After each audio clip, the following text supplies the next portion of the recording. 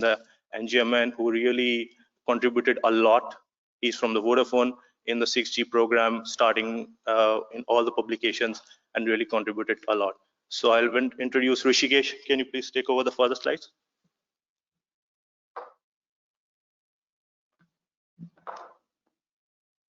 Thank you, Sposh, for that introduction. And I'll also just take the time to mention and acknowledge, amid a sea of very friendly and familiar faces from some quarters, that while I'm standing in to do this part of the presentation today, it was initially planned that Chuan Zhao from China Mobile, who is also a significant co-contributor in the 6G work, and indeed one of the 6G leads in these NGMN publications that we've talked about, he was intending to present as well, but some last-minute visa issues meant that I'm stepping in to cover for that. So moving on to this slide, bearing in mind that the subject of this workshop is to do with the use cases. So if people take nothing away from this entire presentation, I would say that this slide is perhaps the most important to focus on, because what it does is, rather than delving into the question of what or which use cases we think are relevant in the context of 6G and specifically defined in the era of 6G, I will also echo the sentiments that we heard in the previous presentation about the fact that it might be too early at this stage to demarcate very specifically where exactly 5G finishes and where 6G starts.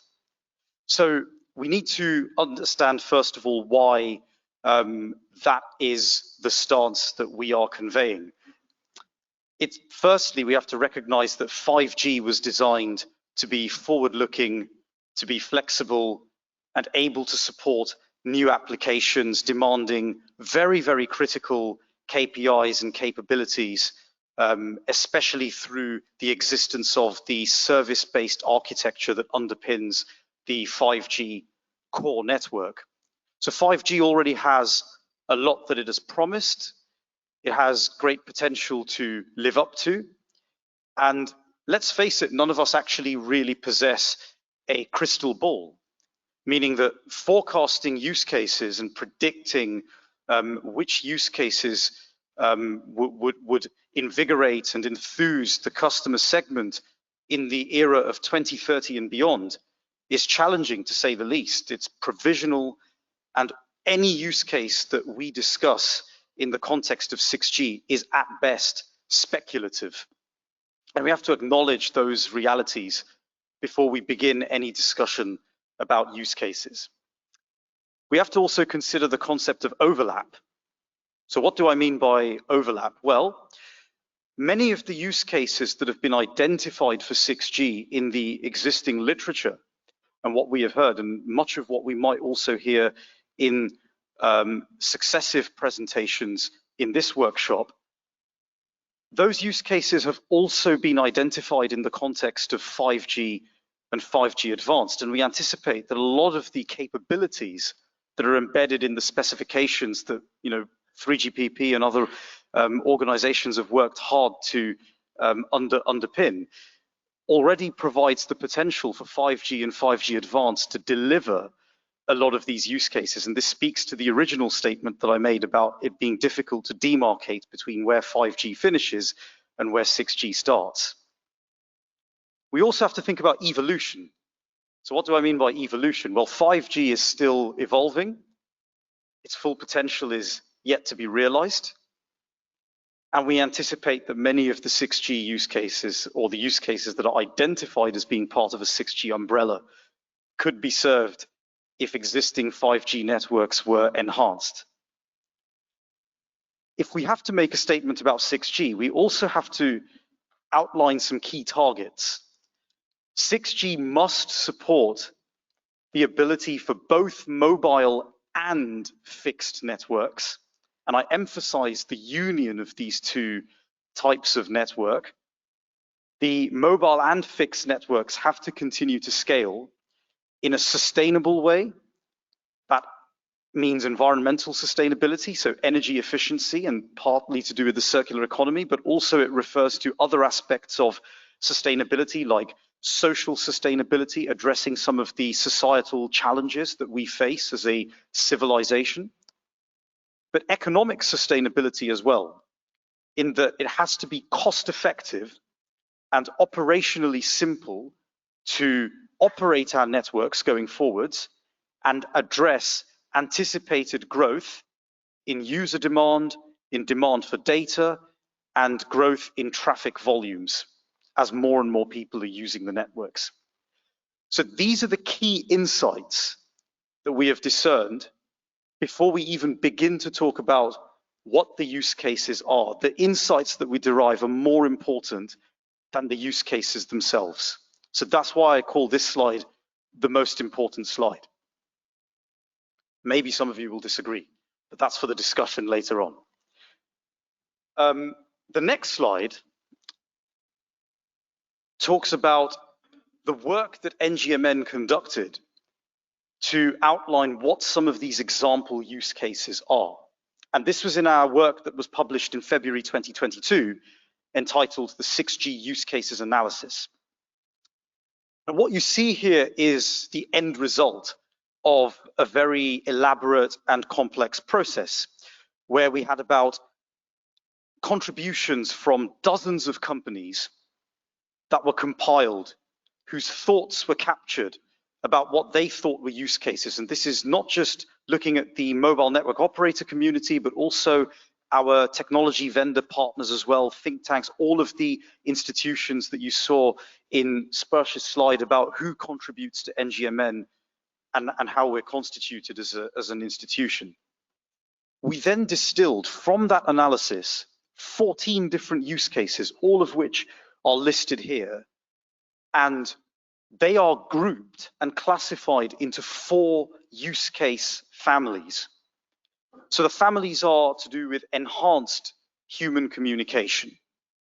So this is to do with enhancing the user experience at an individual or a group level. So it refers to things like different experiences in communication. It could be XR, extended reality, immersive holographic communication, multimodal communication, different ways of engaging the human senses.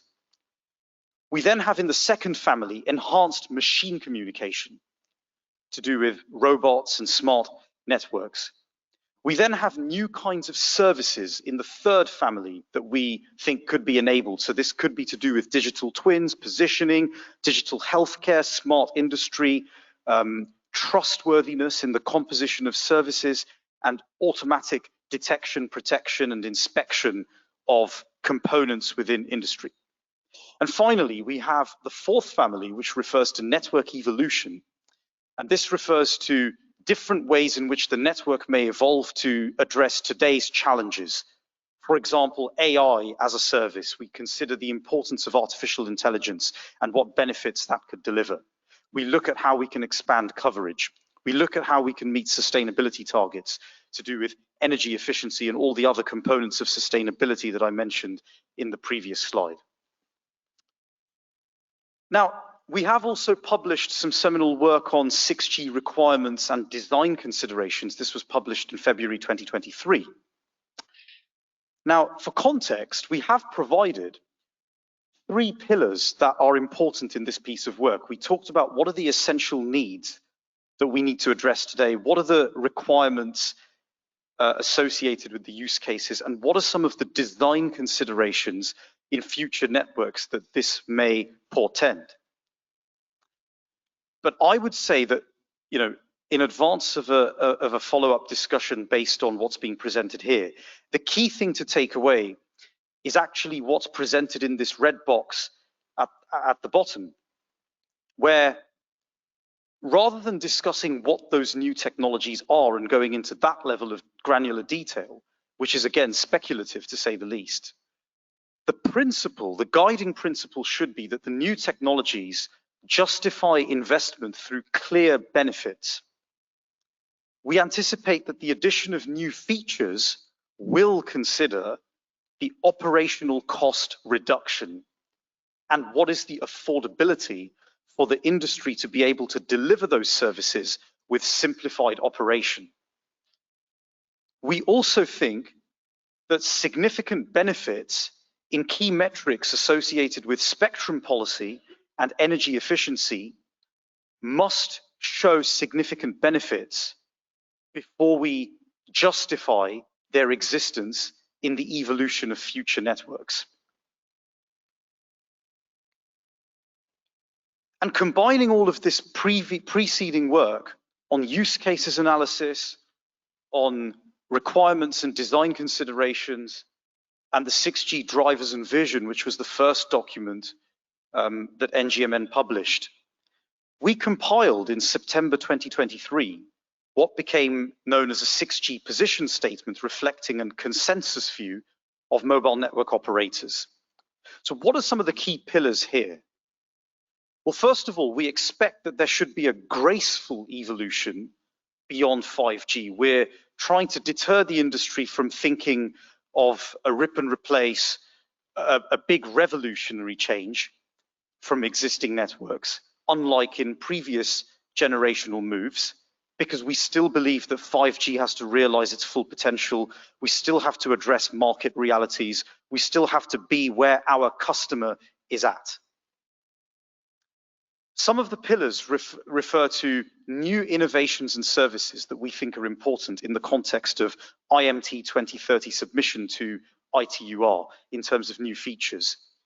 We think that interoperability should exist between all the different network components, so fixed networks, as well as mobile networks, as well as non-terrestrial networks, which primarily include satellites.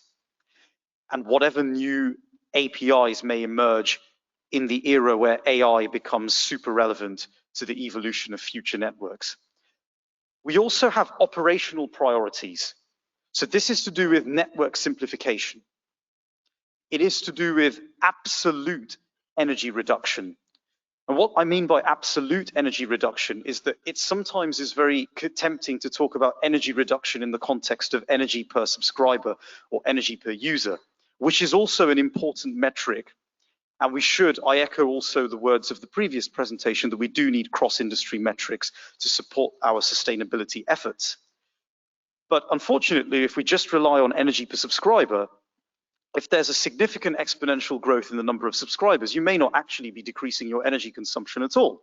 And you may still be having a net negative contribution to greenhouse gas emissions globally, which is why I emphasize the need for metrics to measure that we are actually reducing energy reduction in an absolute way and not just in a per subscriber basis.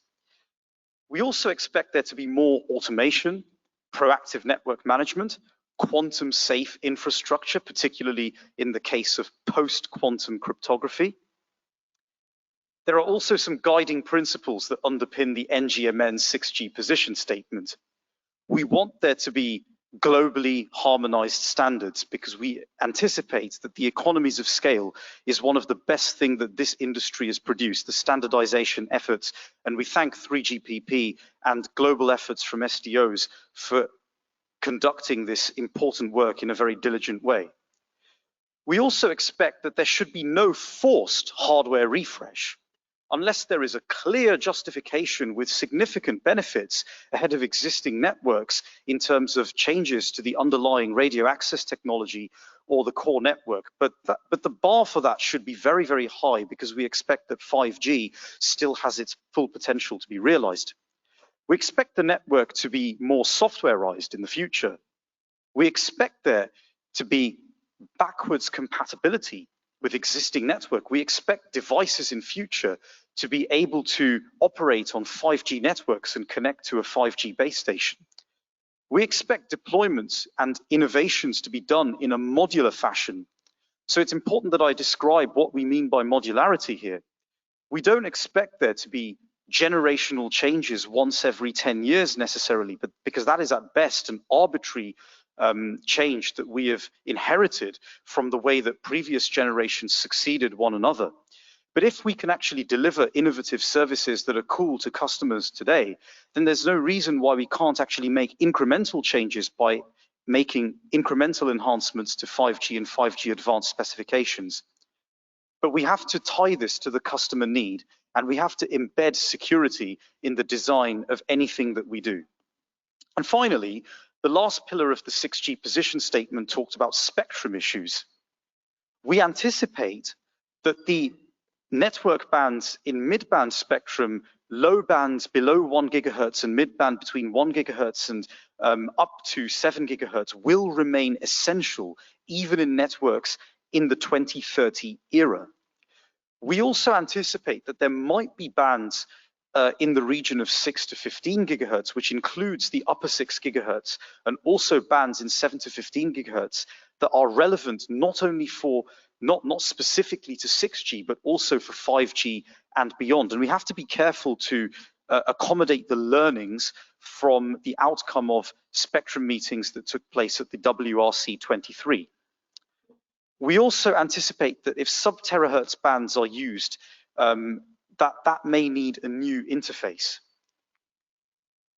So let me conclude by talking about a summary and what are some of the next steps.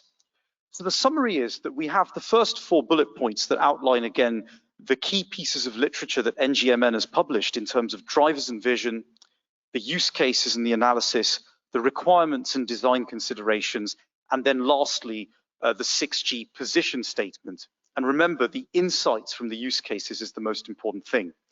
But in terms of a next step, which is the last bullet point, we seek to continually provide industry-level guidance to SDOs, particularly a study on network architecture evolution, as a new phase of 6G program may look at what some of these architectural elements might look like.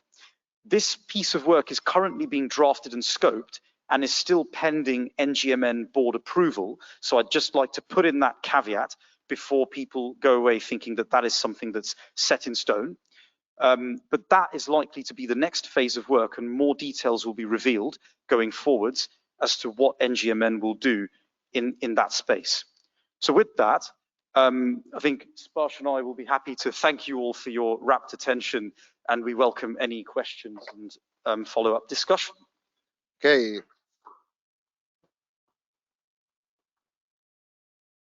Thank you, Rishikesh. Thank you, Sparsh. I must confess that we already knew when we were putting together the agenda for this workshop that some of your opinions may be a bit controversial. And well, Rishikesh and me, we tend to debate a lot everywhere that we meet, right? But again, we really wanted to put a program together for you guys from 3EPP to hear all the different opinions, not only the ones that we agree, but all the different opinions from all the markets, from all the people, from all the regional alliances that will be awarded tomorrow. So you guys can go back home and start taking the best decisions like we know you will do. Now it's time for questions. Questions for NGMN, please. We have one. So Nicolas, please.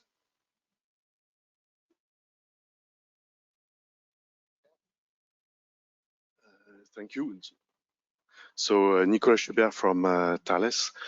Thank you very much. I would like to know what do you mean by backward compatibility as a guiding principle? And the second question is related to the metrics that you have that you consider for energy reduction. Probably this, in which group in 3GPP do you think those metrics should be defined? I see at least 2. One is energy per subscriber for the delivery of information, and the other one is energy to ensure service over a given area. So thank you.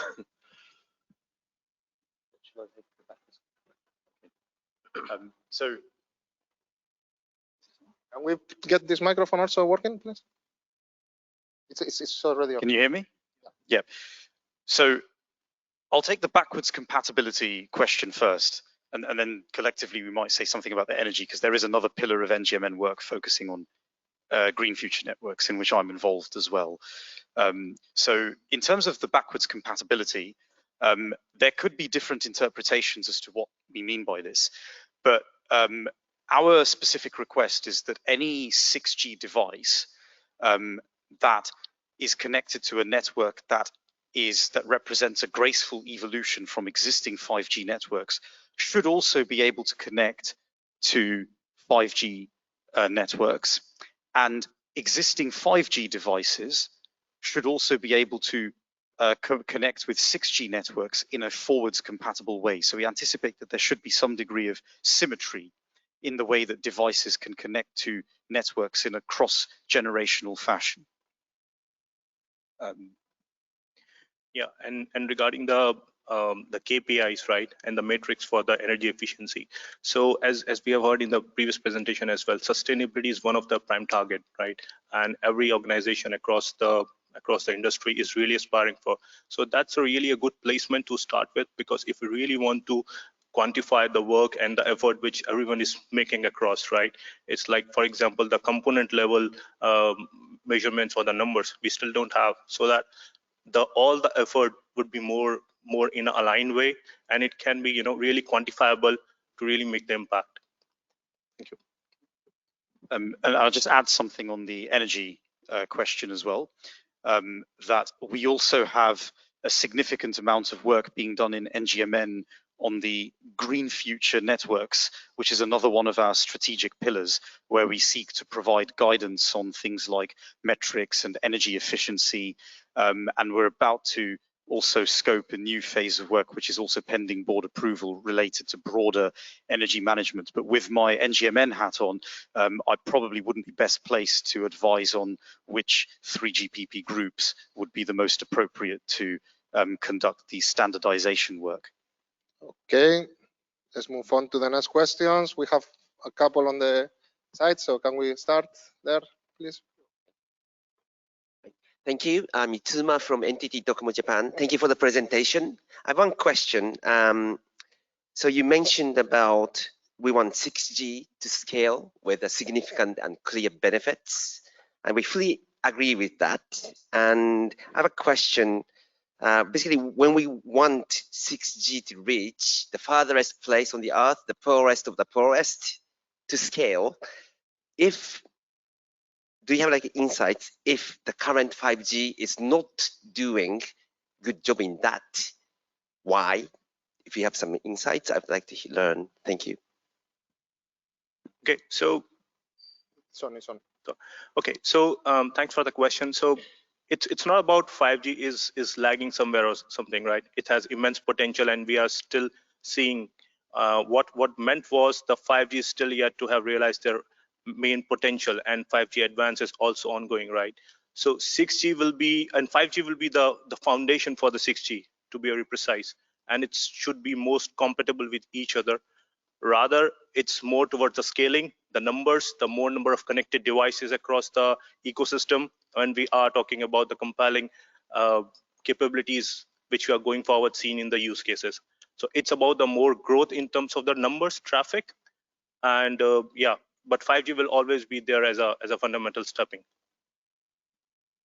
Okay, more questions. I see in the back, then I will come to the front. Prachi, can we get that gentleman in the back? Thank you. Ian Sharp from Attis. You mentioned the need in 6G to have a business case, and I think similarly to the GSMA presentation, the need to have a business case for the new features. As a standards organization subject to antitrust rules, how can 3GPP deal with this question of whether there is a business case or not? Thank you. Yeah, I mean that's really a very nice one. But see, the evolution of the network and the technology and the business, I mean, both should go hand in hand, right? So it's about the motivation from that perspective.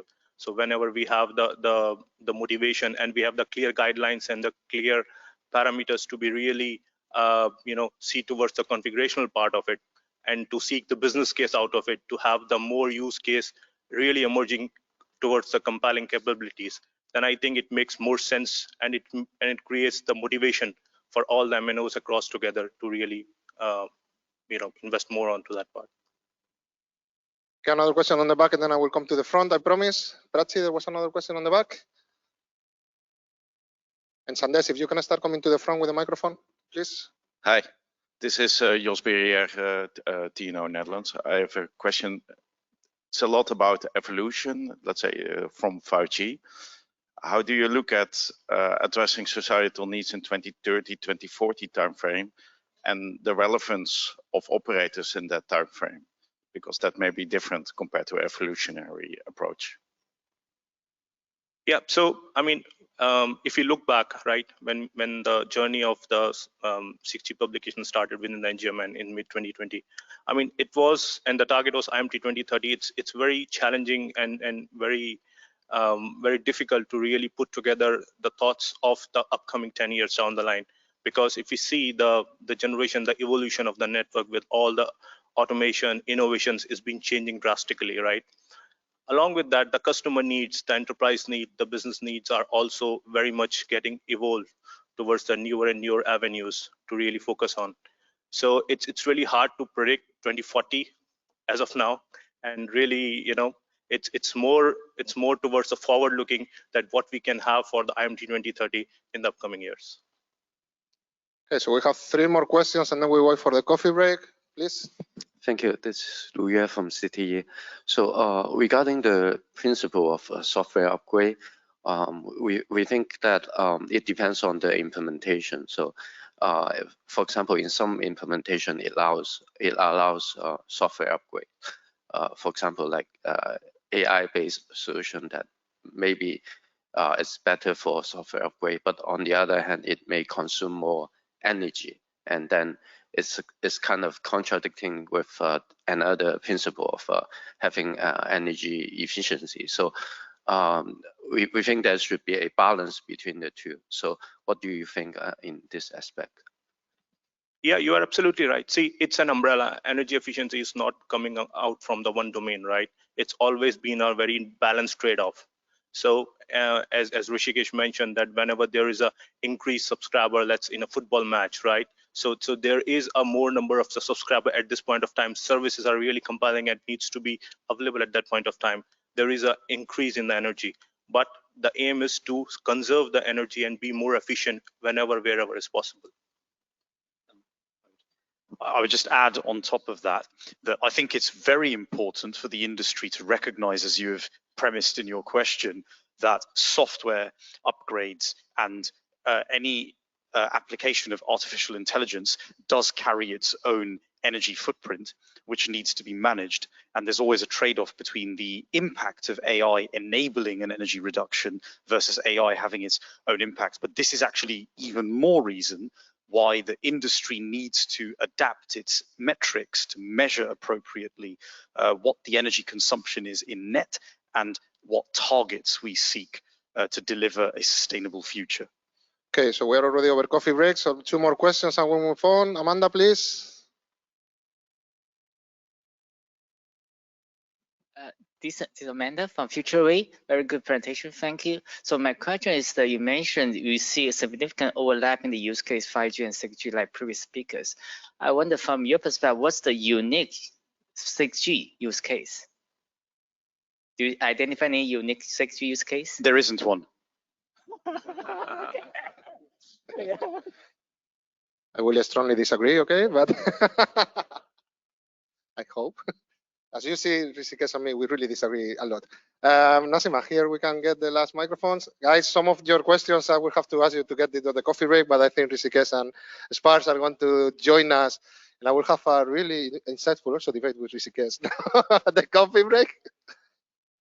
Please, 2 more questions and then we go. Okay, thank you. My name is Chu Ho Lee from Samsung. I have a question about the backward compatibility, particularly concerning your response to previous question. So if you impose as a definition of backward compatibility to guarantee that 5 devices should be able to connect 6 networks, then 6 networks may have to carry all these basic designs from 5G. Then all the possible drawbacks from 5G may carry on. Then it may limit the benefit from 6G networks. It may limit the cost efficiency and energy efficiency you can achieve with new design in 6G. So do you have any comment on such observation? I'm sure this will be the subject of much debate going into the future, but I think the simple answer for now is that we need to think very carefully about what kind of specification changes we make to the radio access technology and the core network, and trying to understand what problem we are trying to solve and what is the specific customer need or the business case before we justify making those specification changes. That's actually the principle that underpins why we think backwards compatibility should be the first step. But that doesn't mean that we don't support innovation in the areas where we have identified problems that need solving. Okay, so at this moment, I will ask the rest of the questions to go to the coffee break. I would like to thank again Rishikesh and Spars for their really sometimes controversial opinions, but thank you very much, guys, for accepting our invitation and being here today with us. Please, let's get them an applause. So just a reminder of what is coming after the break. We have a coffee break now at 10:30 in front. At 11, we will be here back with the first panel on driver operators. So I would like to ask the speakers of the second part, so Maxime, I already see you here, and in 5G, ICEA, if you can come to the front, and the panelists, please. We will be back at 11.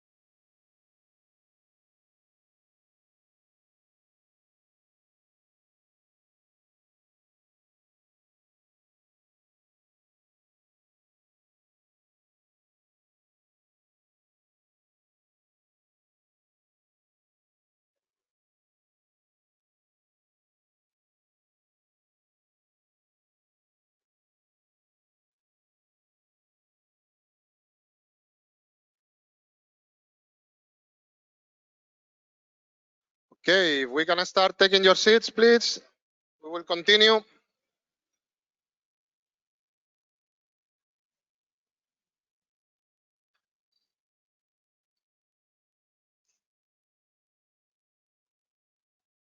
You will also kind to take your seats.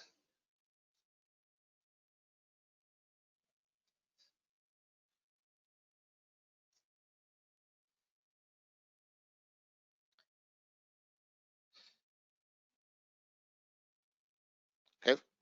So, Francesco, can we close the doors, please? Okay, wonderful. So, welcome back, everybody. We are really on time, which I think is sometimes exceptional for a 3PP meeting. Let's see if we can keep it today. The next item on our agenda for today will be a panel that we have called the 6G drivers for operators. And I would like to introduce you our moderator, but I think he doesn't need an introduction, especially for 3P people. So Balázs is not only, I think, one of the most experienced delegates on 3PP, but apart from SA2 chair, SA chair, and RAN chair until 2021, right? But right now, he's also the current head of the 6G pre-standardization for Nokia. So Balázs, please, the stage is yours. Thank you very much. Okay, so thank you. Good morning, everybody. So we have a very interesting panel discussion coming up with an illustrious group of operators from all over the globe. So let me introduce you the panelists, starting with Mr. Shinichi Isobe from NTT Docomo. So he's the head of 6G architecture and has been an SA1 delegate recently, I believe, working on many different topics like access steering and all kinds of different topics. So Shinichi-san, welcome. Please take a seat. Mr. Min-Soo Na from SKT. So he's actually the head of 6G R&D for SKT, heading a whole group of experts and architects within SKT working on 6G. So Min-Soo, welcome. Please take a seat. Xiaodong Xu from China Mobile. So he's a chief expert in China Mobile. He's been a long-term 3GPP person as well. And he's also a RAN 1 vice chair currently. So welcome, Xiaodong. Please have a seat. Scott Migaldi from T-Mobile US. So even within this group of illustrious delegates, I think he's probably the longest standing delegate and expert on this panel. And he even worked on the first space shuttle program, believe it or not. So Scott, and he's also the head of industry alliances and standards for T-Mobile. And last but not least, Eric Hardouin. I hope I pronounced that right. My French is a little unpolished. But Eric is the head of networks research within Orange. Also has a bit of, well, quite a bit of 3GPP background back from RAN and RAN 1 days, if I remember correctly. Eric, welcome. Have a seat. So we have heard a very interesting set of presentations this morning, and this is sort of a logical follow-on from that. But maybe we jump right in the middle, sort of in medias res style. So let's say we're in year 2033. I walk into a T-Mobile US shop, into an Orange shop, into a China Mobile shop, or I, crack open a Financial Times. What do you believe I will see being on offer, and what do you believe I will read in the Financial Times in terms of where the industry is? So where do you, from your perspective, where your company is, where do you believe you will be in the year 2033? So maybe we'll start with Eric. Thank you. So first thing, I think that we would like to be still there in 2023. So which means that our customers will be happy. They will find value in what we offer to them. They will be willing to go into our shops, buy device, buy subscriptions. And also we would like to see in the news that operators are on their right trajectory for reducing their CO2 emissions. Because as most of us in this room, operators, we have taken strong commitments of being net zero. For Orange, it's in 2040. And that means that any future technologies, any new features, any new equipment that we will deploy in our network should be so that we will manage to reach this objective of being net zero in 2040. So that puts strong requirements into the energy consumption of our networks, but also on the amount of equipments that we install, because as you know, CO2 is not only about energy consumption, it's about the embodied carbon that is producing while you are manufacturing, transporting, disposing the equipments. And so we need to take care about that when we think in terms of new technologies. Also, we would like to have solved coverage issues. We would like to have no congestion on the network, which calls for capacity upgrades in a way which is sustainable in terms of energy consumption, in terms also of new equipment addition, and that directly leads to having new spectrum bands which are compatible with our existing radio sites, because the last thing we want to do is to densify the network. That means we need to have spectrum able to increase our capacity, but by keeping the same radio sites as we have today. And last thing, and then I will give the floor to my colleagues, is that we would like also to have our network as a platform able to connect to various other platforms, because we believe that the future will be about platforms. So another platform can be another operator network. It can be a vertical network in a factory. It can be hyperscalers or AI application producers. So we want to be able to expose network data, network functions, network processing capabilities to the outside, so that we can also make a business out of it. Thank you. Thank you. Scott, please. It's a great question. As we look forward, I think one thing has become very clear. This mobile telephony industry that kind of grew up out of this disruption to wireline is really fully mature now. And as we move forward, we're going to continue to become more important to everyone all the time. I think it was last night you said if your kids had to give up one utility, be it electricity, gas, water, or internet, that the internet would have been their last choice. And we are quickly becoming the primary deliverer of the internet experience. The big use case that has been a success in 5G for us, that really was something we set out to do, but is kind of a disruptor, is fixed data. We see that type of opportunity growing because the mobile broadband use case that we talk about is very mature now. We are now a critical infrastructure type of provider. We have mobile broadband out to almost everybody. So stealing customers from another operator because you want to subsidize them on the coolest, latest smartphone is going to get tired very quick if we're not already tired of it. So we have to expand what we're doing into new use cases to bring new customers in. Fixed network is one of those we're seeing in 5G. So in the 2030s, what we would expect people to walk into our stores about is to be buying different types of devices that would enable them to do different types of things. We might even see customers that aren't really people anymore. We're going to be seeing much more automation in industry that's going to be depending upon the wireless links as ways to get their data and interfaces together. And that results in some challenges for us because we do have to have connectivity everywhere. Us, like other operators, are looking at trying to get 100% coverage, and we're using more than terrestrial type of ways to do that. But beyond that, we still have to get coverage into your basement and into the deep bowels of a building. So those are big coverage challenges for us to do. So as we look forward, we see 6G becoming a philosophy of ubiquitous coverage, more capacity, enabling more verticals, and not something that is a revolutionary new air interface like we have been seeing in the past. And to do that, we're going to have to be able to be integrating different types of technology together, different types of use cases. We're going to have to provide management for that, and we have to add value up the stack as well. And that's something that we normally don't look at in standards, especially in 3GPP, is it's the up the stack values, so that we become more useful than just providing a pipe of electricity or a pipe of water or some other a pipe of information.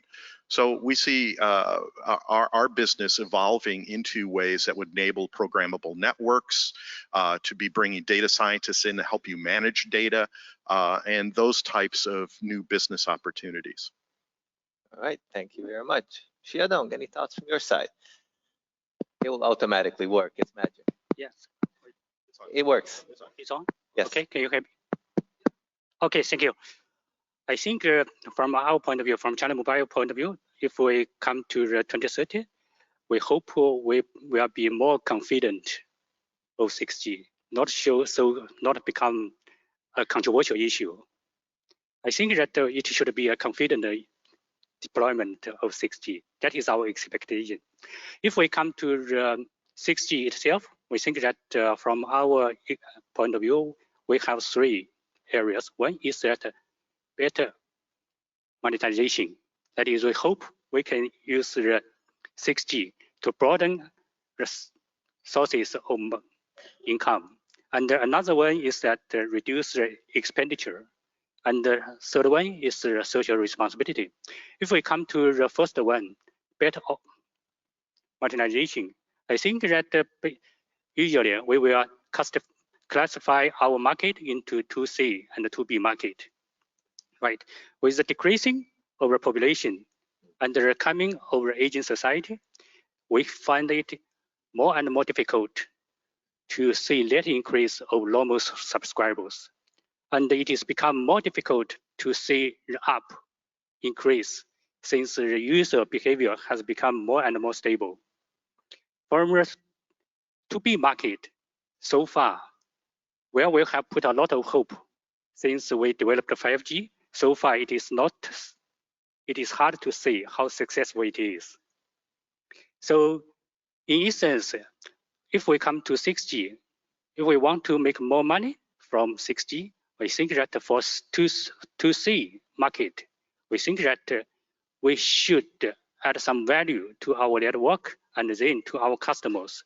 For example, we have to consider how to provide a better service, especially for the emergent communication in quite difficult situation.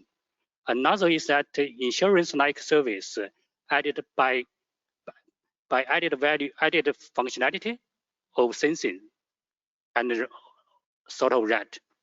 And for the 2C, for 2B market, currently, just as I have said, we have put a lot of hope on that. But in fact, it is not so successful right now. We think that we should, firstly, we should make our design, 6G design, to better align our customers' real expectation. For example, consider reliability. We used to be proud of the 5-line or 6-line metrics, right? We have developed so many fancy metrics. In some sense, it only delight ourselves. In fact, from our side, we understand on top of such kind of metrics, we should align our design philosophy with our customers' expectation. Talk about reliability. We're talking about 5-line or 6-line, but reliability, one of our clients is using, in fact, that is maximum number of consecutive packet loss. That is different metric.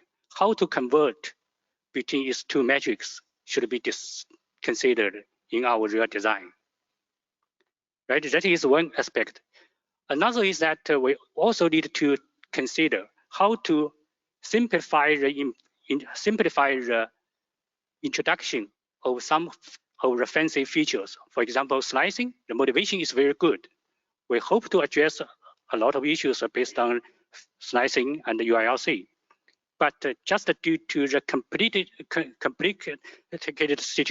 procedure and long time and more interesting, more loops, more paths have to be involved for the introduction of the slicing. it makes it quite difficult to use, deploy in our network. We think that it definitely should be considered in 3GPP design, how to make it easy to deploy and introduce. And that is a critical part. That is, it is definitely, why I mention it, since it may be repeated in another fancy case, that is network for AI. We may face the same situation. Then if we come to the expenditure issues, I think that it includes both parts, that is CapEx and OpEx. Especially consider CapEx, that is when more and more AI and computing related application and concept are introduced in our network. How to plan the network resources for each base station for a network, it is quite difficult.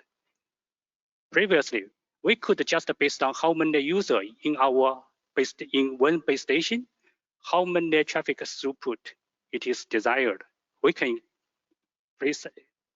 plan the resource quite precisely. But right now, if we introduce a lot of AI application, it becomes more and more difficult.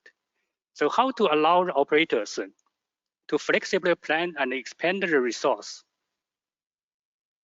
for AI, for other applications is very important for 6G design. And also, we think that another is that for the OpEx, that is includes, that is two parts, that is power consumption, right? Yeah. Power efficiency. That is, we have to consider how the energy efficiency per bit have to be significantly reduced compared to 5G, right? Or maybe we'll be here 10 years from now and explaining that for 7G. Yeah, yes, that is hopefully. And for the network, another part is about the network planning and optimization and automation issues. That is, we hope AI-based solutions can address to reduce some of the cost of network planning, but it will raise another issues. Perhaps we use AI to reduce some energy consumption in some area, but AI itself perhaps be another beast to eat up a lot of energy budget, right? Yeah. So that is we also need to consider in 6G design. Oh, finally, I think that of course about the social responsibility. That is, as we all know, that is AI and the communication network has become the third social infrastructure, in addition to water and electricity.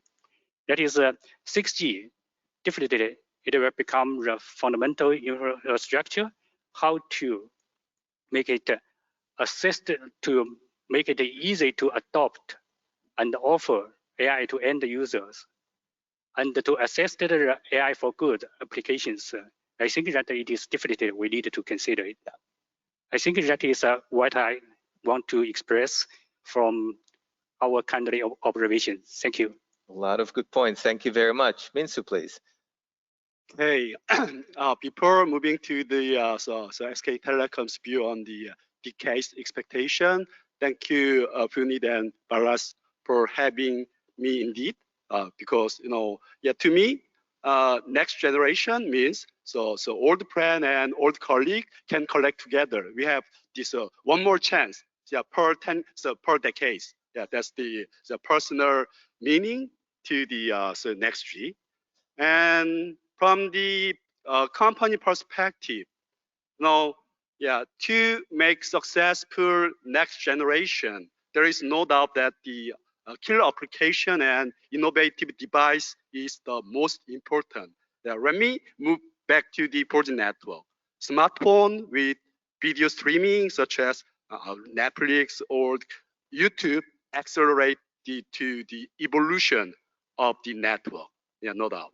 Number two is 5G is the very good and efficient network specification thanks to the everybody here. But due to still the searching page of the new innovative service and device, we probably consider some some different transformation of the decade. Yeah, we normally change the generation a decade, but in 6G, we're gonna have some possibility to prepare some generation mix configuration. This is number 2 I wanted to stress on the key consideration. And last one is, as the many colleagues mentioned, AI wave. So killer service and some generation mix possibility depending on the traffic demand. Second, and the AI wave, how to deal with the use case evolution and the network transformation into the big AI wave. Among that the key consideration.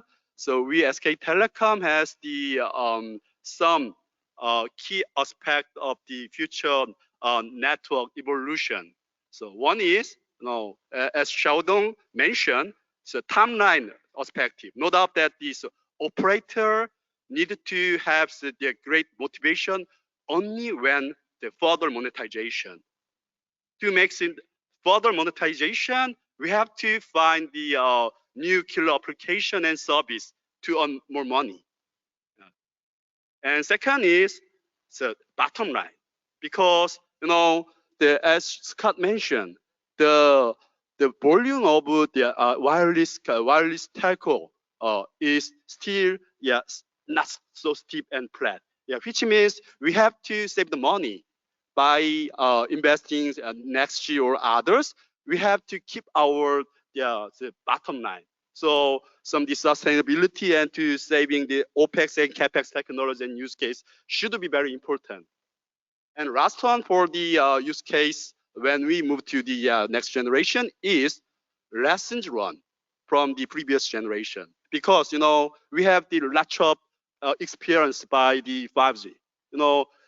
There are so many overcommitment of a 5G use case, but we are still go forward. So from the use case perspective in decade, I would like to stress 3 stuff. So one is, as I mentioned, monetization. The other is to save the money, and final one is the lessons learned from the 5G. Thank you. Very good. Thank you very much. Shinichi-san, from Docomo perspective, what do you see? Yes. I think it works. Okay. Thank you.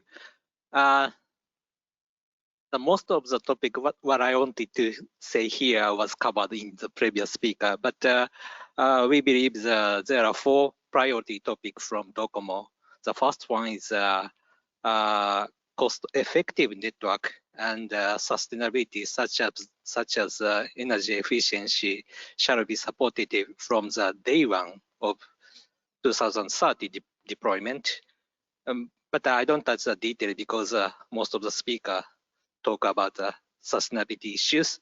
So the second one is that use case will be gradually changed from the 5G to 6G. Until the 5G, the use case will be human-centric. But as in the GSMA presentation, Japanese population, the reduction of Japanese population has already begun. And so in the 6G era, the key use cases will be AI or robotics or automated machine. In this Japanese situation, if we stay in the human-centric use cases, the operator will reduce their revenues. So we should try to another direction, such as AI or robotics or something like that. The third one is new value creation for the existing customers. As means to say that in 6G era, we need new devices such as wearable glass, as a smart glass or something like that. But in considering the smart glass type of devices, the computation capability will be a little bit limited comparing the smartphone or tablet. So the computing resources such as the UE side and network side will be converged. So from our view, the important topic will be computing and network convergence. The last one is resiliency. In the mobile internet infrastructure becomes a fourth social infrastructure such as gas, water, or electric power. Yeah. So, but after operator launches, it passed 15 years after operator launched LTE services on their commercial network. But we still experience a large-scale outage of network. So if we can provide a outage-less, outage-free network in 6G era, this will be a good experience for our customers. Thank you. Okay, thank you. So there were quite a few things to unpack here further, but before we go there, let me check the audience if there are any burning questions. So feel free. Any immediate questions to any of the panelists based on what you have heard so far? Guys, wake up. Amitava. There's a lady appearing with the mic behind you.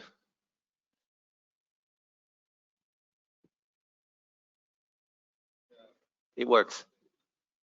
Okay, so thanks for the panel, your insights. I have a quick question about sustainability and AI. So we know AI is a power hog, right? At least we know that. So how do you balance sustainability with AI going forward? Thank you. Anybody wants to take that from the panel? Eric? Yes, that's absolutely a good point. And we need to evaluate, of course, the benefits and the cost. Coming back to what I said about our commitments to be net zero, I want to be clearer here. There was a recent decision at the Orange Excom that from now, every investment decision will need to be accompanied by a study about the carbon impact. That means that if there is a technical upgrade direction which will make us deviate from our trajectory, there is a good chance that we will simply not deploy it. So we need to be very serious about meeting those CO2 commitments. So coming back to the AI question, if we don't find a way to have AI being more, I would say, energy efficient than energy consuming, I'm not sure that's correct from the logical point of view, but you get my idea, then there is a good chance that we will not be able to use it as much as we would like. So we need to find ways to have both usefulness, but also in a way which is sustainable regarding energy consumption. Maybe we go follow with Scott. It's a great question, Amitava, because we know the processing used for AI is going to be huge, so it's a huge energy consumer. So you're moving energy from one part of the network to the other, and so it makes it very difficult. So we need improvements also in energy efficiency for AI, but to also look at ways to be more green and to look at reductions in energy. There are some other things that we could be employing throughout networks that might be finally making the right business sense now. Software-defined radio, so we don't have to keep climbing up towers to rip radio heads off, could be something that's finally ready. The use of alternative materials, alternative energies at base stations, more energy efficiency actually built into some of these things themselves. Smarter radios that know when to turn on and turn off to save energy. So there's a lot of innovation in those kind of ancillary outside of standards activities that could be really important to achieving that goal. Hello? Yes, thank you, Amitava, for good questions. I think that that is a topic we are discussing a lot. And for sustainable AI, I think that perhaps 2 points. One is that if we consider AI in 6G, perhaps we consider this AI for network or network for AI. If we consider a network for AI, perhaps we should consider it from the very beginning of the 6G. What's the best architecture for it? And it is we need to consider best architecture to meet the requirements of different applications. That is in this morning, so some presentation said that we need to consider cross-industry optimization issues. We need to consider cross-features optimization issues for AI, for network for AI. That is one. Another is that about the AI.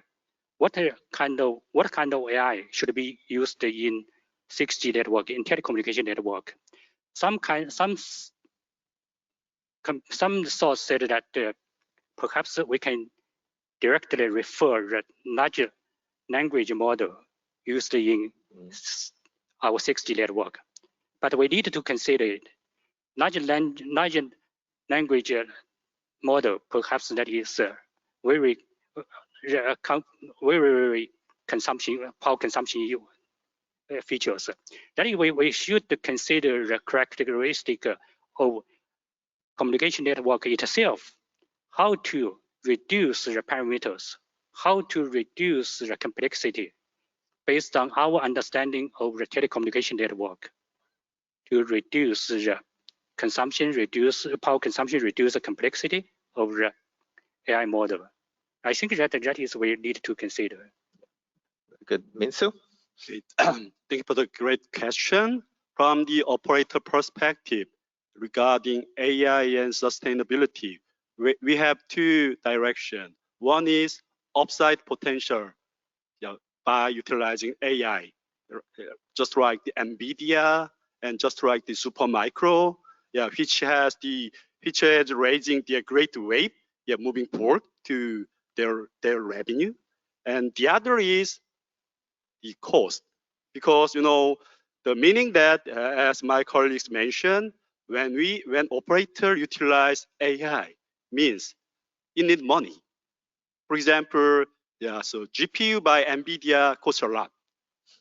If we do not get any upside potential by investing some of these NVIDIA GPU or others, then we do not have any intention to investment. So the point is how to deal with the upside potential by AI wave, big wave, and cost by very expensive GPU or others. So from the operator perspective, we should identify some of the quantitative evaluation and testing methodology in the certain standard body. That's my initial and straightforward direction. Okay, so let me still check the floor. Any immediate questions, please? If you stand up, okay, there you go. Yeah, so thanks for the panel discussion. I think from the customer point of view, if that is our focus, a lot of the data, in some cases, it could be a figure of 90%, but it's very, very high. A lot of data on your smartphone goes over Wi-Fi rather than the cellular mobile network. So how would this impact what 6G would look like in 10 years' time? That's a good question. First, I want to say that that's entirely deployment dependent. Our network, we have people hardly using Wi-Fi anymore. Where you have 5G coverage in the United States, it covers over 300 million people. And our ultra capacity stuff, which is dependent on 2.5 gigahertz, means that people don't have to connect to Wi-Fi to really have an experience.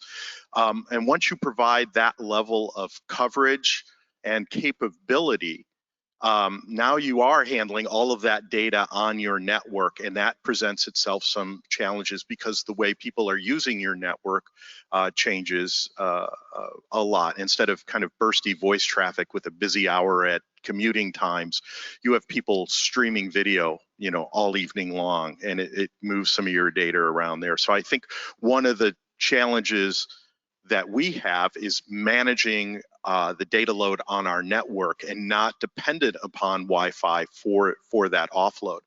But where there is still some Wi-Fi, where people are using that, those customers are no longer your customers really at that point. They're being provided by another service. So as we move forward and evolve 5G, if we're going to be providing to our customers, whether we're going to be carrying that traffic on our main radio interface or on an ancillary interface, we have to be able to better integrate that into our network to maintain the customer experience, to give them what they need when they need it in an easy way.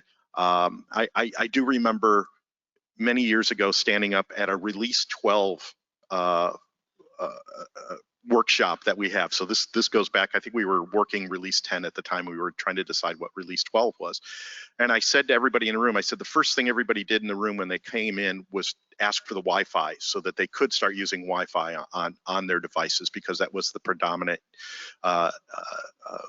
way that people needed to get data on their devices. Well, we've moved beyond that as a technology, but as you've mentioned, in some network deployments, people are still dependent on Wi-Fi. So if they're still dependent on that access technology, couple things. They should be able to attach to it automatically, and there should be policy discussion between the wide area network and the local network to decide when that is appropriate. The main carrier that they're associated with should be able to manage their experience once on that network, so that if there's congestion on one, they'll come back over to the other one, provide the service in the way that they want it to be blamed. Because if you are streaming video on Wi-Fi and it starts to get bursty, who do you blame? You blame Vodafone if you're a Vodafone customer, right? You blame T-Mobile if you're T-Mobile. We all get blamed for that. So we have to manage that experience. So the two takeaways to your question is, we've got to extend the services on our main network, and where we still have ancillary stuff, it has to be incorporated into our main core network. Shinichi-san, anything to add to that? Yes. Oh, and by the way, if you see this gentleman, you got to compliment him on his socks too. He's got a nice thing sitting in front, but he's got really nice London Underground socks. So it's a great moquette. Shinichi-san? Yes. Thank you. It's a big question for operators. It will be a big challenge to change the trend of Wi-Fi use cases for operators. But as Scott mentioned, that the coverage and capacity is important for operators at first. And the use cases of outside of home or building or train or something like that is a big challenge for operators. So I said in my explanation that wearable terminal such as a smart glass or something like that, it will be a big challenge for operator to create new use cases. Xiaodong. Yes, I think that is an interesting topic about the Wi-Fi competition. That is definitely, we think that we should consider the complexity and the cost of 3GPP design technology compared to Wi-Fi. When we promote 5G to our customers, we always be challenged by our customer. What's the real competitive advantage of 5G over Wi-Fi? Consider the complexity and the cost. I think that is also one area we hope we can get some answer in 6G. Yeah, we think that we could, based on regardless from the protocol point of view or from architecture point of view, and consider the new spectrum in 6G. Perhaps we could have some design to make it, at least from a complexity point of view, from a cost point of view, it is comparable to the Wi-Fi. Then we can avoid the kind of awkward situation. You know, currently, our customers usually they only use our network in outdoor scenarios. Whenever possible, they come to a restaurant, come to a cinema, come to go back home. They will switch back to the Wi-Fi from time to time. That is, if we continue to go with this business model, it is definitely hard for us to increase the traffic boost. I think that we hope we can get some answer in 6G. Okay. Yeah, just short comment regarding your question. I have the simple ambition. In the past, Wi-Fi is the competitor with ours, but at this moment we are the companion, because in case of Korea, the most portion of subscriber utilize unlimited data plan, which means even though the Wi-Fi offered our data rate, the data capacity, we are very dense. And even though in the 6G era, for example, the hologram case, fixed service. Even though this the mobile network provide the 1 gig or 10 gig, but only one subscriber consume 10 gig by hologram. Wi-Fi. So will be our companion by utilizing the interworking and the other the interworking technologies together. Thank you. So we have. I'm sorry, Eric, you want to expand short on comment from my side. I mean, in Orange, we believe that the future of coverage inside the homes will be and remain Wi-Fi forever, more or less. And that goes for, as Scott said, that we need to have better integration of Wi-Fi within the core network of future mobile systems. Thank you. Yeah, this is actually a great topic. We could sit here and debate until the evening, but we have time for one very good question, folks. So who feels has it? Guillaume. Yes, thanks, Guillaume. Sebia from MediaTek. So yeah, we talked about Wi-Fi, we talked about early generations as well, but back to the question from Balash, initial question 2033, how do you see 4G? And how do you see 4G sunset? I mean, 4G was designed 20 years back, yeah, and 6G will come with much or many improvements over 4G, in particular in terms of efficiency. So how do you see 6G could tap into the LTE market? We are trying to find the next big thing for 6G, so sexy use case and this sort of things, but also the next big thing could be doing the very basic things much better than we used to do. Thanks.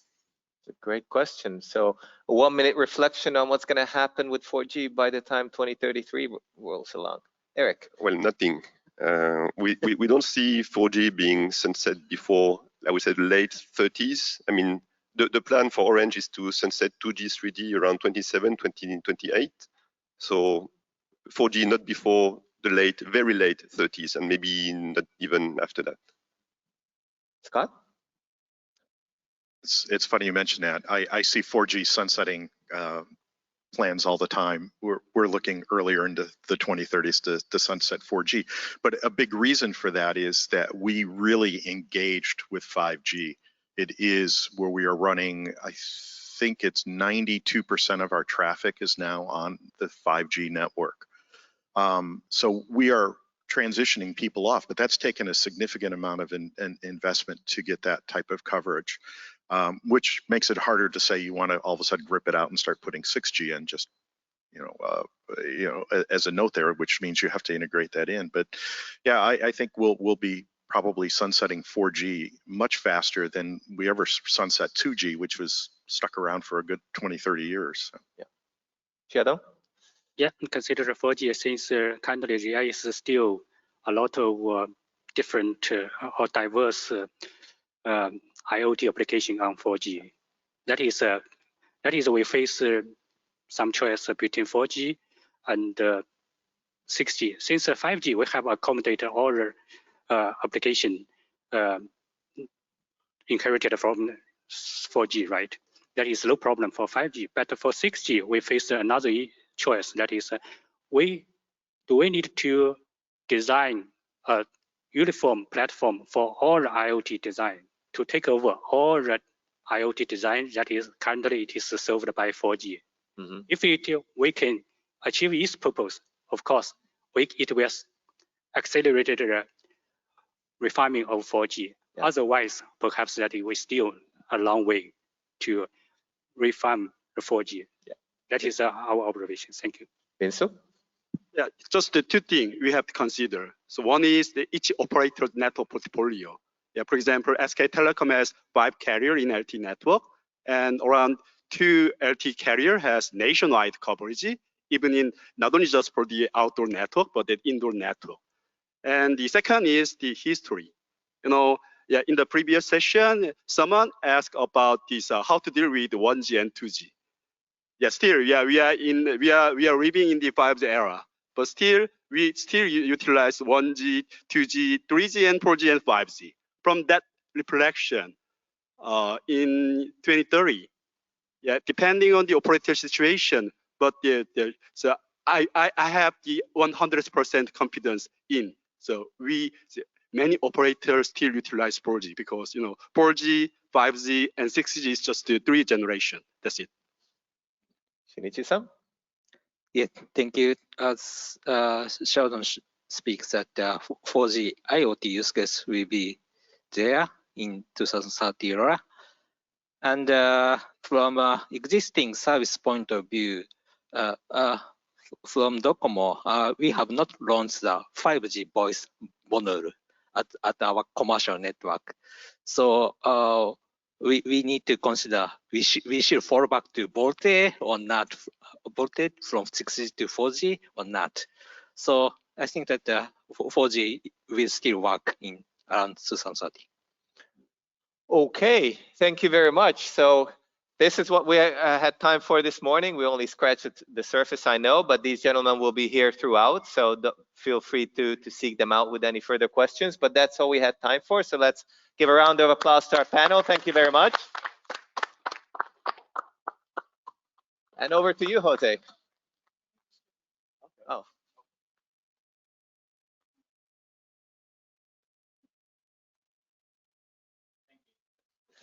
All right.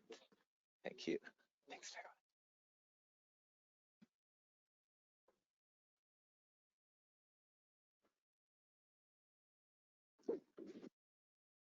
Okay, so thank you to our panelists. Thank you to Balas. I don't know about you, but I could have stayed 1 more hour listening to different operators from different regions on their views of what is coming. But now it's time to go to our second session, which is called 6G drivers for verticals. So verticals, well, or what we call verticals in 3PP, they have been coming since already 4G, especially in 5G. Many new companies came and now they are really part of the 3PP organization.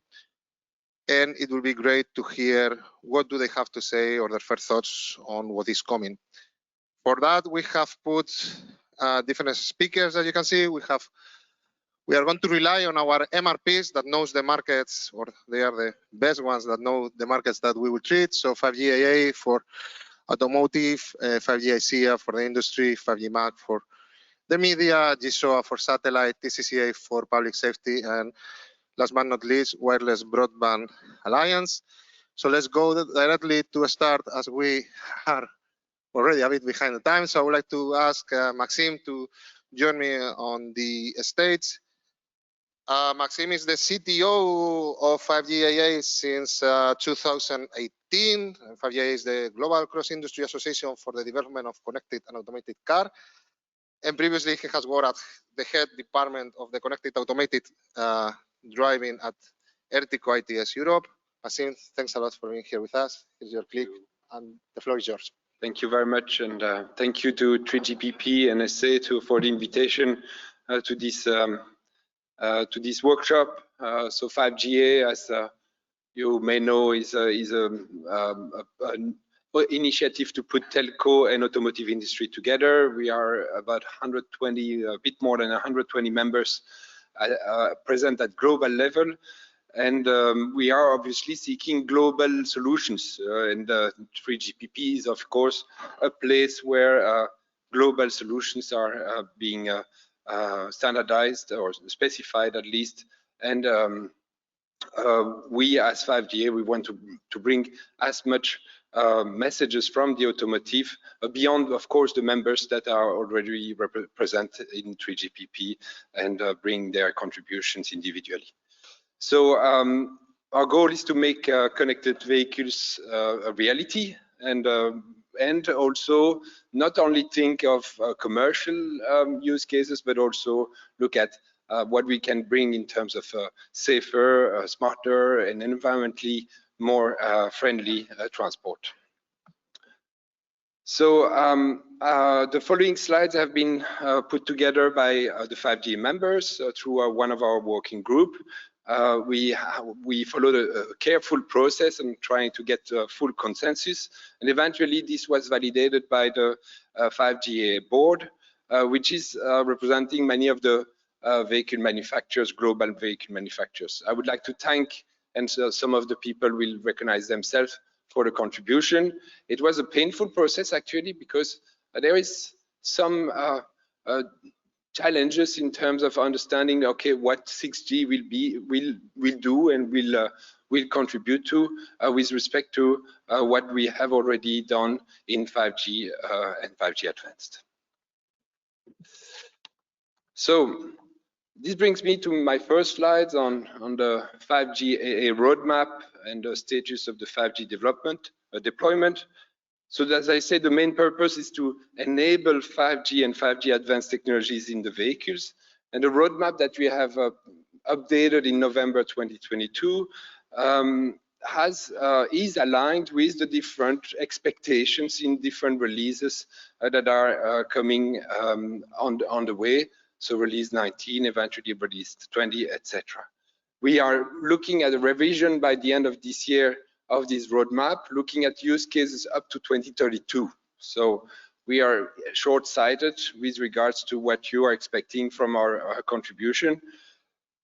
But what we should do always is to clarify that when we are talking about CV2X, whether it's LTE V2X or 5G V2X, we are talking always about a combination of different communication modes, a combination with the direct communication, V2V, V2 infrastructure, V2 pedestrians, but also the connectivity to the mobile network with the usual PLMN that we all know. So this combination should be done in a seamless fashion, and whenever a use case can use one of the communication mode or the other, we should be relatively open to that. Now, 5G has already made contributions to RAN 101, 102 with their expectations with respect to the future 3GPP. And we are also designing what we call V2X profiles. And these profiles are actually regional implementations of the ITS stacks that are done according to the different regional standards or that are applicable, whether it is in US, Europe, China, Korea, Japan, etc. So many of the automotive requirements that have been already enshrined in 5G and 5G Advanced should be also pursued in 6G. So the evolution towards 6G should really consider what we have very well done in the very beginning of the work in 5G, and look at what are still the pain points that we have not yet answered in terms of the delivery of 5G. So 6G, from our point of view, should not be a revolution, but it should be an evolution with similar requirements, perhaps a few more requirements that are coming on top, and we should really embrace the work done that we did, also to bring the telco and the automotive sector together, which was definitely not the case in a decade ago. Now, there are always improved performances or new functionalities that are welcome, but we need to respect this principle of evolution if we want to have the automotive sector with us, and then not always promising more the next release, but rather getting right to the point and delivering what is needed from the start. Now, there is also this fact that releases come quite fast for the automotive. Sometimes we just say, oh, should I take release 16, release 17 or 8? And so we should perhaps at one point and I think the message is the same for every vertical, is to be careful with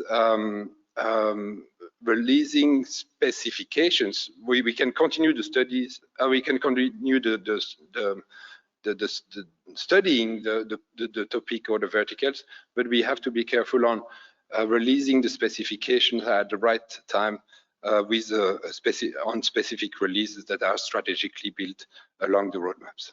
Now, a few examples in terms of new functionalities that are still looked for, whether it's 5G and beyond or 6G here, is still aspects of trust, ubiquity, and sensing. And perhaps I will go a little bit more in more details in the next slide. Now, not sure that's the next slide, but yes. Oh. So let's look at the considerations for evolution of this IMT2030 or towards IMT20. We should appreciate the pace of the adoption of the different verticals, and automotive is one of them. We are much longer in terms of product life cycle versus the consumer devices.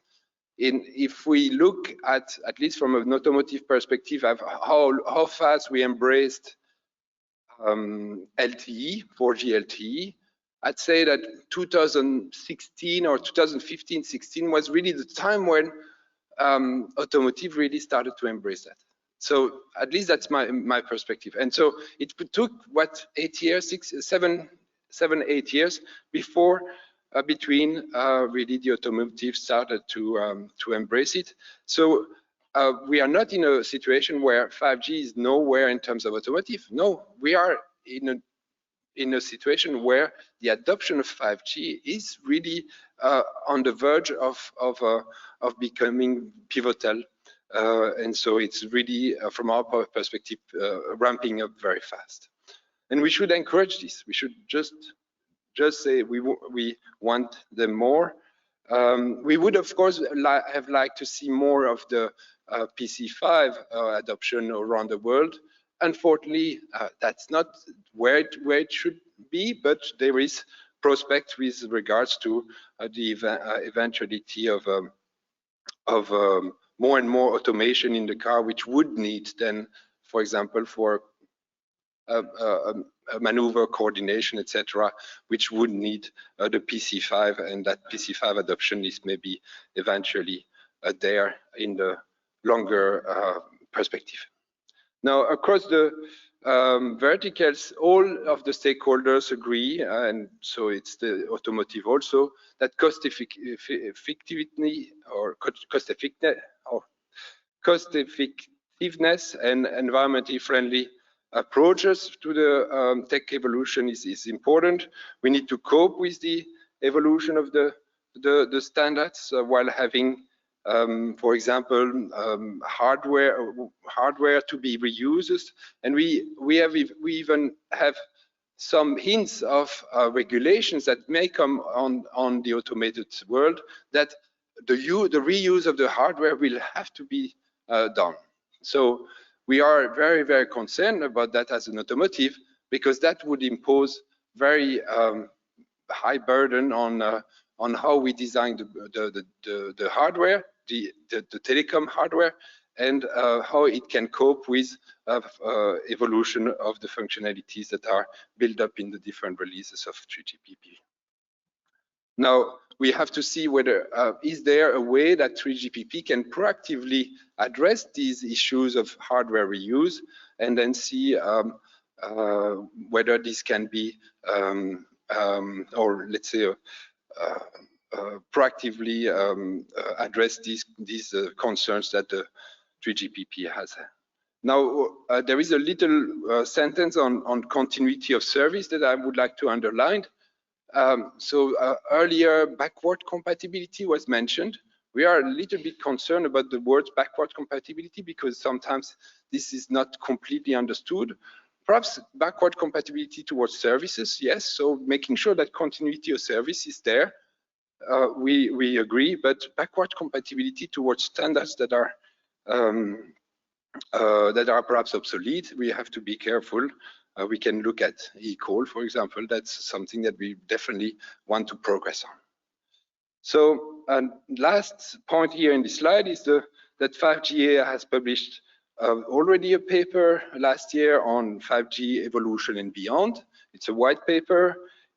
We have started technical work on this respect, for example, on ISAC, and we are contributing continuously to the work that is being done in 3GPP or even at CT ISG on ISAC. Now, the fourth slide that I wanted to show you is a compilation of general requirements from the automotive towards the cellular systems beyond 2030.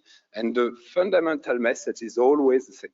It's always the same, is ubiquitous connectivity is a key for most automotive use cases. And many times I'm confronted to a vehicle manufacturers that tells me that still what 10% of my the highway road network in this country is not covered by proper coverage, and therefore I cannot fully rely on this network. And so we have to look at this in a pragmatic manner. Of course, there are solutions that are being promoted, and but now we are coming to systems that are more and more mission critical in terms of automation of the vehicle. And so, and there, if we don't have this ubiquity, we are just going to say we are not going to be able to deploy this or these use cases which are more automated in some parts of the network. That's it, simple. Now, we have separated this slide in two specific aspects. One, priorities related to what we have already expressed, that they are still at least more or less the same, and then some anticipated potential capabilities. On the current priorities, which I would call even pain point for the automation, it is clear use cases related to safety, advanced driving, or remote driving services. They still need services that are or communication that are secure, reliable, resilient, low latency, and high mobility communication. And so, how do we promote this? How do we actually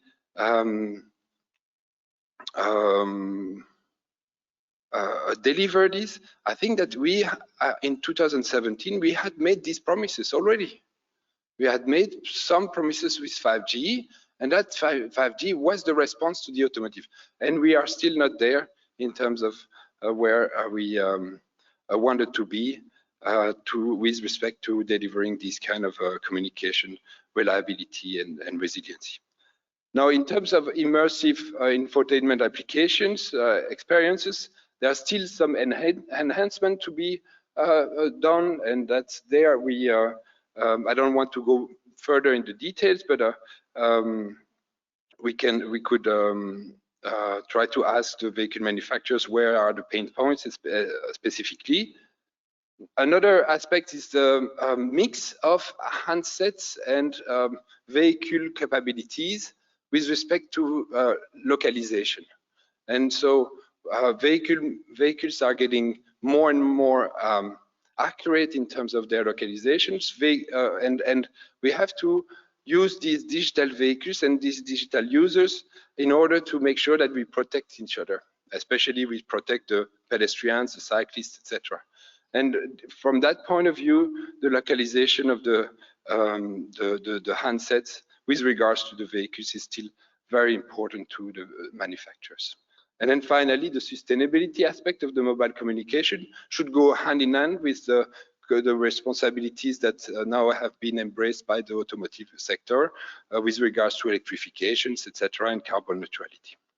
Now, in terms of the potential capabilities or anticipated potential capabilities, we should look at functional safety or functionally safe critical automated services. And this is something that is not always understood by the telecommunication world, but this is like a kind of Bible in terms of the design of vehicles in the automotive. So we could look at dependable and trustworthy network and direct communication, but that really delivers what was anticipated in terms of what is anticipated in terms of functionally safe automated services. Now, the complementarity and the combining, for example, terrestrial network and non-terrestrial network is something that we are very interested in. That improves this pain point related to the service continuity and the connectivity ubiquity. So we believe that this is an avenue that the automotive would like to embrace sooner than later.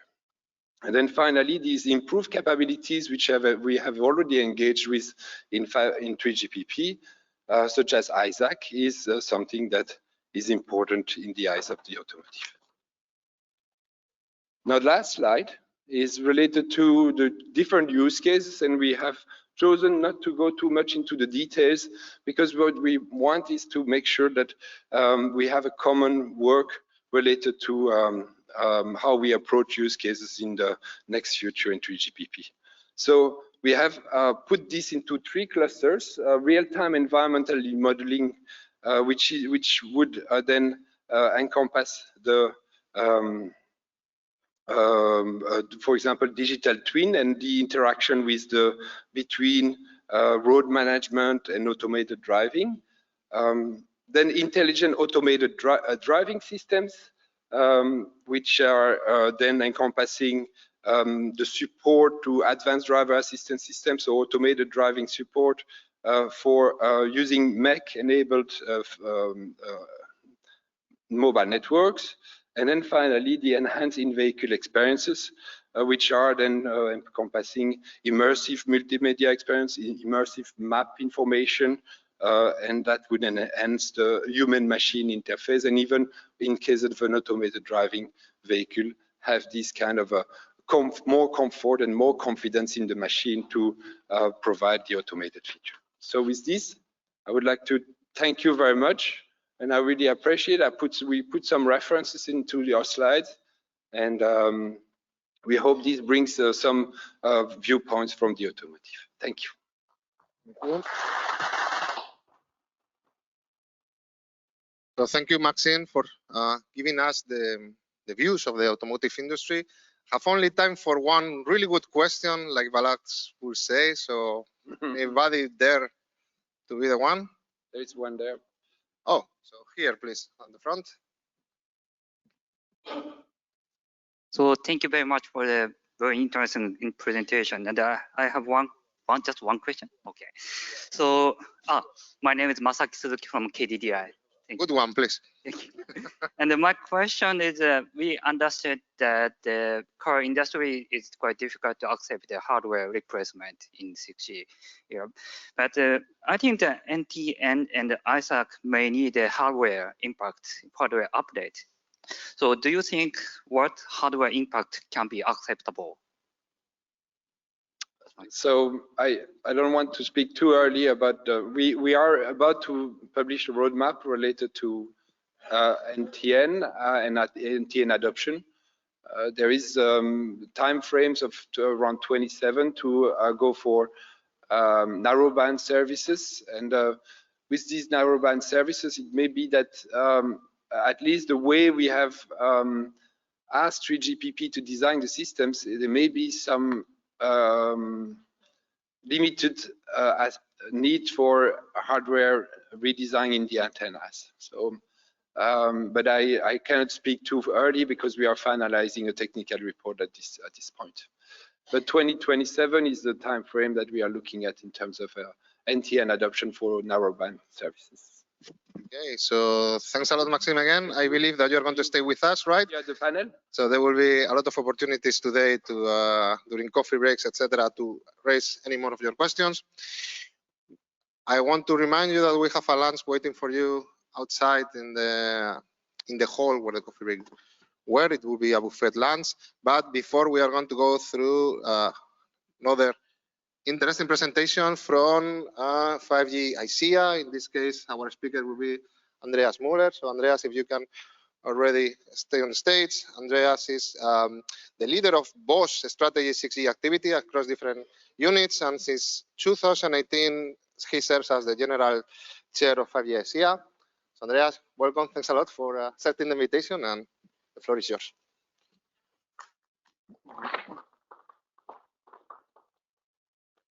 All right, thanks a lot, Jose, for the invitation. A great pleasure to be here. So really appreciate this initiative. But I also hope it's just the beginning and not the end, right? So we are all still exploring and trying to figure out what 6G is and what it can be and what it should be and so on.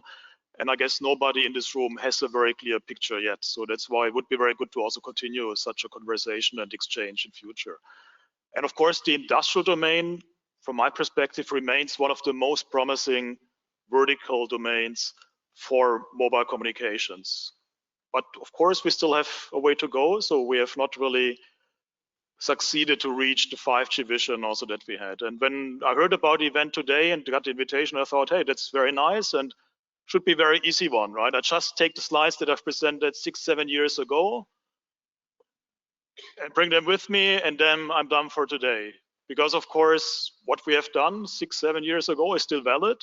And 5G has still not fully delivered on its promise yet, right? So that's why, of course, we have to discuss about the next G and what is coming in future and so on. But a good starting point is to look at what we have done already, and then you will recognize, okay, there's still a gap. And I'm not so much talking about the standards. Of course, the standards, I mean, there's a lot of good stuff inside, right? But if you look at the implementation, what do we really have in real world? So then there's a significant gap, and we have to get better on this with 6G. That's why I also would like to echo what has been mentioned before, right? We really should think not just about use cases requirements. You should not just ask the verticals, hey, give me even more demanding latency requirements and even high reliability requirements. You will get something, but then maybe there is not real value, then you don't implement it at the end and everybody will be disappointed. So we really have to have a good understanding of the business case, of the value add. And business case does not necessarily mean that we exchange about costs and prices. It means understanding what is the real problem, what is the value add that 5G, 6G can bring, but you also have to understand the competition. So what other technologies exist, and is it then really a compelling advantage of 5G or 6G in the future? And having these discussions, I really think is extremely important. Okay, so I thought about bringing the slides from 6-7 years ago, but relax, I still brought some new slides because we have changed the slide template in the meantime. But also we got some new content, and here I would like to say a big thank you, especially to Michael Barr from Siemens. I'm not sure where the room is. It's always hard here. Over there, or Julian from Huawei. So they are our working group one chairs. Working group one is dealing with use cases requirements, and they did an excellent job in coordinating and driving this. And of course, many other members, also some of you are here in the room, contributed quite to that preparation. So I'm just the guy that is presenting it. All right, so what is 5G ICEA? Of course, we represent the industrial domain, manufacturing, the process industry. We are just about to extend the scope a little bit so that we include related areas like ports, like the mining industries and so on, because there are very many similarities, and then we can make the cake a bit bigger, which may also help with the ecosystem development and ecosystem adoption. And as of today, we are 97 member organizations. And as you can see, it's a good mixture between the OT industry, the ICT industry, and also players from all around the world. If your logo is still missing, I always say that get back to me in the lunch break, and we would be happy to add you very soon. And of course, collaboration is for us also very important. So we are closely connected to many other organizations, and also some of the organizations that have presented today already and will present later on. VGP, of course, here the first one to mention. But also with the others, no organization can solve all the problems and challenges. We need a close collaboration. And you can see it's then OT organizations like the OPC Foundation, but also more telco-centric organizations like NGMN, GSMA, 6G Forum in Korea, and many more. And just last promotional slide for 5G ICEA. We are doing a lot of work, of course. We're also publishing interesting and exciting white papers that you can download for free on the website, and there you can learn more about the topics that are relevant for the industrial domain, like time-sensitive networking, like edge computing for 5G, or even digital twinning. We did some work on this 2-3 years ago, so before the big hype started. So it's really worth a read. And there's more than what you can see here. So now, of course, there's a track record in supporting the 3GPP activities, especially in SA1. And I guess for most of you, these are very familiar documents. Started maybe with the CAF activity in, I don't know, 2017 or so. Then the CyberCAF also supporting activities and so on. So where first of all, use cases and requirements for the industrial domain have been discussed and have been brought to 3GPP. And many of you, of course, were part of that and maybe even contributed to this. And this is also something we are supporting and tracking in 5G SAA. Of course, 5G SAA as an MRP is not allowed to make direct contributions apart from LSS and so on, which we also do sometimes. But here it's very good that we have members that are representing the companies, but then also bring in the views of 5G SAA that have been aligned in 5G SAA before.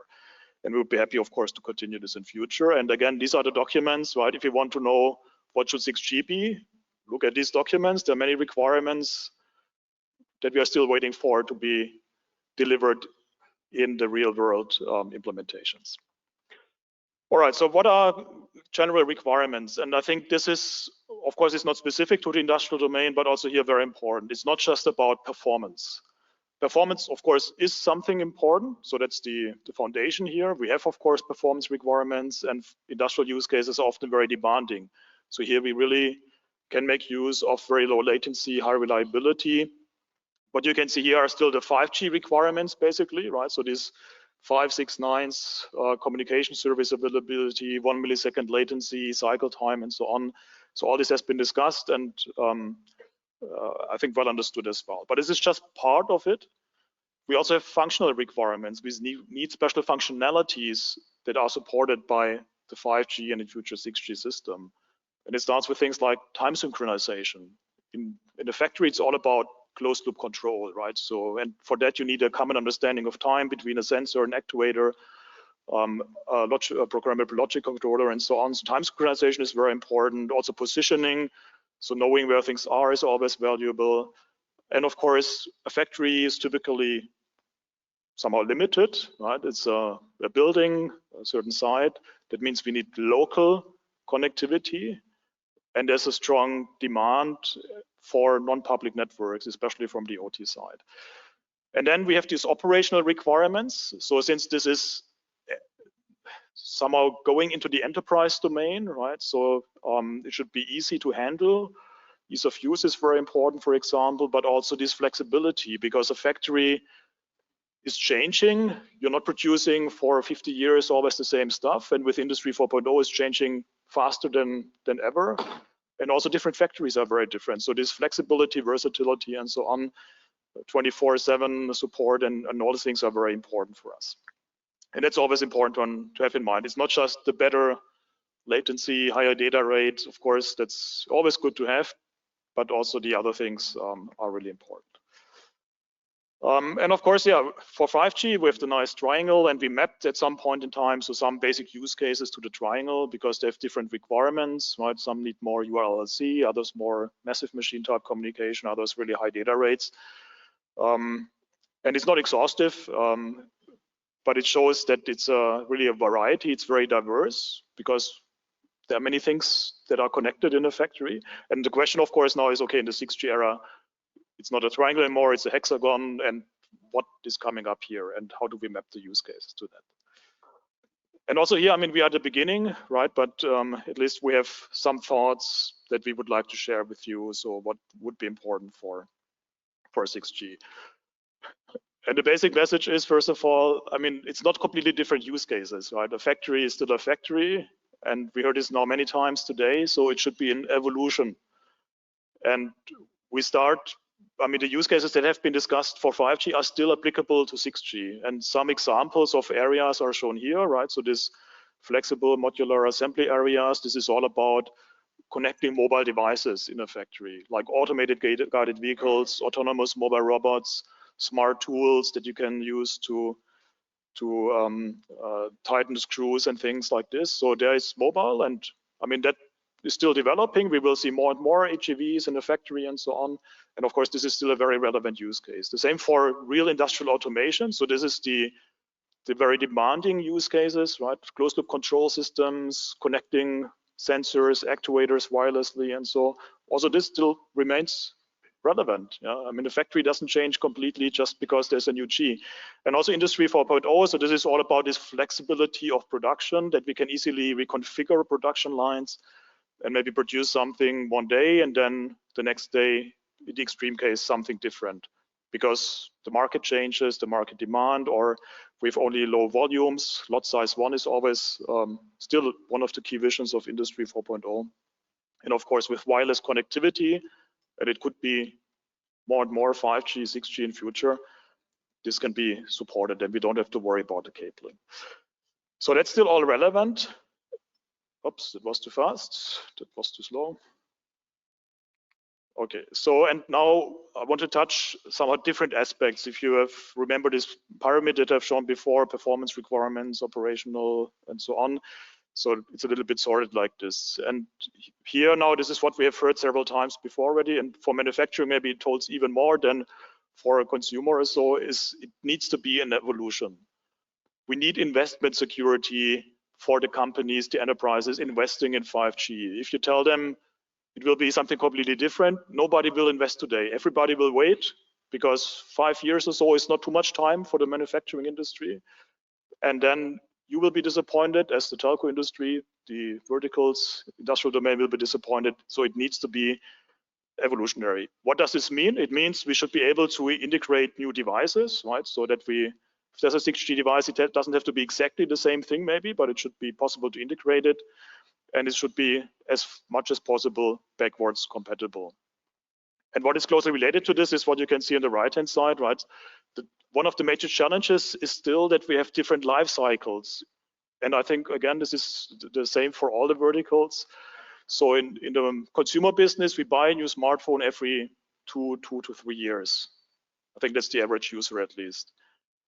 If you look at the average lifetime of an industrial robot, it's 10 years or more. Right? That means I don't replace it just because there's a new G and so on. And sometimes in the process industry, we have lifetimes of machinery, which is 20 years or even longer. And if I want to invest, I have to make sure I can still use the stuff. I still get spare parts. I still can replace things in future and so on. So that's why being aware of these different life cycles is really important.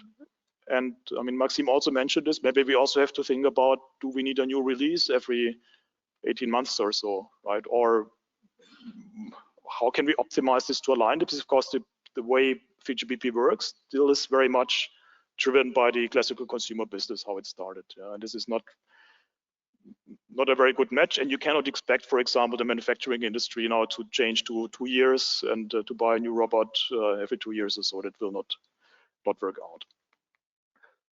Okay, of course, there are some use cases, maybe even with the 5G capabilities in the standard, which cannot be satisfied, where we need even more demanding capabilities, right? It's maybe not so the majority of use cases, but there are some things that can still be further improved. Time synchronization, I mentioned this before already, is something that is very important. So here it could be still a bit better.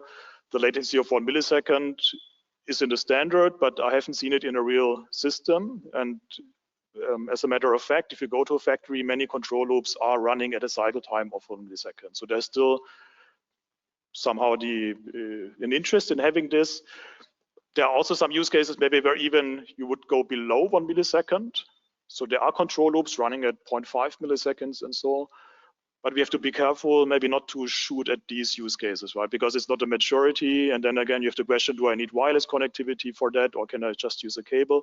And is the market big enough? Because if the system is getting twice as expensive, just as an example, then nobody will buy it. So it's, again, this business case consideration, what is the market, what is the value add, and is it worth the investment? And scalability is also important. So that's what we mean here is we should not just look at a single use case, right? And then make sure, okay, this single use case in an isolated environment works. In a factory, you can see it from the picture. It's many different things happening at the same time, many different use cases happening at the same time. And we need maybe many control loops that need to be synchronized at the same time and so on. So that we have the support for many different use cases running at the same time with potentially rather diverse quality of service requirements. So then if you look at the operational aspects, this basically I briefly mentioned this already. It's all about bringing the complexity down, and with that also the cost and the total cost of ownership. So we have an interest and a need for private networks, for non-public networks, right? It should be easy to manage, and maybe they can be tailored to the specific application, right? So there are many things in the standard that is not really needed maybe for a non-public network. You need it for a public one because it needs to be super scalable and so on. Simplicity rules, I would say, for manufacturing, and this tailor-made functionality, so to really focus on what is needed and to leave everything else maybe out. And of course, there's also then this modularity, extensibility, which may help. So ongoing developments, right, to have more modular design, open interfaces, also more virtualization, softwareization, which can help to have this easy tailoring of the networks to your needs, and also these exposure capabilities has been discussed many times and for a long time is also something very important, so that we can easily integrate non-public networks in the existing enterprise IT, that the use cases can interact with the network and we have a joint optimization. So that's why I think it's especially SA6 then in VGBP and also the Open Gateway Initiative and so on of GSMA, of course, are, from my perspective, good initiatives in this direction. So sustainability, I mean, has been mentioned, I think, in every presentation today, of course, also in the industrial domain, that's very important. What can 6G do here? Of course, whenever we can save energy, it's a good thing. Yeah, so we should also try to do this, maybe to look especially at non-public networks. How can we take it down? The devices, and there could also be then new modes for this massive asset management, so that we have RFID-like connectivity. There's this ambient IoT developments in VGBP, which seem to be interesting, right? Also here we have to see then what is the cost benefit at the end, but things like this can help. And if we can integrate more functionalities into the mobile network, this may also help for sustainability, right? Then you use only one box and not 2 or 3 boxes, a little bit simplified. Also then this evolution helps if we can get new features by software updates, if we don't have to buy completely new stuff every time. Of course, that's good for the environment, for sustainability. And we have always the enablement effect. I mean, the biggest potential for sustainability, especially when we look at energy consumption and so on in manufacturing, is not the connectivity solution, right? So, I mean, if you have a big machine, if you have a steel plant or so, it's completely different levels of energy that is needed for it. Mobile networks can serve as an enabler, but we also have to be honest, sometimes it's maybe the connectivity that is the enabler, right? And other solutions may enable it in almost the same way. But still, if we have then a 5G or 6G network anyway, of course, we can use it also for making our manufacturing processes more efficient. So non-public networks, they remain important, right? And what I think what is important here is that they are considered in the developments towards 6G from the very beginning. So in 5G, it came in a little bit later. We should now take this into account from the very beginning, but also recognizing there is no single solution, right? We have these different flavors of non-public networks.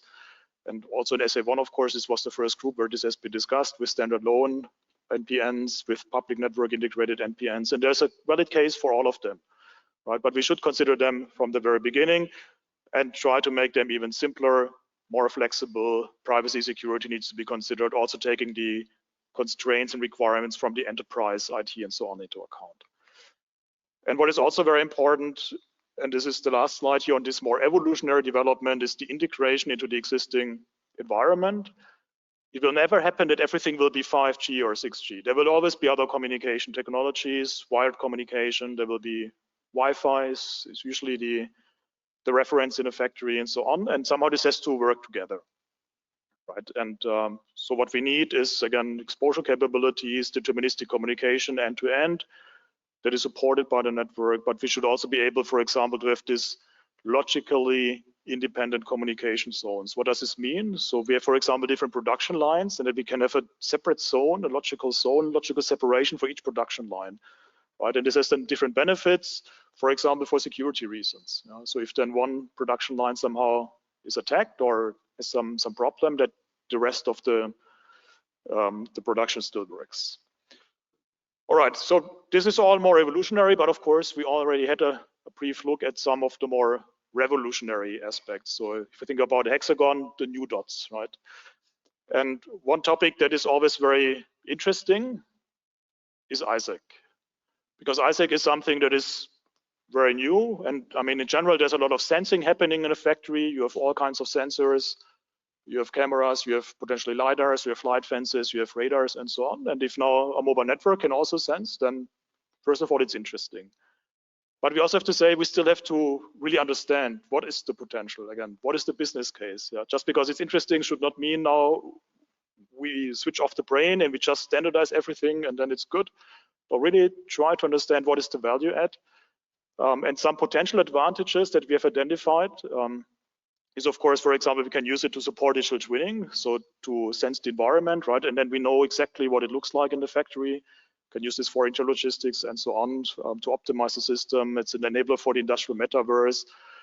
And maybe we can also replace some sensors that are currently realized with other technologies. So quite some potential, but it's still ongoing developments. We have currently one work item in 5G SAE looking into this.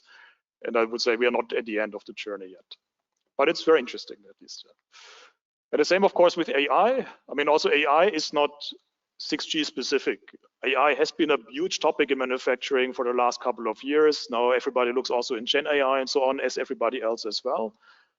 And also here we have to understand what is the value if we combine AI with 6G. And of course, we can always use AI to optimize the 6G system. This may help us to achieve these demanding requirements. It may help us to simplify the operation and so on. So these other goals that I mentioned before. And then we have to see, is there also benefit that the 6G network can offer to apply AI in the manufacturing processes themselves, right? So, and this is maybe the more difficult part. So what really should be the role of 6GB and what can it be? It can support maybe the data handling, the training and so on, model exchange and things like this, but can it also go beyond this? And this is also something that still needs to be better understood by everybody. And then the last topic I want to touch, and well, knowing that I'm a little bit over time, is digital twinning. Also, this is not new. So I think from my perspective, I might be wrong, but the idea of a digital twin was born in the industrial domain. And at the beginning, we didn't call it a digital twin. In Germany, we always have this strange term, asset administration shell, but basically it's very similar to a digital twin. And of course, this is one of the key topics that is currently being discussed. But we don't need 6G for digital twinning. But maybe we can use 6G to make it better and more efficient, right? And especially real-time twinning. So not just a digital shadow, for example, that we know what is the current status of a machine roughly or so, but if it's really real-time and so on, so then there are new ways and new things we can do with it in conjunction with the industrial metaverse. And that, of course, requires a lot of data. This is transferred to feed the digital twins, so we need more uplink. I think that's one clear consequence. We can use the digital twins also if we have digital twins of the network, of the devices, to combine this with the digital twins of the use cases and the machines and so on, and have some more holistic optimization, right? And the white paper that I mentioned before already touches this a little bit, but also still this is the beginning. And then of course, we can use digital twins to optimize the, again, operation maintenance and things like this. So a lot of potential, but also here we are at the beginning and still more work is needed to understand this in every detail. So on the last slide, so just to summarize the key messages again, right? So if you want to know what is the potential for 6G, the industrial domain, have a look at industrial 5G and what we discussed there. That's still valid. That's still the starting point. Investment security is very important. We have to recognize these different life cycles, and it's really important to consider industrial 5G or industrial 6G from the very beginning. So that's why I'm also happy about the invitation, right? The market is not there yet, but it's not there yet because we have something that is called 5G, but which is different from what has been promised to the industrial domain at the beginning. And we have to close this gap, and we can jointly work on this to make that industrial 6G and also 5G advanced, 5G evolution a big success.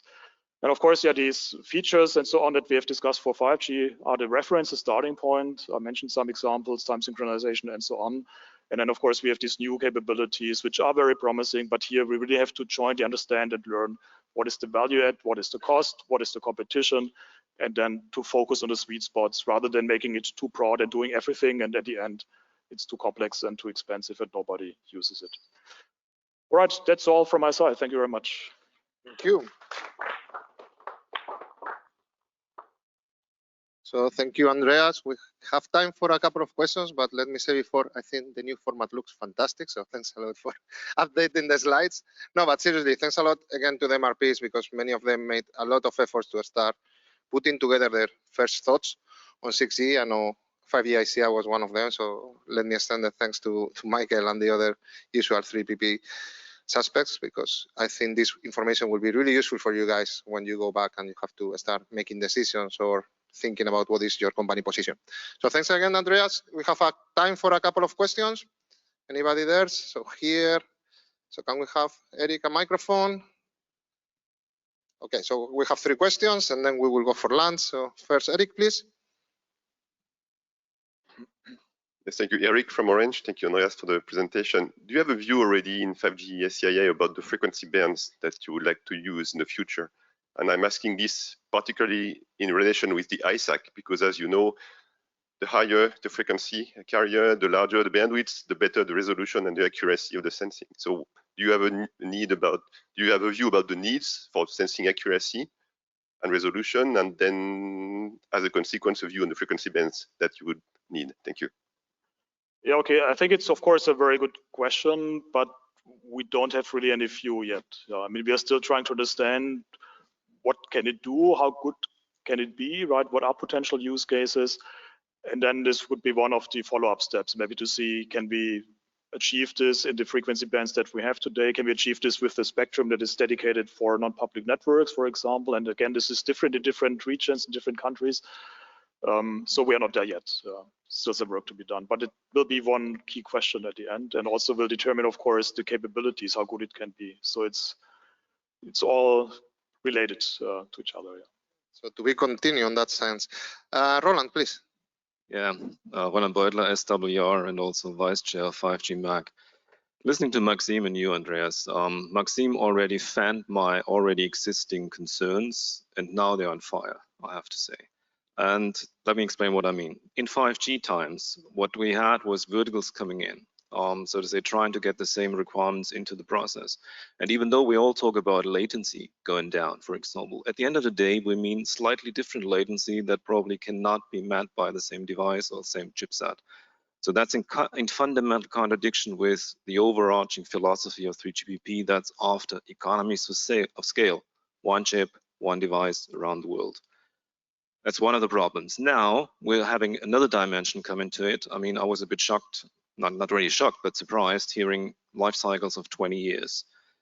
That's even more in contradiction with 3GPP. I mean, everything's more and more accelerating. Now I know that in Korea and Asia, after 6 months, people change their smartphones. 20 years, 6 months. That does not work if there is a hardware impact. I mean, if you deploy a factory, or Maxime, if you're going down the road of new cars coming in, then that's a complete disaster. So is there any way to solve that problem? I mean, to do more software-defined radio, so that you can upgrade by just using a little bit more firmware, a new firmware solution? Yeah, thanks, Roland. I mean, a very good question and observation, of course. I'm not sure if I'm the one who can answer this. I think I should more reflect the question to the audience here, but I can still say a few words. I think, I mean, of course, we have to see what does it mean, these long lifetimes and backwards compatibility, right? It does not necessarily mean that nothing is changed at all, but it should be very smooth and evolutionary somehow, whatever that means. And of course, virtualization and softwareization of the network infrastructure may help to some extent, but also there at some point, I mean, we talked about AI before and so on. If you look at the developments, then maybe 20-old hardware won't do the job in 20 years anymore.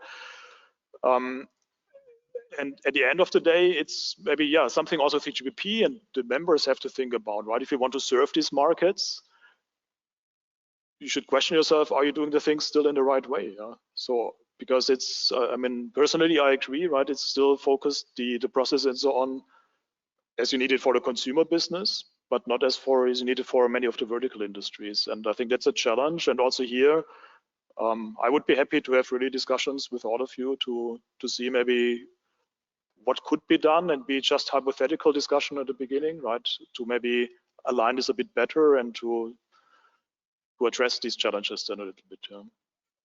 Okay, we have the coffee breaks for that. Last question, Guillaume, please. Yes, thanks. You mentioned, I think, the gap, which I understand is a gap between specification and adoption on the market. So what do you see is the big, or has been the biggest hurdle for adopting 3GPP technology into the industrial sector? Thanks. And how do we solve this? So you mean the biggest, such as to make sure I got it right, between the standard and implementation and why the market is not there yet? Is this the? What has been the biggest blocking point for adopting 3GPP technologies on the industrial side? Because the specifications are there, everything is ready. Maybe there is a gap in implementation, yes, but maybe there is an issue with the demand. Maybe there is an issue that consumer solutions are not applicable, so we don't have the scale. Maybe there is a lack of spectrum. I don't know what the issue is, but if you could clarify this, that would help. Thanks. Yeah, okay, so I think I got it, and I can share my, let's say, personal view primarily, right? And it's as usual in life, there's not a simple answer. It's a mixture of different things. So first of all, we have these life cycles, and it simply takes time, right? It cannot be that you have a new technology and then the next day everybody adopts it. In the consumer business, maybe that works, right? If you have a cool device and it's in the retail stores all over the world, then maybe the next day everybody will buy it. This will not happen in the industrial domain. It's a rather conservative industry, and I think the automotive and others, it's very similar. But one of the biggest challenges is really the implementation. I mean, as I said, the specifications, I think they look good, right? So there's mini slots for ULC and there is TSN support and so on. But what do we have in real life? It's a fraction. And maybe especially many of these interesting features are not super supported yet. For my personal feeling, it's progressing, right? Of getting better and better, but it's maybe a bit slower than the industrial domain has expected at first. And to some extent, I always have an example, typically on my slides, with the chicken egg challenge, right? So because, of course, if you are, for example, a chipset vendor, right, you think about, okay, should I implement this?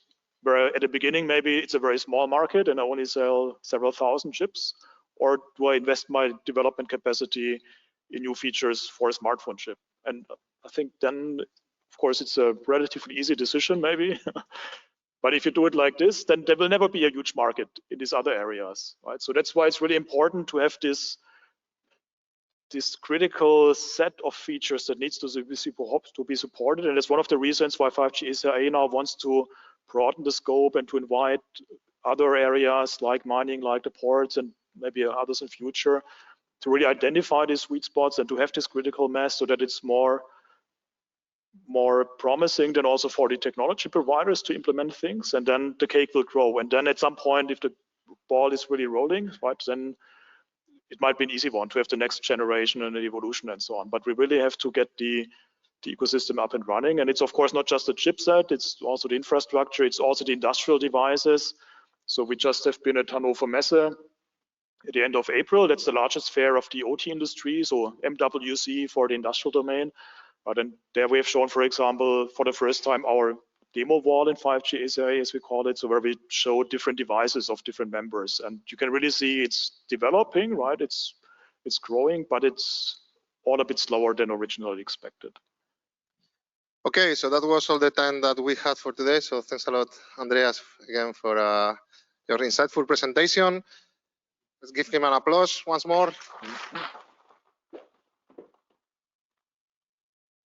Okay, so just to remind you, we are going to go now for lunch. Lunch will be served at the hall. Of course, you are free to also go out from the building. We will be back at 2. You can use any of the tables, the standing tables, the lower table. And we will be back at 2. And I would like to ask all the speakers of the next session, so Jordi, Munira, Tero, Bruno, please, if you can come to the front for a second. For the rest, see you at 2.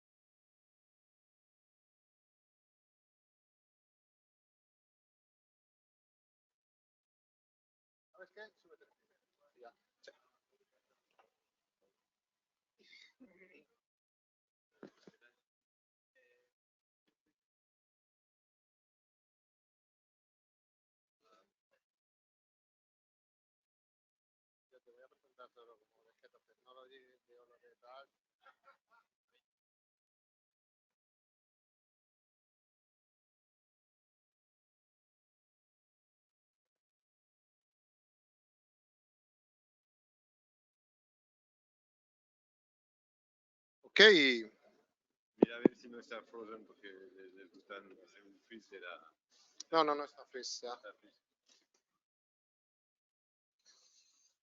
Okay, if you can start taking your seats, we are going to continue.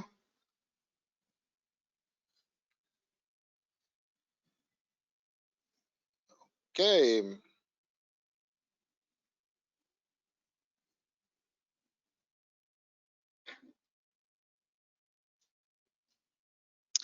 Okay, so welcome back, everybody. I hope you enjoy the break and the lunch and maybe a bit of the fresh air outside. Just to bring you back so nobody is lost, we are still on the session 2 for today called 6G drivers for verticals. We already heard from 5G AA and 5G ICEA, and now is the time for 5G MAC. And here we have Jordi Jimenez, which is the head of technology at 5G MAC Media Action Group, a global media telecom association fostering collaboration on richer media experiences powered by the internet, 5G, 6G, and cutting-edge technologies. So Jordi, thanks a lot for, again, accepting our invitation, and the floor is yours. Thank you very much. Well, first of all, thank you, Jose and Punit, for the invite to be here presenting the 5G MAC views on IMT2030 technologies. Before I forget as well, I want to thank 5G MAC members that put effort in building these slides as a collaborative effort in one of our work groups. And also, thank you to the rapporteur of this, the work item that has been driving this process internally in 5G MAC, David Vargas, who I know is following us remotely today. First of all, I would like just to give a few details about 5G MAC. So perhaps some of you do not know us yet. What you see on the screen is basically uplink video applications that perhaps are running on your smartphones to watch TV, listen radio, to watch a football match. New applications that come in the space of the metaverse, immersive media, XR, and also perhaps entertainment in venues. So all of this is what 5G MAC is about. It's about media and it's about connectivity. And what we do exactly, even more in our role as a market representation partner, is, well, first of all, to have the ability to provide market views into 3GPP, requirements, features, views on architectures. Also to try to build industry consensus among our members before coming to 3GPP, let's say, to consume time units and having discussions that perhaps could happen, let's say, beforehand in order to reach some sort of minimum agreement, if possible, already. So that's what we call, let's say, pre-standardization. And then we do a lot of post-standardization. What does it mean? Well, bringing the technologies that 3GPP is delivering closer to the industry, closer to developers, and closer to the end users. We do this by means of several activities, providing profiles and guidelines, explainers and reports, let's say, explaining what these 3GPP technologies are and how they are applied in the domain of media applications and services. And one important pillar of our activities is to provide reference implementations of the 3GPP specifications relevant to multimedia systems, codecs, APIs, etc., etc. All of this is in our website, so I won't spend more time talking about this, but that's exactly, let's say, more or less what we do in 5G MAC. And what we've done now is to ask our members, well, we've heard that 6G specifications are going to be developed in 3GPP, also according to the IMT2030 framework established by ITU. Which design principles would you see relevant when engaging in the design of, let's say, the evolution in the design of next generation mobile technologies? And second questions, then which media related use cases could 6G could these specifications going towards 2030 be helpful to support, let's say, these use cases, right? And that's what I am going to cover in the next minutes. First of all, let's start with the general views and considerations on IMT 2030 technologies applied to media. So this is a little bit the map that we see where, well, 6G or IMT 2030 technologies could be relevant, right? We have immersive communications to support XR, telepresence, holography, the metaverse. Low latency communications, that was a topic already in 5G. Now we see hyper reliable. Well, obviously interaction, remote control, that's relevant. Massive communications in the sense of multi-camera arrays, sensors for sports, for instance, large audience interaction. We still need to see how this qualifies as massive. Ubiquitous connectivity. So we want to provide services to everywhere, to any device, and in the end to any user. And for this, well, we know 3GPP is developing tools for different, let's say, network topologies, including, for instance, non-terrestrial networks, which has been a topic today as well.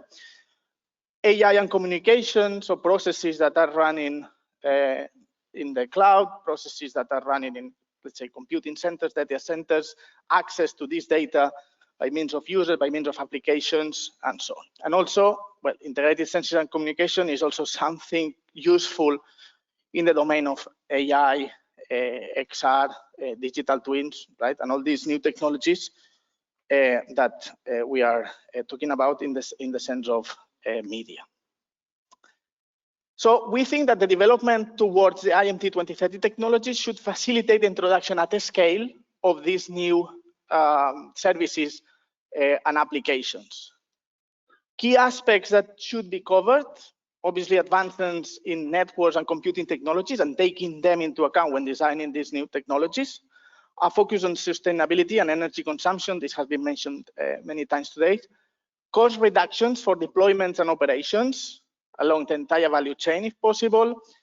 The role of automation and AI with a focus on enhancing deployability or making deployments easier to manage and easier to implement.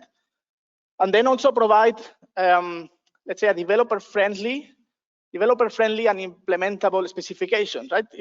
Specifications that, when given to a developer, the developer can understand actually what needs to be developed, how this relates to ways of, for instance, programming applications today, and how, like, trying to close the bridge, close the gap between the different worlds and the different alternatives that exist today.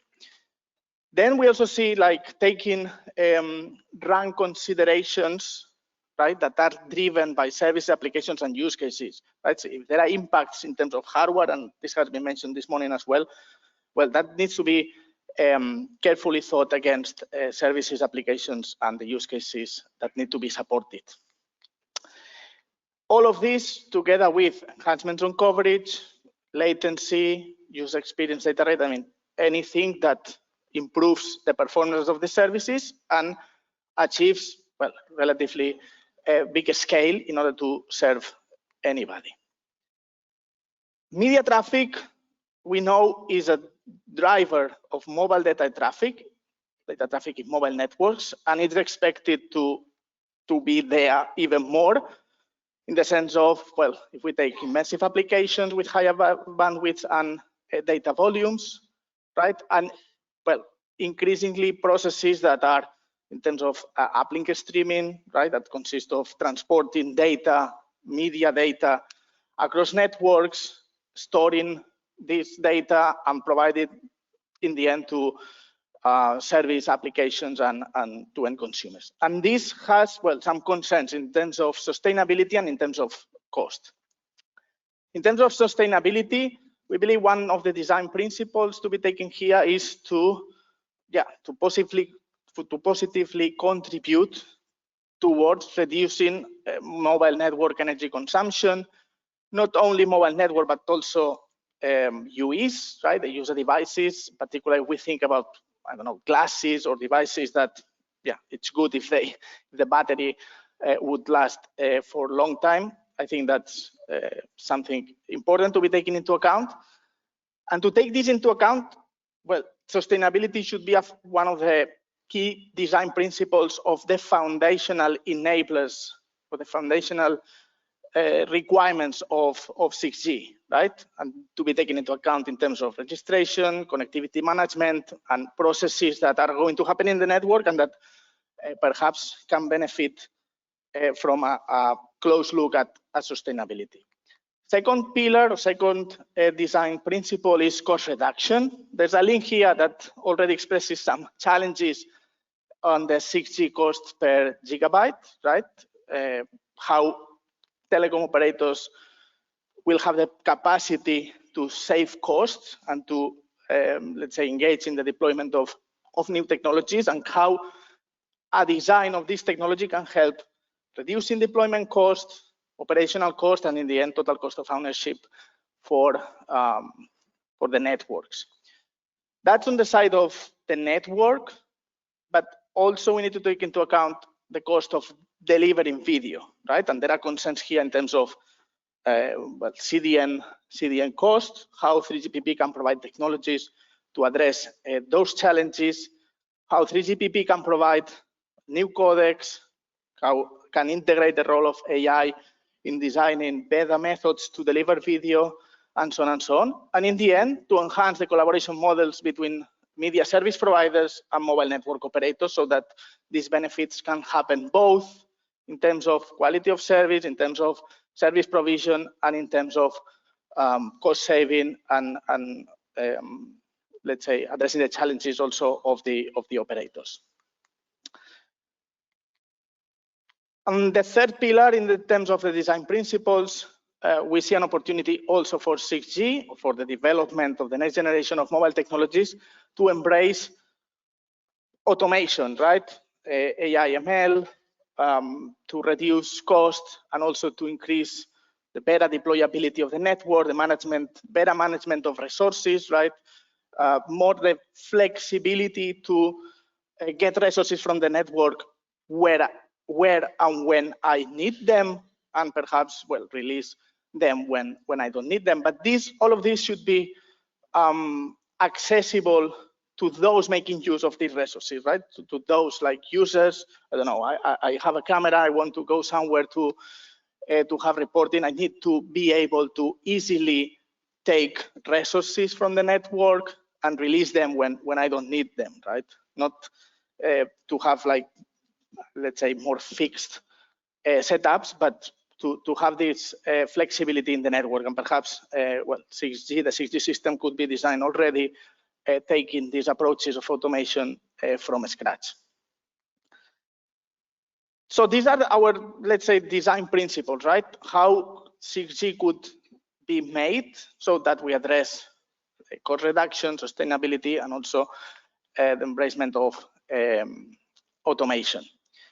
Then I'm going to provide now some of the examples in relation to media that could benefit from the, let's say, evolution of mobile technology, the evolution of 3GPP technologies towards 2030. And we are not only talking about KPIs here, we are also talking about capabilities, features, perhaps architecture, design, right? It's not just about, let's say, data rate and latency or numbers, specific numbers, but it's more like where the focus could be put in terms of enhancing media experiences. The first set of use cases that we've compiled is on uplink streaming and content production. So basically today, if you see what's been done, is this left-hand side of the screen, right? So we have cameras, backpacks, wireless devices that are connected to the, let's say, 5G network and are sending in the uplink video to somewhere else, right? To a TV studio, to the cloud, or even, I don't know, if it's a streaming application, to be sent directly to the end user without any further processing.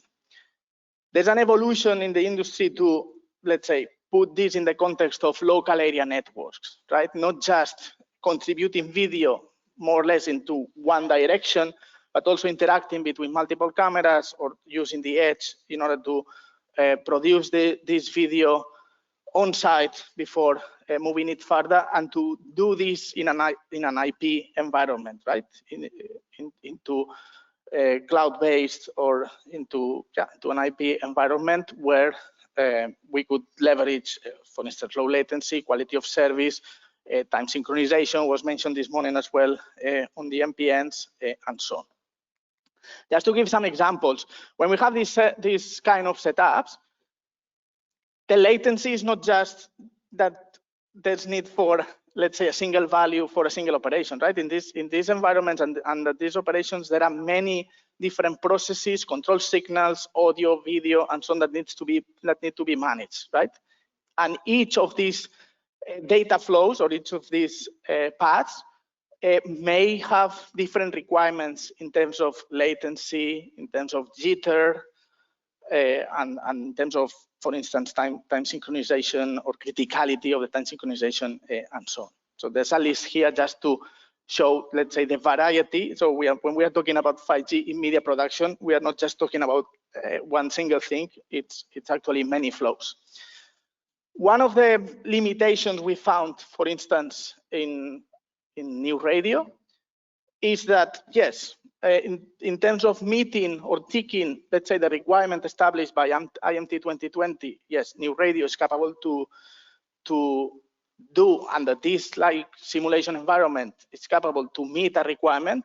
The problem is, or the issue is, that when I put this technology into my deployment, into my application, can I really achieve this? And I heard this morning the word promise. Well, that's perhaps what needs to be taken into account, right? To do the design of the radio access technology or the design of the RAN, already taking into account where is this technology going to be used, in which kind of deployment and in which kind of circumstances, because then we can understand, well, what are the expectations, how we can, I don't know, design the system better so that it can handle, for instance, interferences, or this need of coordination between other networks, these limitations in terms of configuring your frames for better uplink than downlink, if that's the case, right? And if you need this into one spot, if it's possible for the network to reconfigure automatically in order to do this, right? So that I don't need to spend a lot of time thinking, oh, I need to configure the slots in this way beforehand because I know that I will be sharing this with other networks. How to automatize this process, right? So there's a focus here on latency and jitter, but also in terms of how the radio access technology could be designed in order to address these limitations when putting the technology into a real deployment, into a real scenario. Another case, another thing to look at is, for instance, the current variety or disparity of APIs. In the end, I have an application and I want that this application has, for instance, a consistent latency and a consistent or a minimum jitter, right? So that I just want to control the latency. If I go into the 3GPP systems, where should I look at? What's the API or what's the configuration tool that allows me to configure this for my application in the way I want the network to behave? Should I look at 3GPP media streaming? Okay, there's a parameter called desired latency. How this translates, for instance, when I look at the core network. Then we have other initiatives out of 3GPP, but how all this relates to each other? Because in the end, the final user doesn't need to know exactly about 3GPP APIs and Camara or GSMA. I mean, I just want that my application runs under these circumstances, right? So how can I have even some sort of continuity of the APIs? If I configure something here for this system, how can I ensure that my traffic will flow in the same way? So this is just to give some examples. On content delivery, well, we want to, and we are doing this already in 5G MAX, right? To add more and more services into the 6G platform, right? And we don't want to start from scratch. For instance, we are implementing now the SA4 specification of 5G media streaming. Well, we don't want to start from scratch, right? So we would like 6G or the evolution of these platforms to be done in a transition way so that we can adapt the current architecture into, well, what the 6G core would be, into what the 6G radio access technology would be, and so on. And if possible, taking into account that when doing decisions in terms of architecture, in terms of radio access design, that this can also be extensible, right? Even if we don't address a use case, I don't know, end-to-end from scratch, that there is an overview that perhaps it's good that this architecture and that this platform takes into account that this kind of extension of the radio access technology will exist at some point, right? So that we don't limit the design and we don't need to perhaps even jump into a new generation because the previous one was not able to deliver. Use cases, well, in terms of non-terrestrial networks, for instance, high fidelity in-flight entertainment, right? From the current offer where you have a limited library of content into bringing your own service, bringing your own subscription with you, right? If we could do this, and that requires data rate, that requires high-speed mobility management, handovers, the role of satellites, right? So if 6G could help on this evolution, that would be useful for many stakeholders in the market and finally also users. In terms of media beyond 2D, for instance, the let's say bringing the user more possibilities in terms of interaction, in terms of sociability, right? Taking profit of computing systems, artificial intelligence, managing user data, right? So these are just some elements that are worth having a look. The same for augmented watch party, or when you want different participants remotely to interact to each other, right? We'll need APIs, for instance, for immersive real-time communication. We will need cross-service and cross-user device synchronization to make this possible, and so on. So these are just a few KPIs that should be the focus.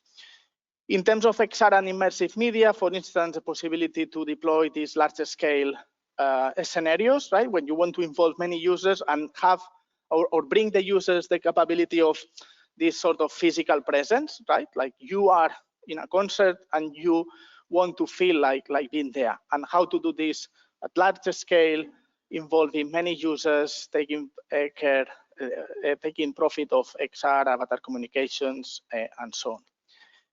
The same for immersive gaming, right? How to do this and leveraging position accuracy, reliability in terms of transmission, low latency, so that the interactions between users can be handled in a proper way.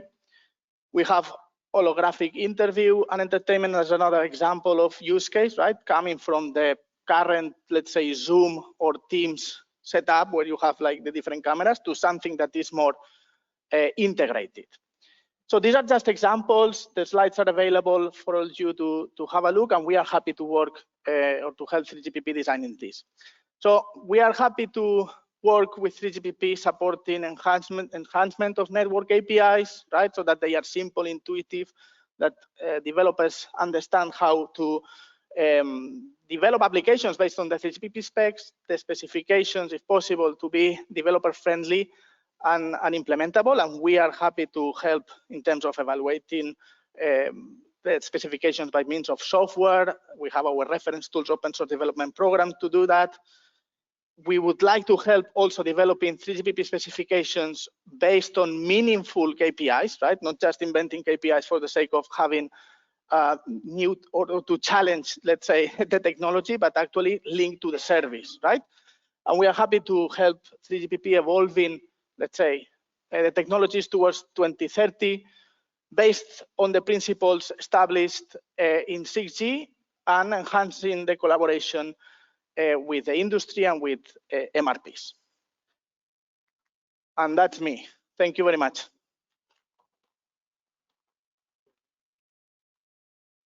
Okay, so thanks a lot, Jordi. Questions for Jordi? Or are we on a nap gap? We have two. Amanda first, please. Amanda, they are taking the microphone to you. Yeah, this is Amanda from FutureWay. Thanks for the presentation. Just question, you have one slide mentioned for the cost reduction. You need a good collaboration between the service provider and then the operators. I wonder from your view between 5G and 6G, because you mentioned also API, right? The network provide all the information to the service provider. Do you see in the 6G some new business model change to improve this collaboration between the operator and service providers, which means the service provider also maybe provide information back to the network, and then they're working together to see this new business model, new collaborations? So actually, for instance, if we take into account this concrete case, in 5G we've taken some specifications, for instance, coming from SA4, 5G media streaming architecture, and in the end is media service architecture, and we are implementing it. I would say it has not been until we have implemented some reference software and put it into, for instance, demos that we are doing recently. It hasn't been until then when even operators have come to our booth saying, what is this? So for instance, 3GPP was developing an architecture that would enable, or that would, they would enable these collaboration models in terms of offering telco CDN capabilities to service providers and so on, but even the operators were not, some operators had no idea that this specification was built in 3GPP. Right, so we need to put this into, right, we need to enhance how we provide enough information to operators on what's possible to do, because then, all the collaboration models, for instance, I know they are in some TRs of 3GPP, but are they reaching the right audience so that they understand what the opportunities are?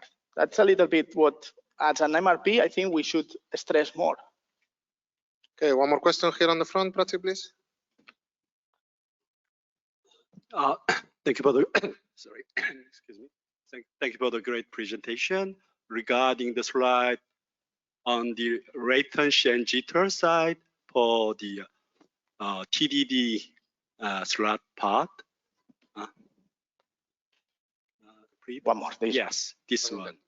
And also, I'm from the operator side, and when I experienced the 5G use case in market, still, so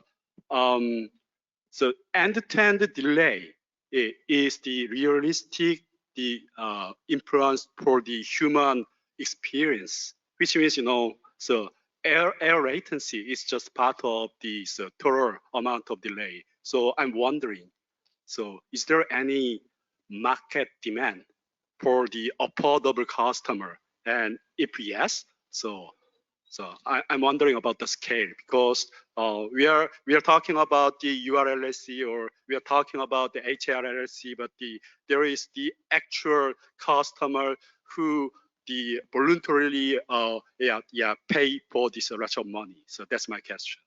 So I think there are two things. First, if the market, right, for instance, these backpack operators that are providing these wireless cameras, if they don't see that this is possible, they would not know that they could even foresee that they could pay for acquiring this higher quality. Oh, right. So if the technology is not able to deliver your expectations, then forget about the business, because they will not engage in this, because they won't understand that this exists. Then, if there is business, let's say, in paying for an extra boost in terms of quality of service, or in terms of extra capabilities, well, that's something that needs to be explored. But I think first we need to prove that that there is added value in terms of these features that would enable, for instance, to boost uplink capacity, so that people can understand that, oh, this is a service that I can buy. At the moment, I'm not sure that's the case, right? Okay, we have one last question from Jürgen. So, Sanders, could you help with the microphone?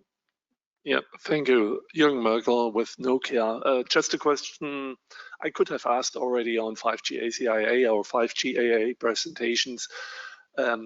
With regards, it was touched upon a little bit here in this question, on the addressable market for those use cases for 5G ACIA, it's fairly clear the numbers of UEs that one can sell, for example, for that devices or 5G AA, one can assess that 5G MAC has a real huge set of different use cases. So in-ear pieces, for example, was mentioned with a very low latency and probably also a very low addressable market in terms of devices. Then there are others raised here in your presentations, which are very much more common, and probably we will be able to sell high numbers. That would be a good indication also to have an indication like that added here. Yeah. Yes, I mean the number of units, that's something we don't have. I mean we could gather this information if helpful for 3GPP. That's something we could do indeed, right? But obviously there are applications, even there are applications like uplink streaming for consumers that can be done in anybody's pocket, right? A smartphone. Whereas the in-ear monitoring is a very I don't want to say niche, but a very concrete and particular application, right? So that's also the balance of providing technologies for different cases and when also. Okay, well, Jordi, thanks a lot again for coming with this really interesting presentation. Thanks a lot again. And if I can go to the next speaker, we go to the next slide. There it is. So I would like to invite to the stage right now Munira Jafar, who is the Director of Spectrum and Standards at EchoStar. But here she is acting as the current chair of a standard working group at the Global Satellite Operator Association, GSOA. So Munira, thanks a lot again for accepting our invitation. You have your timer there. Okay, thank you. I don't need this, right? Yeah. You will need this because the slides will not be the same. Up, down, up, down. This will be for the network. Okay.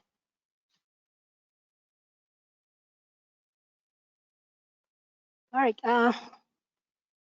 Can you hear me okay? Yeah.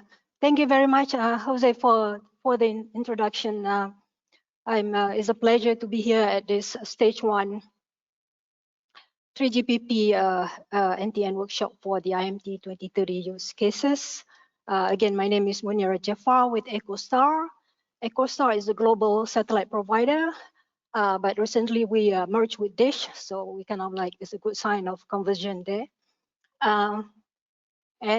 Today I'm honored to be representing Global Satellite Operator Association,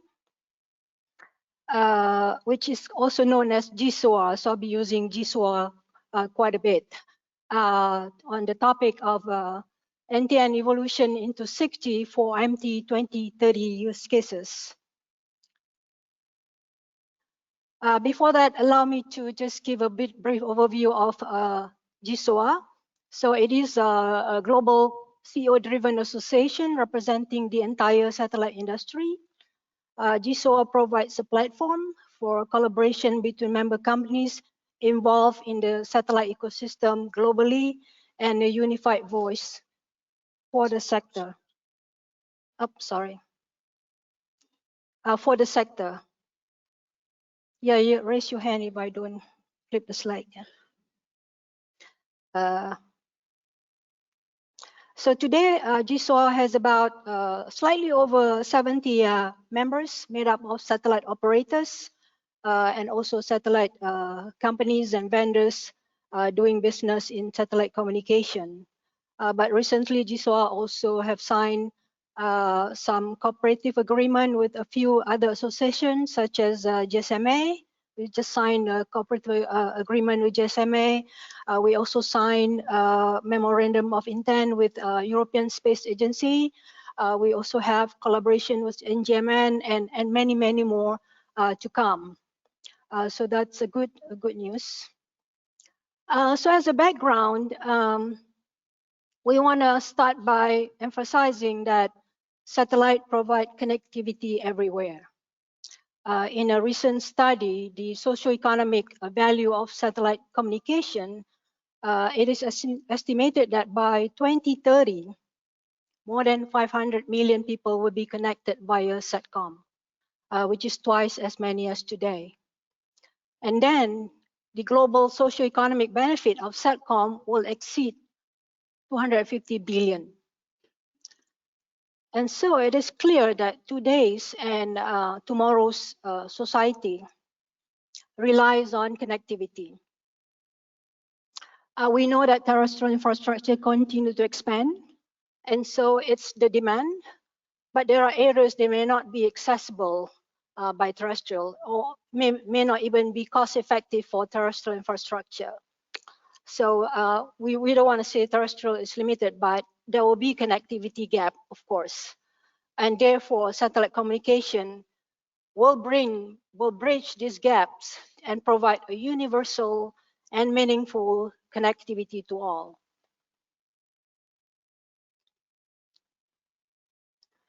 So let's look at the evolution of satellite technology and services.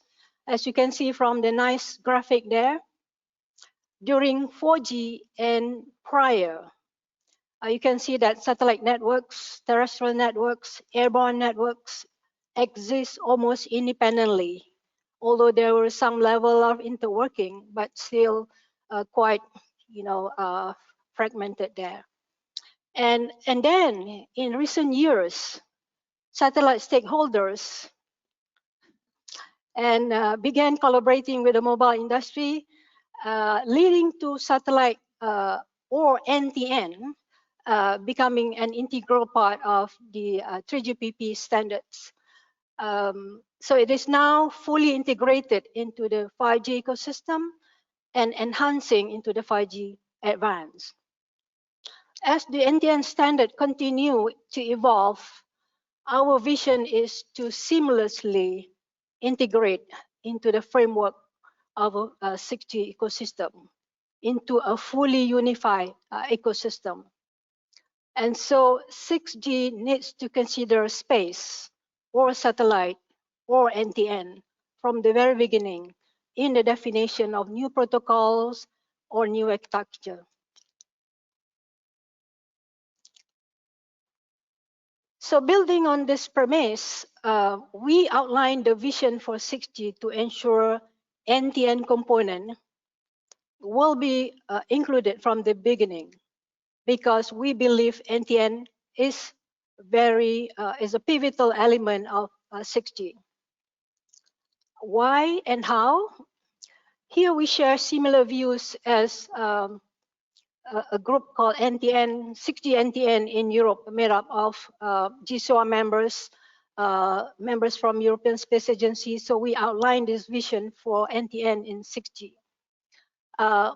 So the NTN component is expected to contribute to the ubiquitous and resilient connectivity use cases of 6G. As you heard, there's been said multiple times from the previous MRP about ubiquitous coverage. And then the NTN component is expected to enhance the sustainability, also another keyword here, of 6G by enabling reduction of the overall energy consumption of the system, including the user equipment. It is also expected that the NTN component be designed to support smooth integration with terrestrial MNOs network at the network and also the service management level. And so the NTN component connectivity needs to be integrated with the existing and also the planned terrestrial mobile connectivity. This transition, both types of both have to happen at the network and also at the component level. We are aware that latency is a weakness for satellite because of the distance from the users to the satellite. So here we thought we believe that the perceived latency should be as low as possible for high quality of experience. Some of this information that we gather on the vision, you can also reference to the information that I provided below. There's a link below showing the white paper that developed this vision. Oops, wrong slide. Oh, okay. It's not to be wrong, but it is supposed to be here. So this is a new MRP of 3GPP called Seamless Airlines, or known as SAA.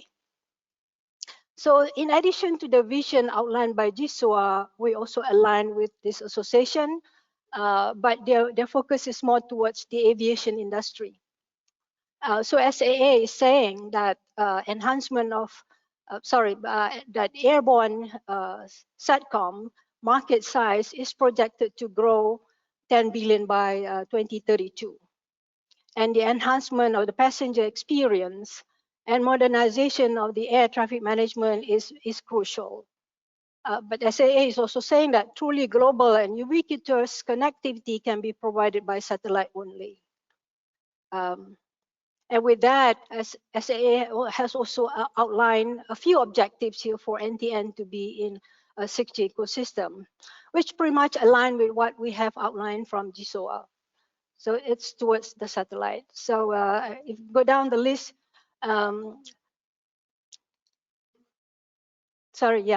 this is the objectives. To enable seamless and continuous connectivity for service on board of the aircrafts, natively integrate terrestrial and non-terrestrial with improved capacity, resilience, and security, enable wideband, broadband connectivity to mobile VSAT in FR2 frequency range to be enabled by NGSO and GSO satellites. And lastly, foster development of an open ecosystem. So the aviation industry, the objective is to defragment the connectivity ecosystem to favor interoperable solutions and standardize aircraft terminal and services by leveraging 6G NTN.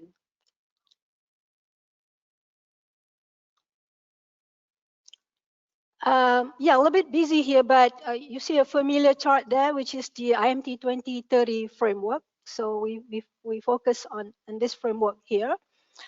So having gone through the vision from GSOA and also the objective from the SAA, so we then bridge this vision and perspective with the IMT 2030 framework. If you look at the outer circle there, I actually added the arrow there to show those are the IMT 2030 goals. If you go from the top right, going clockwise, connecting the unconnected, security and resilience, ubiquitous intelligence, and sustainability. So how is NTN, a satellite, and 6G will address this goal? So here we list down the common feature of satellite, which is what we have pushed for in 5G, but this continue to be very important, even more important in 6G. Global coverage. Satellite provides broad coverage. It's as you know, it will reach the unconnected remote areas, connect people in rurals, on ships, on aircrafts, and then global ubiquitous connectivity for airborne and also maritime. So satellite offer continuous connection to all of these platforms, enhancing safety, navigation, and also passenger services. Resilient and redundancy. Satellite network provides strong backup during emergencies like natural disasters, cyber attacks, infrastructure problems. This will boost the overall reliability of the 6G network. And more, the IoT connectivity for vast areas. We heard several presenters mention earlier about non-human connectivity in large area can be not cost effective for terrestrial. So here's satellite offering the connectivity to all these devices. We can do a lot of analysis, gather intelligence, provide valuable insight, benefit agriculture, environmental monitoring, and asset management, and much more. Again, low latency communications. So although we feel it's quite weakness, but we believe in advancement in satellite or NTN, this will hold the promise of reducing the latency. And this can be vital for real-time application in areas where it cannot be served by terrestrial, such as telemedicine and autonomous vehicle. So these specific end-to-end features that we have outlined here really align very well with the goals of the IMT 2020, the 4 goals there.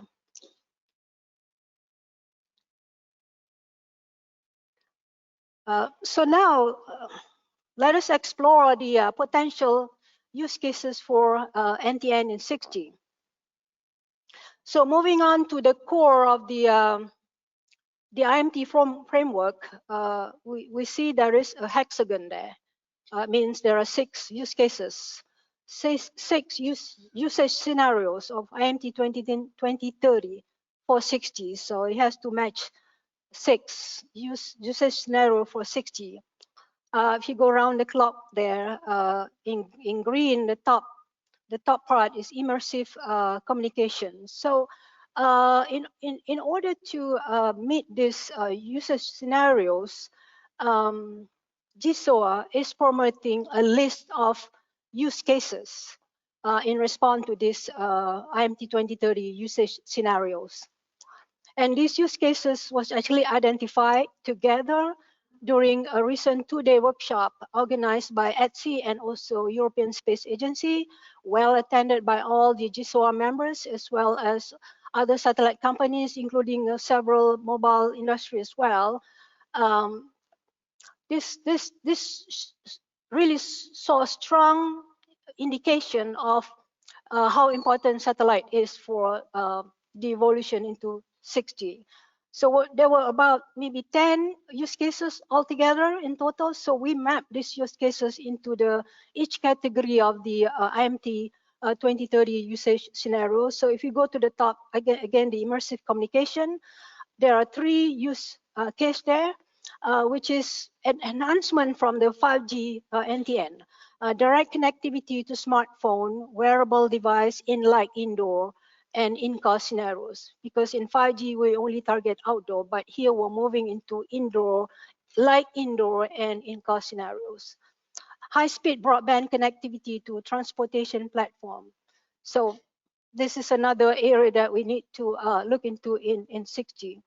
And the third one here is fast setup of connectivity to an area or theater of operation for utilities, public safety, emergency communication, or any disasters, because this can be fast connectivity from satellite.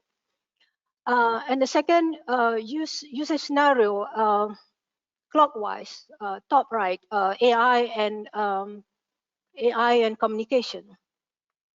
So there's one use case there for content distribution for media application. So satellite can support this use cases. The next one is hyper reliable and low latency communication. We thought this will support DPNT augmentation, which is PNT is positioning, navigation, and timing. In cases where GNSS is jammed or is an issue. So this is a good, really very useful use case for 6G NTN. And again, the low latency service over long distance. Under ubiquitous connectivity, NTN, this is obvious, coverage, connectivity everywhere. So a good use case for broadband connectivity to land vehicles, drones, homes, and small offices, and also aircraft in line with the SAA objective. Next use case is massive communication. As I mentioned, it will enable data collect from wide area, utilities for agriculture, public safety, and many, many more, to collect intelligence. Lastly, the integrated sensing and communication to use case, safety critical application, and also joint sensing and communication. So this is really at a very, very high level. So we hope that maybe in the next stage workshop, perhaps if there is a stage 2 or stage 3, we don't know, maybe we can go a little bit more in detail and perhaps even a longer list. So we don't know. The thing is, we don't know what's coming.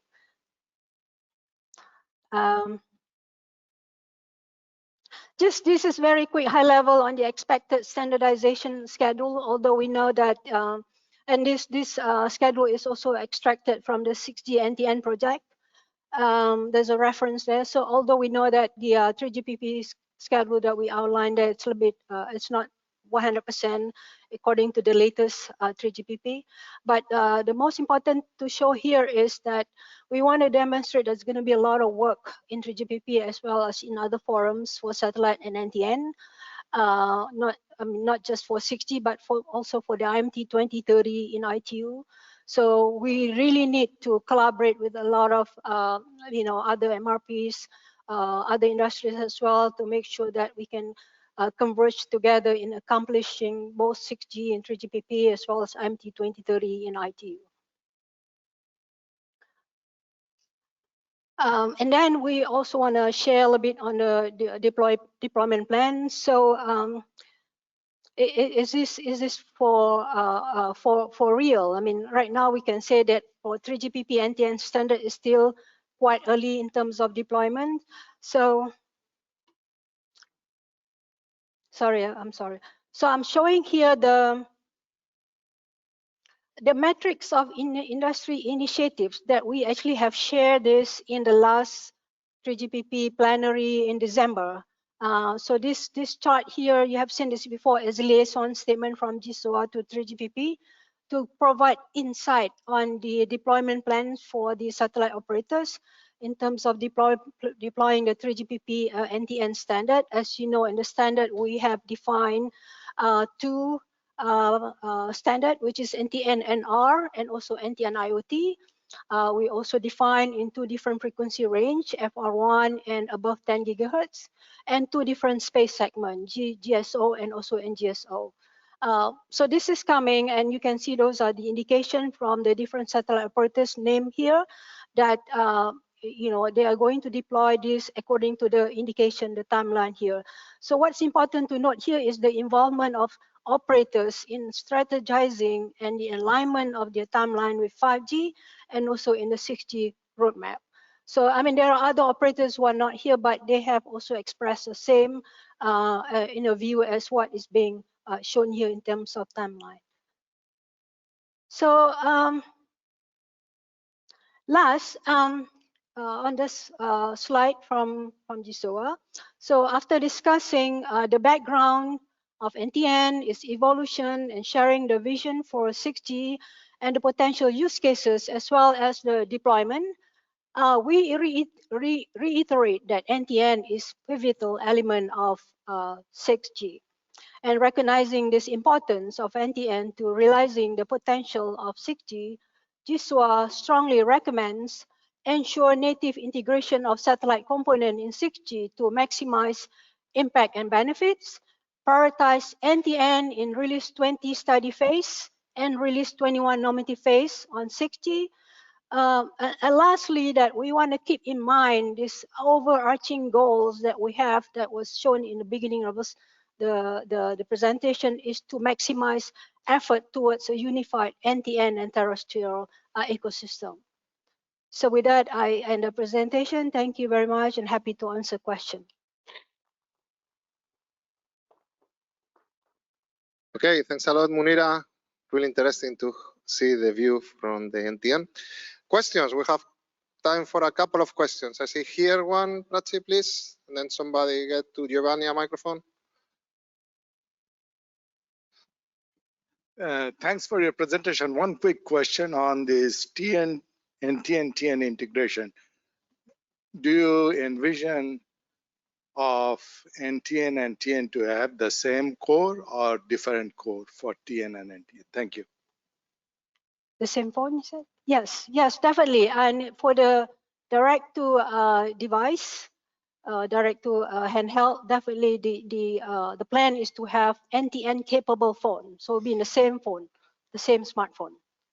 Same core. Oh, core network. I promise you from here we hear phones. Oh. So maybe the sound was difficult. Core. Oh yes, yeah, definitely. It's going to be connected to the same core network. Anything else? No? Giovanni, please. Thank you. Oh, by the way, I also have my colleague here, Nicholas Schubert, if you want to help answer some questions from regarding NTN. Yeah. We will have the panel with Nicholas. Don't worry, we know how to find you. Giovanni, please. Thank you, Giovanni Romano, Novamin.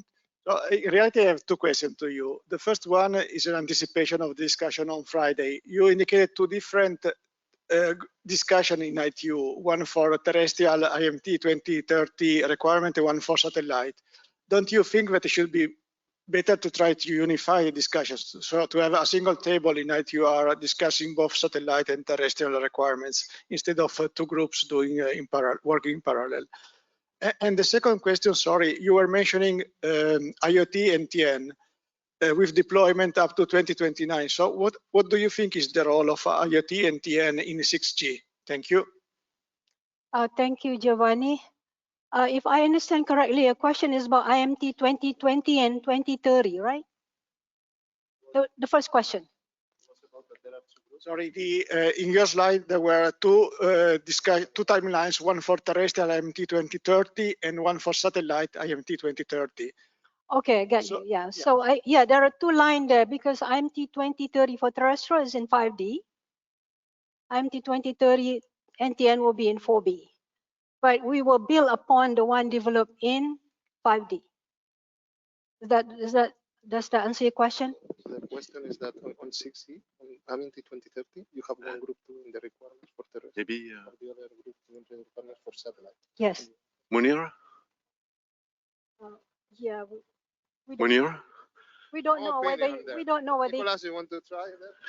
Yeah, so I understand that, yeah, indeed, ideally, we should do the specification of both NTN and TN in the same working party of ITUR. Unfortunately, that was not possible because so there were decisions in 5D, so we have to have complementary specification to be started in 4B. So it was not our intention, but ITU decided for us. Maybe, Giovanni, that is a great question for the panel that you are moderating on Friday with ITUR. I would say keep it for your panel. I know, sorry, I asked the question because I already seen the presentation from ITUR and it seems that it was a little... So you have it prepared, good. You can see. The second question, guys, about IoT on NTN. Nicolas, do you have any comments on that, or Munira? IoT on NTN, what is the role of 6G that you... Yeah, I mean, definitely what we showed earlier was the current deployment for 5G. That was presented in December, and what operators were going to deploy this. So the timeline kind of stretch between the combination of NTN IoT and also NTN NR. It all depends on what the strategy is for each operator. Some may start with NTN IoT because of the availability of the geo satellite that you can have it as a low-hanging fruit. Others are intending to deploy NGSO that have a combination of both NTN NR and NTN IoT on the constellation. So it's still open. Thank you. Okay, so in the interest of time, we are going to move on. Any more questions? Munira and Nicolas are going to stay with us, right, for the rest of the week. So any coffee breaks, you can address them, and also we'll have a panel. Once more, Munira, thanks a lot for your presentation today. Thank you.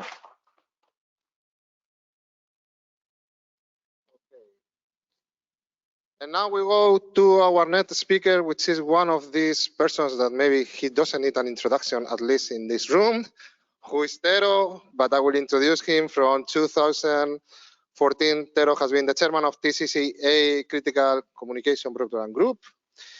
He's also the TCCA board vice chair representing the Finnish government public safety operator. So Tero, welcome again. This is your clicker, and please, can you tell us if societies can depend on 6G or not?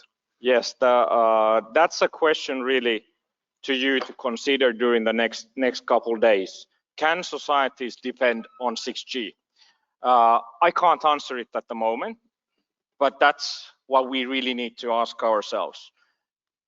Couple words about TCCA. TCCA's mission is to provide a platform to bring everyone in this sector together and drive the evolution of critical communication worldwide.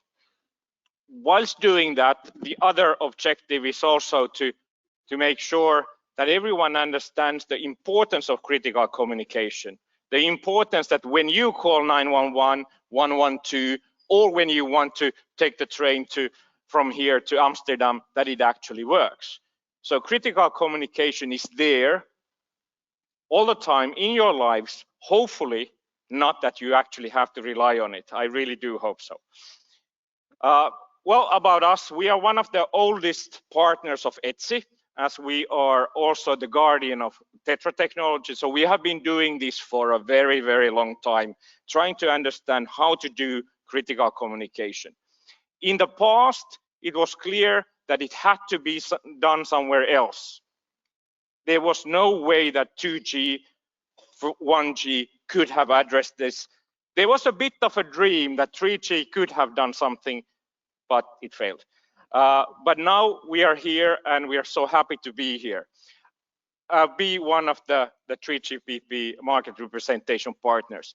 We are maybe around 160 members. That means user agencies, operators, both public safety and commercial operators, industry, other stakeholders, governments, sharing global knowledge with the target to have one common solution. So Roland was mentioning earlier about the 3GPP objectives. We try to bring all of our sectors together for one solution.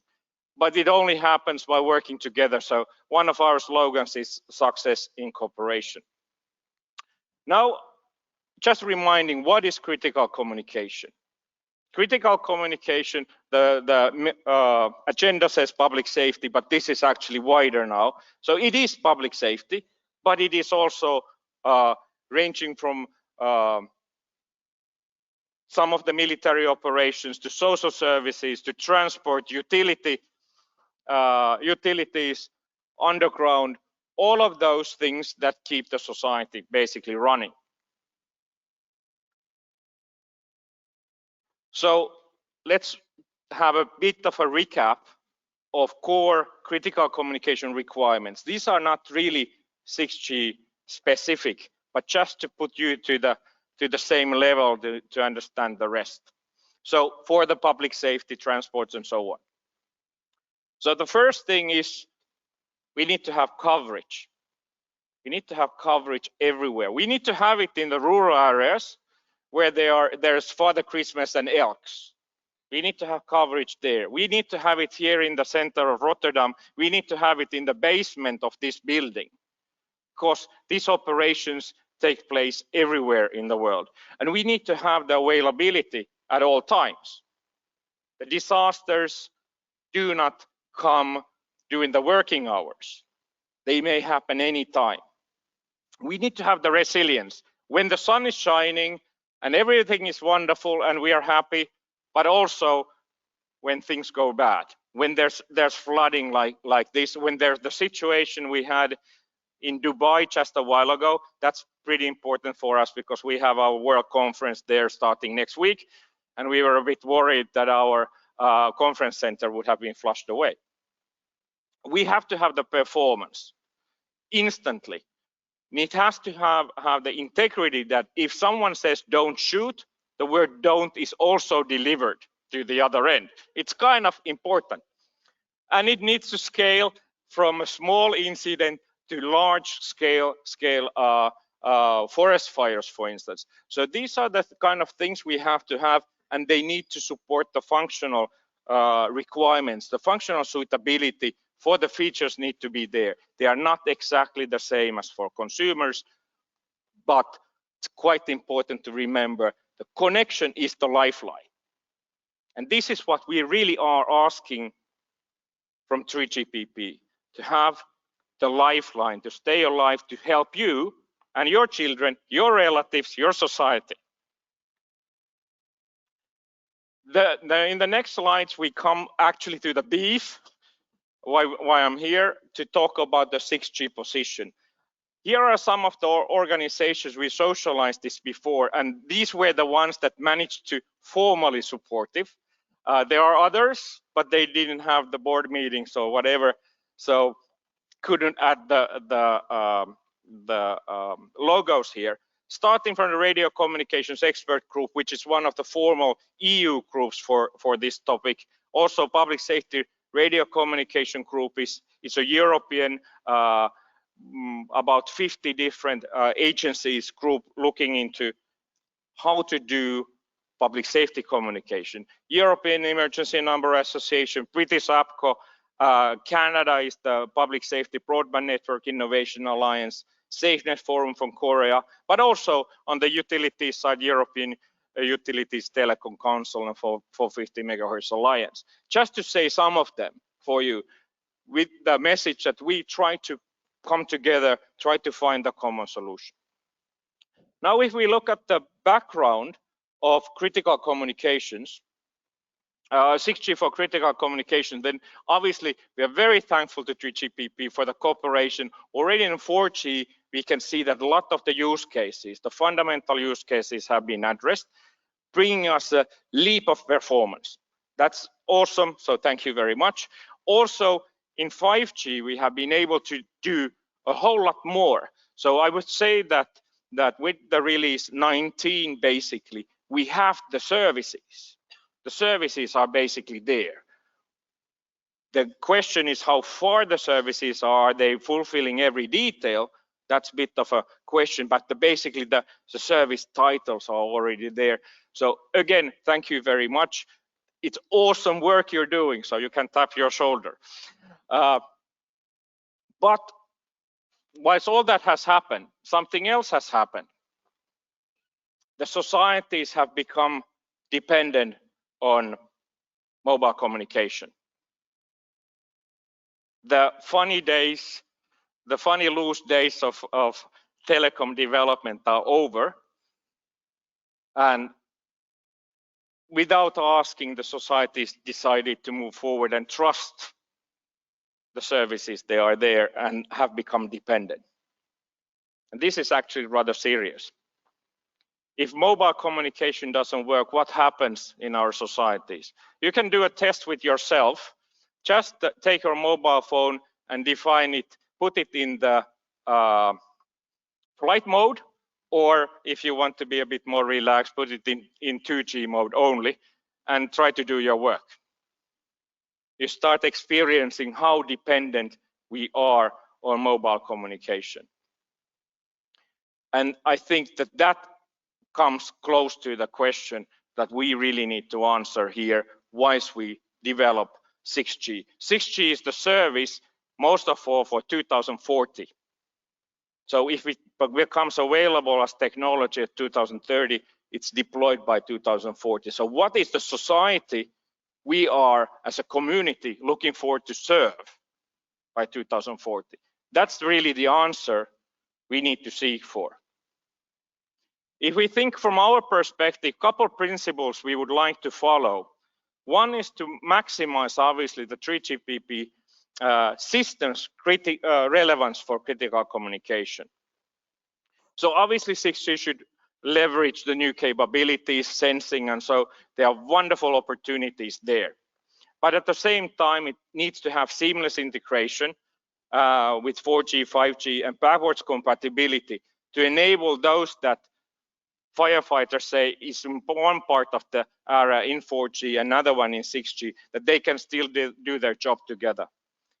But most of all, 6G should leverage and enhance the level of trust everyone can put on the network. Be it now on public safety, on transport, critical comms, enterprise, or a citizen in the society. With that, the other principle is that 6G standard should simplify the introduction of the solutions. Why? You just need to read the ENISA report, which was published now in March, on telecom outages. 72% are basically more or less errors, and those come out of complexity. And errors destroy resilience, reliability, availability. Those are quite important things we need to look into. So we should provide common suites of capabilities applicable across all the critical comms verticals, but maybe wider also across the verticals, which have been presenting here before. And to maximize the economies of scale there, enabling us to to respond to the same requirements. Now, going from the principles, the 4 themes we actually have. So this is now the actual beef of the presentation. So take a photo of this. So guaranteed service. Guaranteed service is obviously the responding to the lifeline. End-to-end service guarantees efficient ways to track and observe the service performance, knowing in the network, knowing that something is going to happen, something is going wrong, so we need to take action and have the AI to do the fixing. If possible, before a connection is lost, have another beam providing service, so that the user does not need to notice that something happened. Can we do that? Can we drive towards that direction? Resilience and robustness have standards there to support reducing, mitigating, and recovering from failures. Architecture to deploy have different deployment options to have really from the beginning now, as we design new things, have that's one of the first questions, obviously sustainability. We want to keep the world and live here. But on the other side, how can we design this service in a way that is actually always available and meets the needs of the societies? This is not for fun anymore. This is actually serious. And then have the standards to leverage the obviously cloud native things, have understanding that sometimes GNSS might not be there. Have from the principle design what happens if this goes wrong or that goes wrong, how do we recover? So resilience and robustness. And deployment and coverage. Coverage, again, coverage is the start of the connection. So have the coverage in ultra-rural areas, but also indeed in challenging propagation scenarios, like in the basements. There's wonderful work happening with the device-to-device side link over 5G, with the multi-hop, and so we just need to make it happen. We need to make it real. That's fine. With that, we can live. Simplify the deployment, bring the opportunistic ad hoc solutions in place, and all those things. You know, with this, deployment and coverage is the third box that we should focus on 6G as a theme.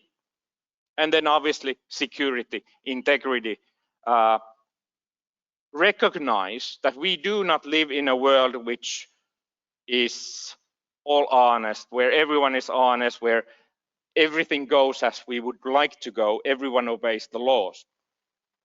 But there are other type of threat actors there, and therefore we would really need to understand also potential attacks against the networks and prepare for them, as well as the quantum safety things. So these are the 4 things. Let's build a 6G that the societies can truly trust and not just hope. With this, I'm ready.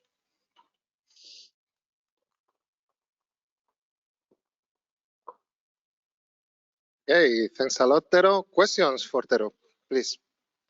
Have one there, Sanders, please. Thanks. So you put, I guess, a bit of emphasis on things like trust, the ability for the operators of the critical connectivity to trust into the system. You put an emphasis also on security, resilience, and so on. In your perspective, in the current, let's say 5G advanced system, what is the single biggest, where is the single biggest gap in terms of like trust, security, and that we have to fulfill in 6G? Maybe I answer not so much from 3GPP point of view, but more from the delivery point of view. Typically, the greatest problem today is that for some reason, the base station doesn't have power. And as a result, it doesn't have provide service, and as a result, the person doesn't have connectivity. So basically, the first thing is to ensure that the connection is actually there. Whatever means, end-to-end is one solution. Device to device brings alternative, but also we should really take the effort that how to maximize the service time in case there is such an interruption. That's the single biggest thing. More questions? Ronald? Yeah, thanks, Tero. As much as I agree to everything which is on the screen. No, really, I'm serious. That's basically also in line with the media view, guaranteed service, resilience and things. What I'm nevertheless wondering actually is how much do we need 6G for that? And the reason why I'm saying this is, I mean, looking at the guaranteed service thing reminds me very much to what 5G Max doing at the moment. And I don't know, Jody has probably talked about that already in the media streaming architecture thing. That's basically, if you deploy that to the very end, my feeling is, and I might be corrected by others, you can get that right away. When it comes to resilience and robustness, I mean, that's a cost issue today. Just an example, don't know how it is in other countries. In Germany, mobile operators do not have a legal obligation to provide their networks so that they are resilient against blackout. So no diesel engines are necessary, which broadcasting networks usually have, by the way, because we have this obligation. So in principle, putting money on the table, you could resolve it. And then coverage. I mean, if you put more base stations in ultra rural areas, even if there's only elks, put some money on the table, there you are. So again, do we need 6G for that? I think those are extremely good points. I personally think that 5G as a technology could provide. However, doing all this with 5G is likely to be ridiculously expensive, and that's a bit too much for taxpayer. However, if we do, like I would hope, with 6G, that we have this trust in the essence, in the core of the design, it would only be expensive, but expensive is fine. For our vertical, your vertical, the automotive, any of the verticals are in a whole lot of businesses, we're happy to pay for quality. We're happy to pay for being able to trust that the service is there because it's delivering then the value. So being expensive is fine. Being ridiculously expensive is not. That's quite a statement, yes. Any last question? Sandesh, and then Lola. Yeah, I'm Sandesh from TNO. I'm in general, I've been working a lot on security of networks. And one of the things I see right here on the screen is protection against quantum safe communication. I also saw this in one of the presentations before, but is that enough? Like a new generation of communication networks introduces new things in the core network, new things in the radio network. Why are we not talking about security by design? And why are we only thinking about specific security threats like this? That is a wonderful comment. Please take these bullets here as examples. Examples on security. Our job is to do everything we can to secure the society, secure the networks, secure the users and the citizens. So examples only. Okay, and last but not least, Lola, please. Thank you very much for a good presentation. My comment or question is really about the bullet point you had about seamless integration and backward compatibility with 4G and then 5G. That's when we have 6G. The question here, you can see that there's a conflict. I think earlier on there was a question about sunsetting 4G networks. Now we're saying we want to be backwardly compatible to them and keep them. How do you resolve, at least within the context of this vertical, what is happening in terms of, are we really sunsetting 4G, or are we trying to make 6G backwardly compatible with them and have them drag on for many years? So I would really appreciate your thoughts on that. Thank you. Absolutely. What I and we feel important here is to understand that this needs to be backward compatible on service level. So if we have a user in, say, my country, Finland, running for some reason in Lapland in 4G, and our dear colleagues in Sweden are running in 6G, and we are in joint operation, we need that service to work together. We need them to be able to move back and forth the border.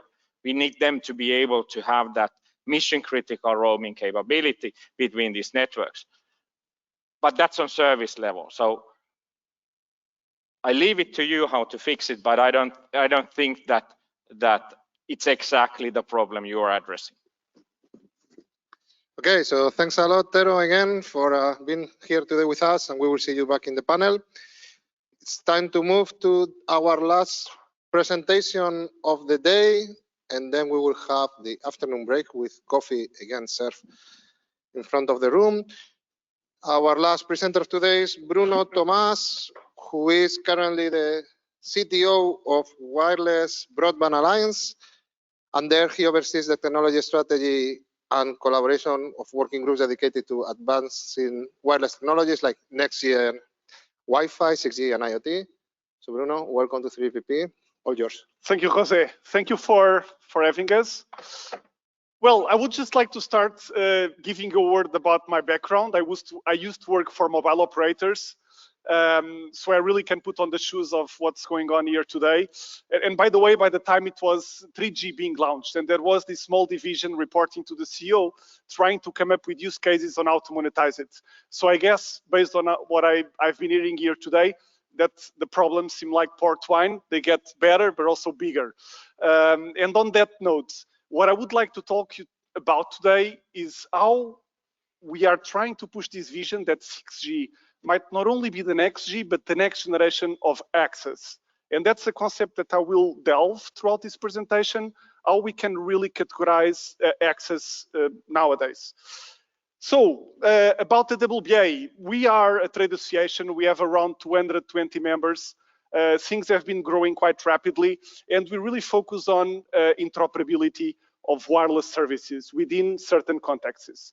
We like all access, cellular, Wi-Fi, IoT, other flavors. We really believe that the demand is so high that there is a space for all these technologies to harmonize and play nicely together. We drive our work in working groups, but also we have collaboration. So we have a long-term collaboration with the GSMA for more than 15 years, trying to align roaming standards, with the 3GPP contributing to RAN, to SA, and that has been really important on the way then we go to market. Also, just to situate you in terms of our membership, this is quite unique, and is one of the advantages that our work groups have, is that different players sit on the same table. So on the one hand, you have the typical mobile operators, cable, wireless ISPs, but also you have all the vendors from mobile and licensed wireless, the device vendors, but then also internet players and software providers, and they all together try to solve these business problems and deliver some value to the industry. So for today, in terms of the requirements for 5G, and trying really to wrap up some of the discussions here today, my objective is not to go into some of the verticals that you already heard, great presentations and the motivation to evolve to 6G, but maybe to give you a transversal perspective into all our work groups and what we hear from CIOs that they really want to enable. And on that note, just from these few examples, industry, ports and maritime, stadia, airports, they are all high density venues with very specific requirements. But what they tell us is we need to simplify the management of our systems and the way we plan our network design and the capex and the investments that we need to do. So this is really a mission that if we all come together and we are able to deliver better policy, management and control, I think it will be much easier for them to evolve to new generations, being of cellular, of Wi-Fi, anything we want to push. Because when we hear about their problems, connectivity is important, but then they have, for instance, property management systems.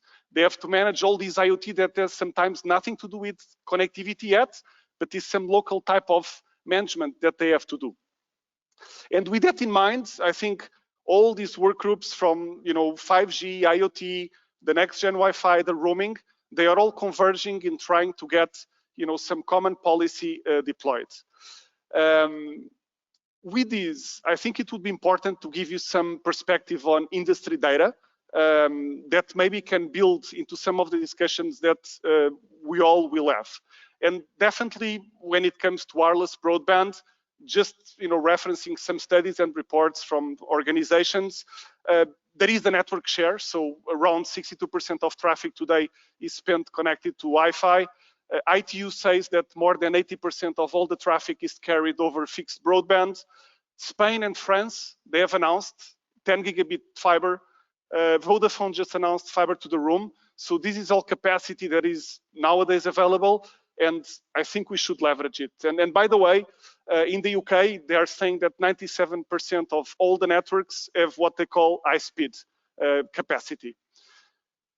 Based on this data, I think it's also important to mention spectrum. There were some references to spectrum, but we believe this is really going to change the mindset of the different CIOs and how they really go about deploying their networks. The reason being, unlicensed spectrum has been available now in many countries throughout the world. As you can see, 54 countries have allocated new spectrum that was not available for the last 20 years. This is happening also for private 5G, so we see more harmonization, more countries coming up with light licensed spectrum to enable some private type of cellular, and both combined will bring also some challenges and perspectives on how you should really make your investments, and how this unfolds until WRC 27. I believe is something that we all should work together and bring back to the standards associations. Then the paradigm is also changing on how we really go about making the spectrum available to the industry. And to all the verticals you hear here today, they have special requirements when it comes to their operations. So on the left-hand side, there is this new concept, automated frequency coordination. There were attempts over time. You may recall TV white spaces.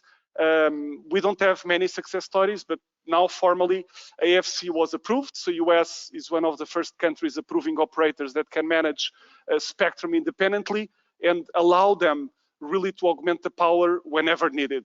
So on the right-hand side, you can see one example on how network design and planning will now start to unfold, especially on outdoor environments, where you have the fixed incumbent links, but then with some type of planning, you can really get more frequencies where you can augment your services. So meaning, for instance, indoor cellular coverage. We all know that customers come back to us and say, look, I have these supermarket chains all over the country, like in Deleuze, Belgium, and they really wanted to improve their indoor cellular coverage. And this is helping them with some of that planning and rationality on investment going forward. But this is all, I would say, positive points that things have been moving on wireless broadband, but there are still challenges. And I'm just highlighting here a few that is like a checklist when you talk with someone. Let's see what they will tell us they need to solve. And I think not a single industry or standards body can really solve it on a standalone siloed manner. And these are just a few examples. We all have the onboarding issues. Of course, if you use a SIM card, there are ways to then do some type of onboarding into non-3GPP type access. Of course, the backhaul topics, the roaming, the handover, policies per region. So if you go from one country to the other, most of the times you have to onboard again.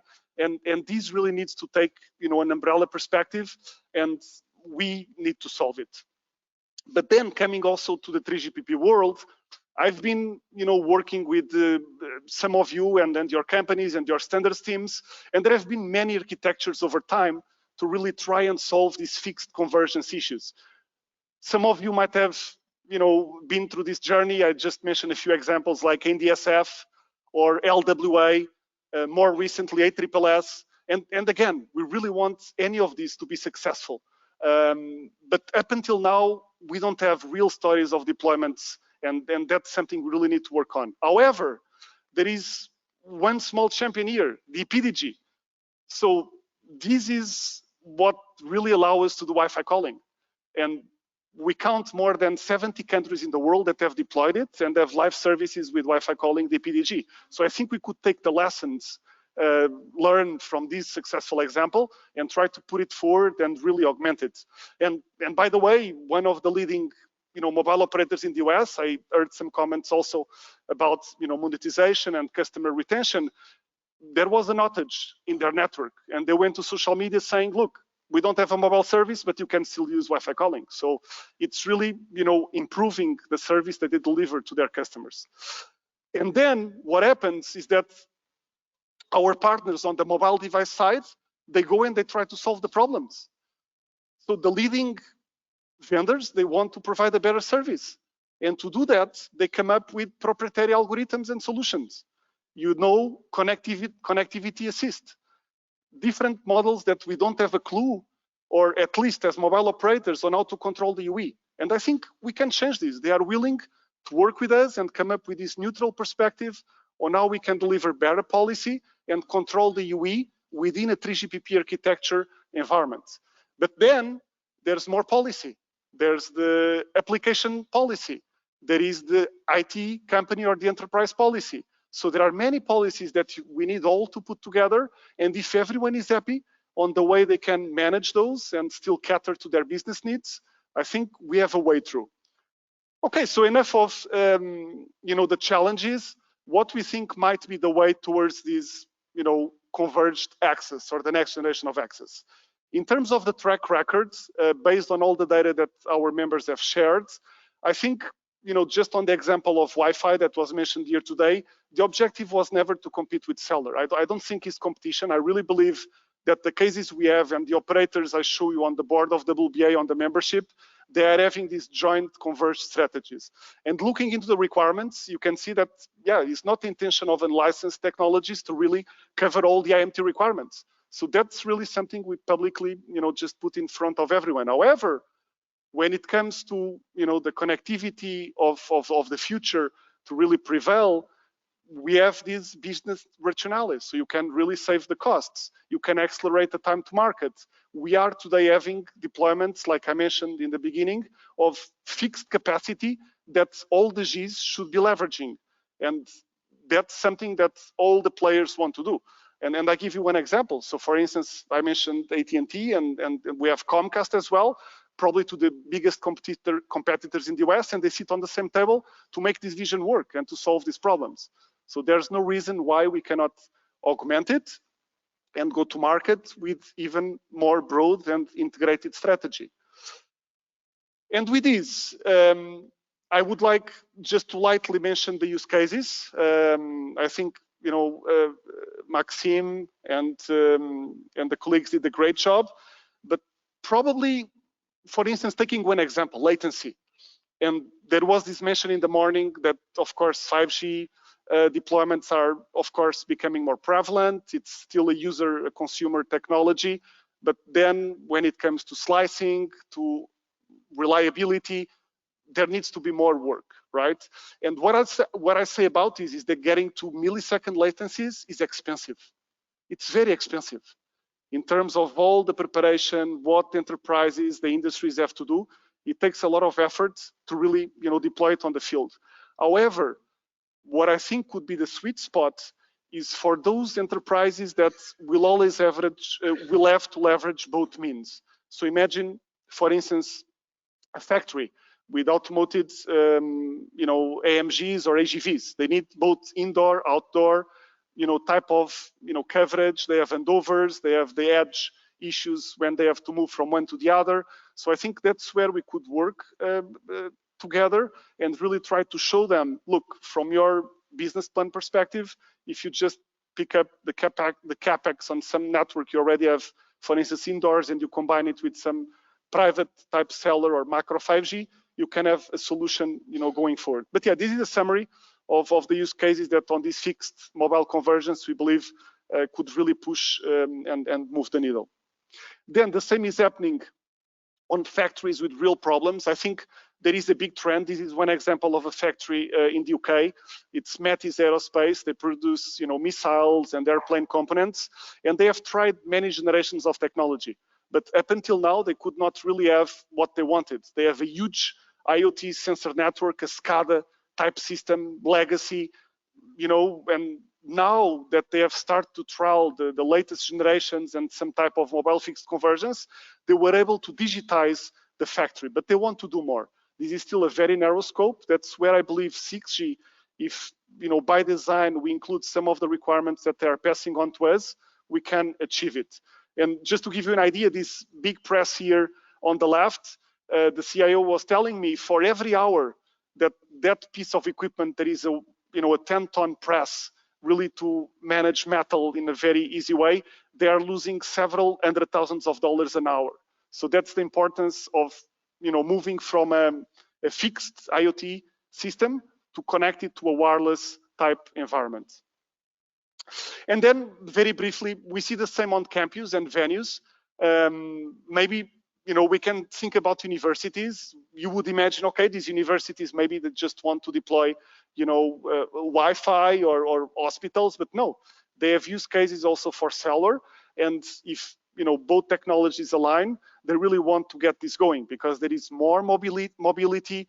They also have this concept of the corporate teleworker type use case, where people can move from, you know, the place where they work or study back home, and they wanted to maintain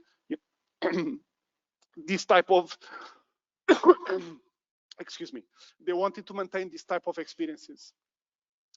Then healthcare is also a nice use case where it was already referenced here today, the remote surgery, and definitely, you know, with some private spectrum, we should have some content and some capability of addressing that.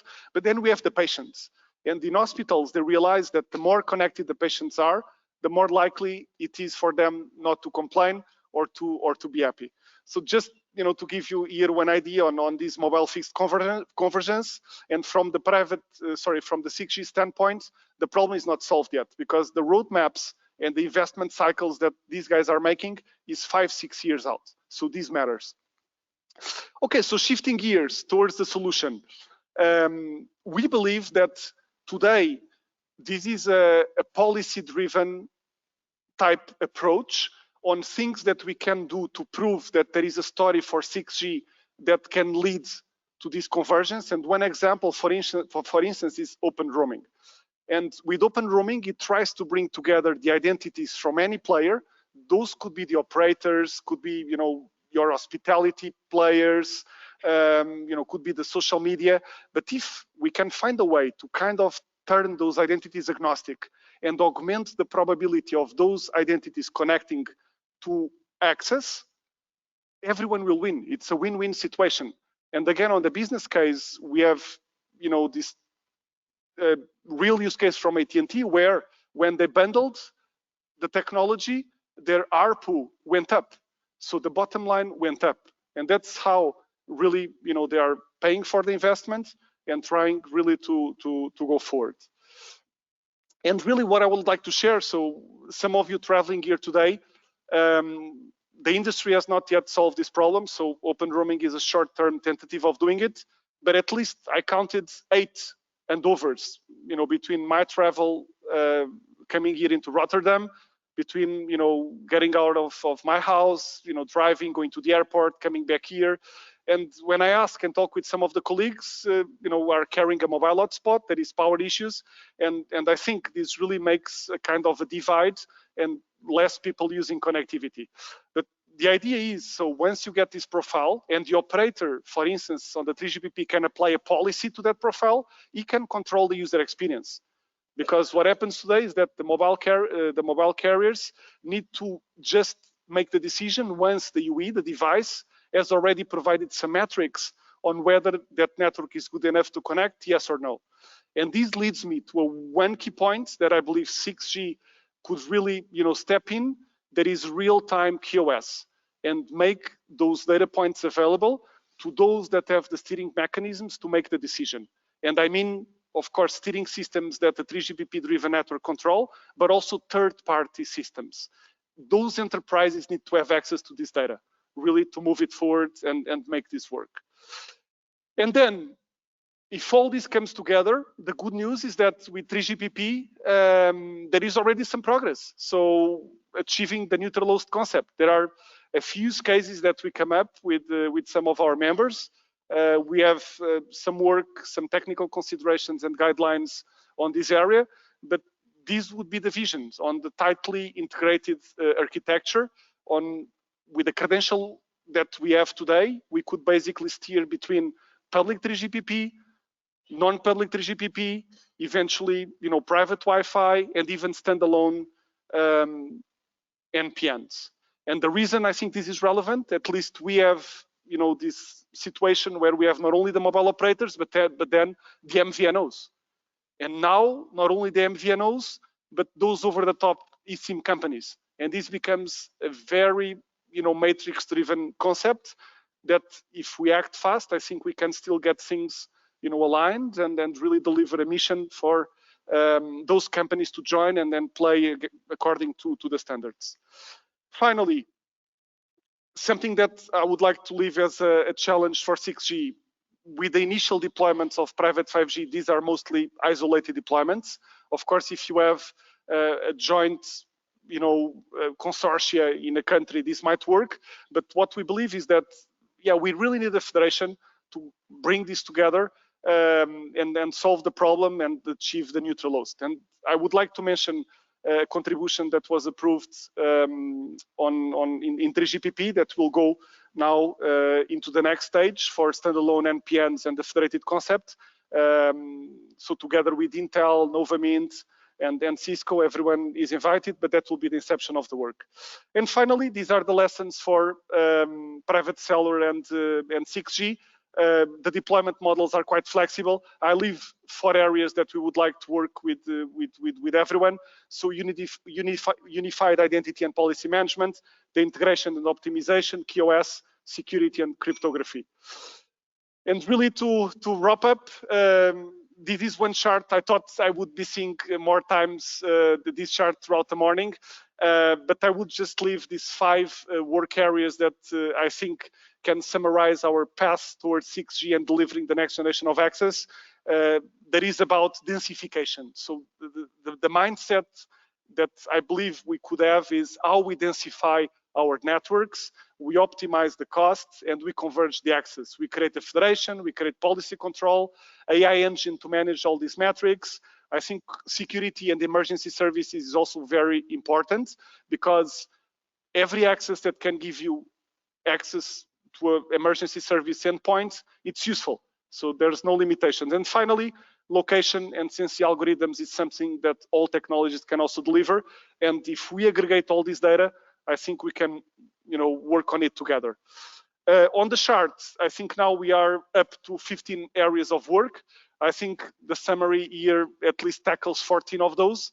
And hopefully this will be the inception of some collaboration and then drive these requirements towards IMT2030. So thank you for your time and attention.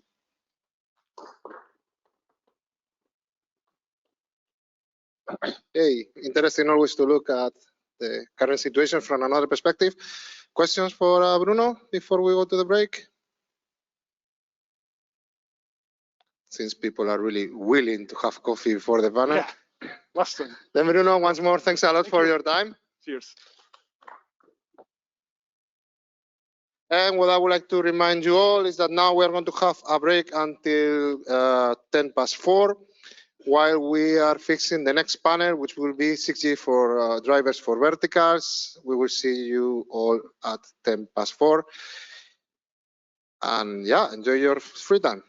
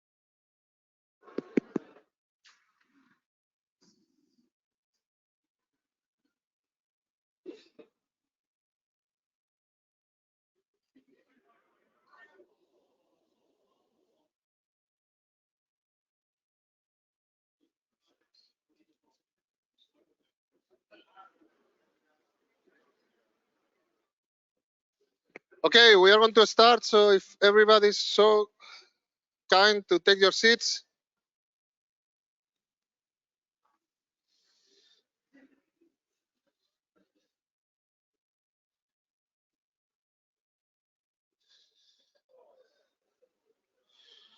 That's great. You don't need this.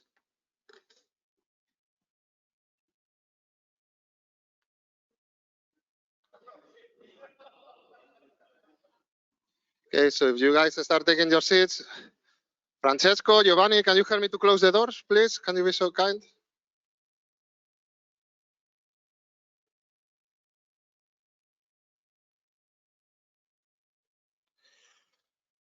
Okay, so welcome back, everybody.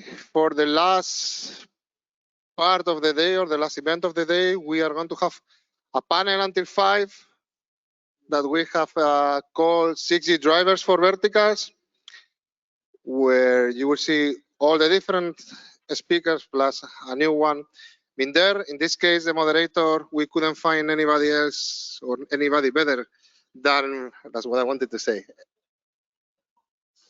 Salon Day.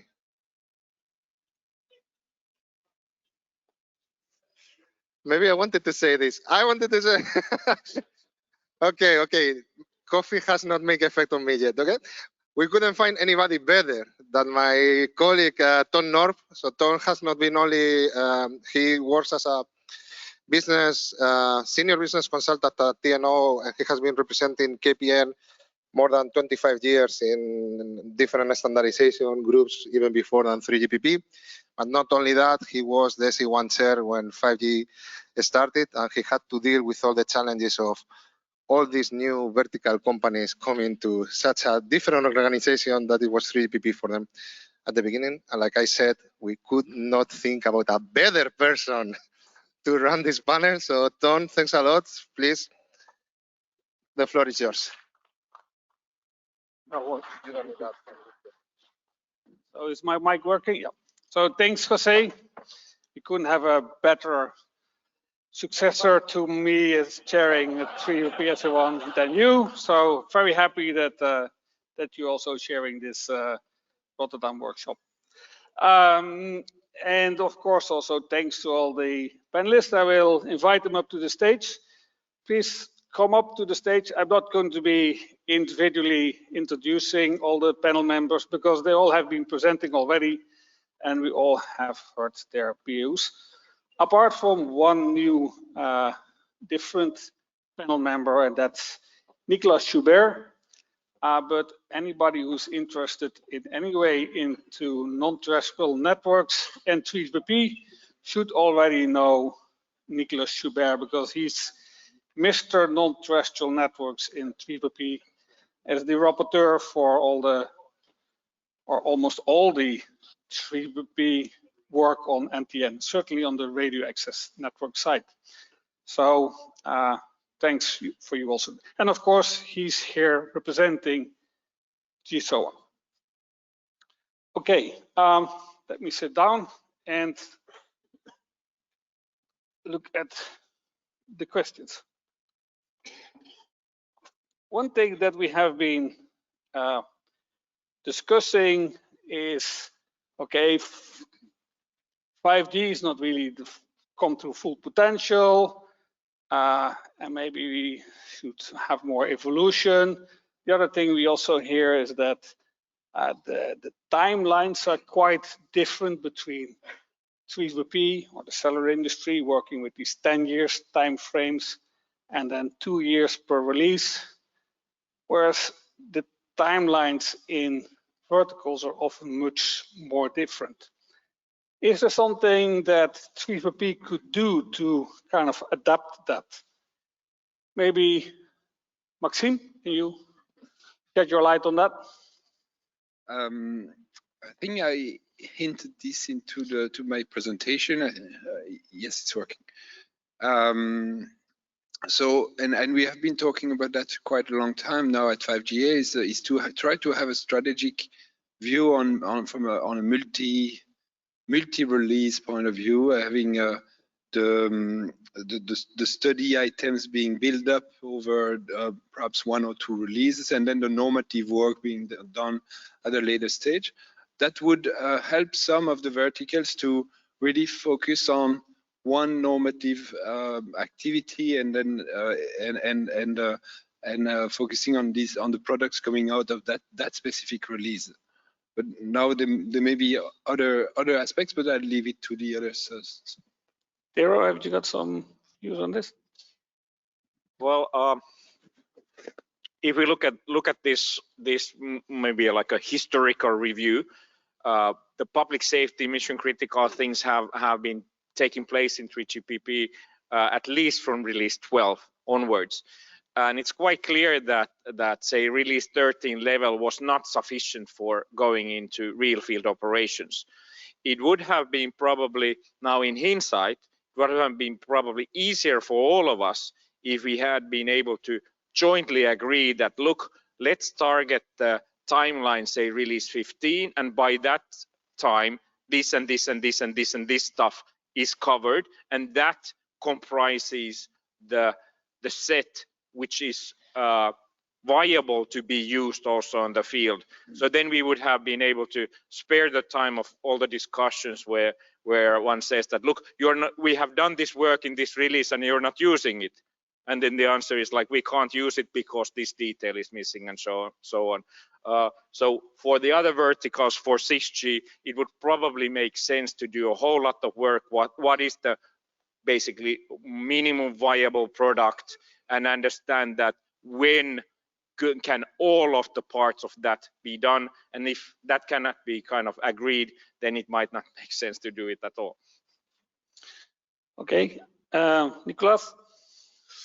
Well, for satellite industry, it's a little bit similar. We have indeed a longer time frame to deploy or to design and to deploy satellite systems. So indeed that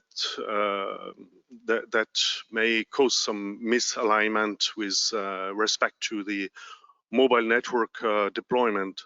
However, I think this idea of multiple release to define a feature over a multiple release may make sense for some features, but for other features, I think one single release can be should be adopted. So it's really case by case. However, more flexibility indeed could be of interest if provided by the organization. Yeah. Okay. I've got many more questions, but I also want to give some opportunity for the audience to ask questions, but please on the topic of migration, timelines, and that kind of things. Now I see a hand there. Sorry, I forgot your name. Luca. Viasat. Yeah. So my question is, so before, I think during some of the presentations, I think someone from the audience made comments in regards to what is the scale, what is the addressable market. And so the question that sort of comes natural to me when we talk about verticals is, it seems to me that there is part of the mobile industry as it is today still reasoning a lot with the EMBB use case, the mobile broadband and the smartphone in mind. What do you think is the biggest disconnect between the vertical requirements or the vertical market segments and the mobile industry today that has made adoption less than optimal? Who is interested in answering this? Nicolas or Thomas? Yeah, maybe I would like just to double click on the concept of densification. I think for the verticals transversely, there have been this demand for data and an easier management and control over the policy. So I see that naturally we want to involve the satellites, in terms of backhaul, the IoT technologies, they are becoming more and more relevant. So I think really for the time to market to accelerate, we have to go baby steps and go to market with some readily available solutions today, and try then to make progress towards the overarching vision where you have a new set of 3GPP standards to rule them all, let's put it that way. Nicholas, do you have something to say about this one? Yes. The main contribution of NTN relates to ubiquitous coverage. So we try to add this this value to the mass market. So to make sure that UE will implement NTN connectivity so that everyone can get this this ubiquitous coverage, and but not necessarily EMBB. So we are more focusing on the coverage rather than the mobile broadband. But then as part of 6G, I think we should add the dimension of resiliency. I think this was brought up by many stakeholders since this morning. Is that we are in a society where the economy is even more relying on the digital economy, and the digital economy is relying on the connectivity, and therefore we need to work together as part of 6G to really improve the resiliency of the network. And that there are many ways to do that, but maybe some ways could be to combine different access technologies together. And this is something of a challenge, because it has started with 5G to connect different access technology, but we should do more even more. For instance, one thing which has not been well supported is the multi-connectivity. So multi-connectivity is handled at the core network, and it should be at RAN level, because it will deliver more. So sorry, I took more. Andreas. Yeah, so getting back to your question, so what it's focused on EMBB and what is the disconnect to the verticals, right? I would say in manufacturing, but I could imagine it's for other verticals very similar. We have a solution for EMBB. It's called Wi-Fi. Right? It works pretty well, it's there, and it's relatively cheap. And 5G could make a difference, especially in the more critical communication, right? So which is, we need high level of dependability and short latency and so on, all what has been promised at the beginning, and which is only partially available today. So that's a challenge. And the challenge, of course, is in the consumer business, it's an established market. So we all have a smartphone, I guess. We have a network here, right? And then it's just, okay, you buy a new smartphone, it has some new chipset, some new features, but it's very evolutionary. And in the verticals, manufacturing being one example, the market is not really there yet, right? It's still very early days. And it means the volumes are relatively low. It's maybe not so attractive to invest, but somebody has to take the first step and invest. Otherwise, the market will never be there. And that's the challenge somehow that we have to deal together, and maybe taking some baby steps all together, right? You move a little bit and I move a little bit and so on. Could be a solution, but it's obviously, as we can see, more challenging than probably all of us have expected a couple of years ago. On a different topic, when we got into 5G, we got something new, which is non-public networks. That's kind of like a new ecosystem. No longer was just operators, network vendors, and terminal vendors, but we also have these non-public networks.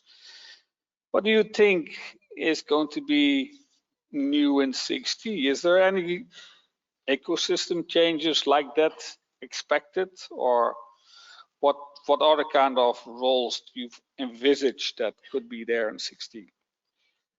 Maybe Jordi, you start with you. Thank you. So I think it depends a bit on finally what 6G is in terms of how disruptive it is, or if there are architectures that are like opening up to other things, right? Like we had with non-public networks, where you have perhaps a new ecosystem in. I see, for instance, the role of AI, well, if AI gets more into the system, it will bring new companies that perhaps we've never seen in 3GPP. Right, so it depends a little bit how disruptive 6G is. With 5G, we've seen, I mean, operators, satellite operators coming, right, NPNs and so on. I think that there's gonna be an evolutionary path on this, like more companies getting into the system as soon as more capabilities and more, different architectures are offered to even, I don't know, this morning we were talking also about non-3GPP like Wi-Fi and so on, right? So if you offer tools to harmonize all these networks and so on, you will see more companies getting into the system. Thomas, what's your view on this? I think you have lots of potential new role. Yeah, definitely. Maybe I'll just tackle one very practical point on NPNs. That is, if we have an industry that is really into deploying NPN and they have factories and facilities in different regions of the globe, I think one item that we need to realize is that the IT companies, they are not typically mobile. So imagine requesting an IMSI range from ITU, managing those mobile identities, the life cycle. It's a lot of skill set. So I think here the mobile industry and eventually the standards and the guidelines will make it really more prominent to go to market faster for them to gain the confidence to make the move. And then we have, of course, interoperability and roaming. Imagine, again, a non-public network owner, if you want to onboard as many identities as possible, when we go to GSMA WAS, we know that there are 800 mobile operators in the world, 1,400 MVNOs. It's impossible for the IT of a company, of an enterprise, to be able to get all these relationships going. So our suggestion is we start doing more on deployment guidelines and interoperability to make some of these new capabilities successful. But would it imply new roles, new companies, that do this? Yeah, so I think all the roaming apps today will have a role. I think, those software companies already working on, facilitating onboarding, I think they will have to build new skills, and really if standards can help them, that will facilitate a lot rather than everyone coming up with their own proprietary way of managing NPN. Andreas, do you see a development on how non-public networks are working and what different kind of things you have there? Yeah, I mean, of course, I think the changes to the ecosystem are still ongoing for 5G. Right now, we have non-public networks. It's in the standards. There are first deployments and so on, but the ecosystem is changing a lot. There are new vendors coming up. There are new types of system integrators. Maybe sometimes enterprises want to run their own non-public network, and it's possible, right? So that's all still ongoing, and I think it's still very diverse, and maybe will also remain diverse, that there are many different options now. This is, of course, a change. And for 6G, as I also mentioned in my presentation earlier today, I mean, non-public networks should be considered from the very beginning as a central element.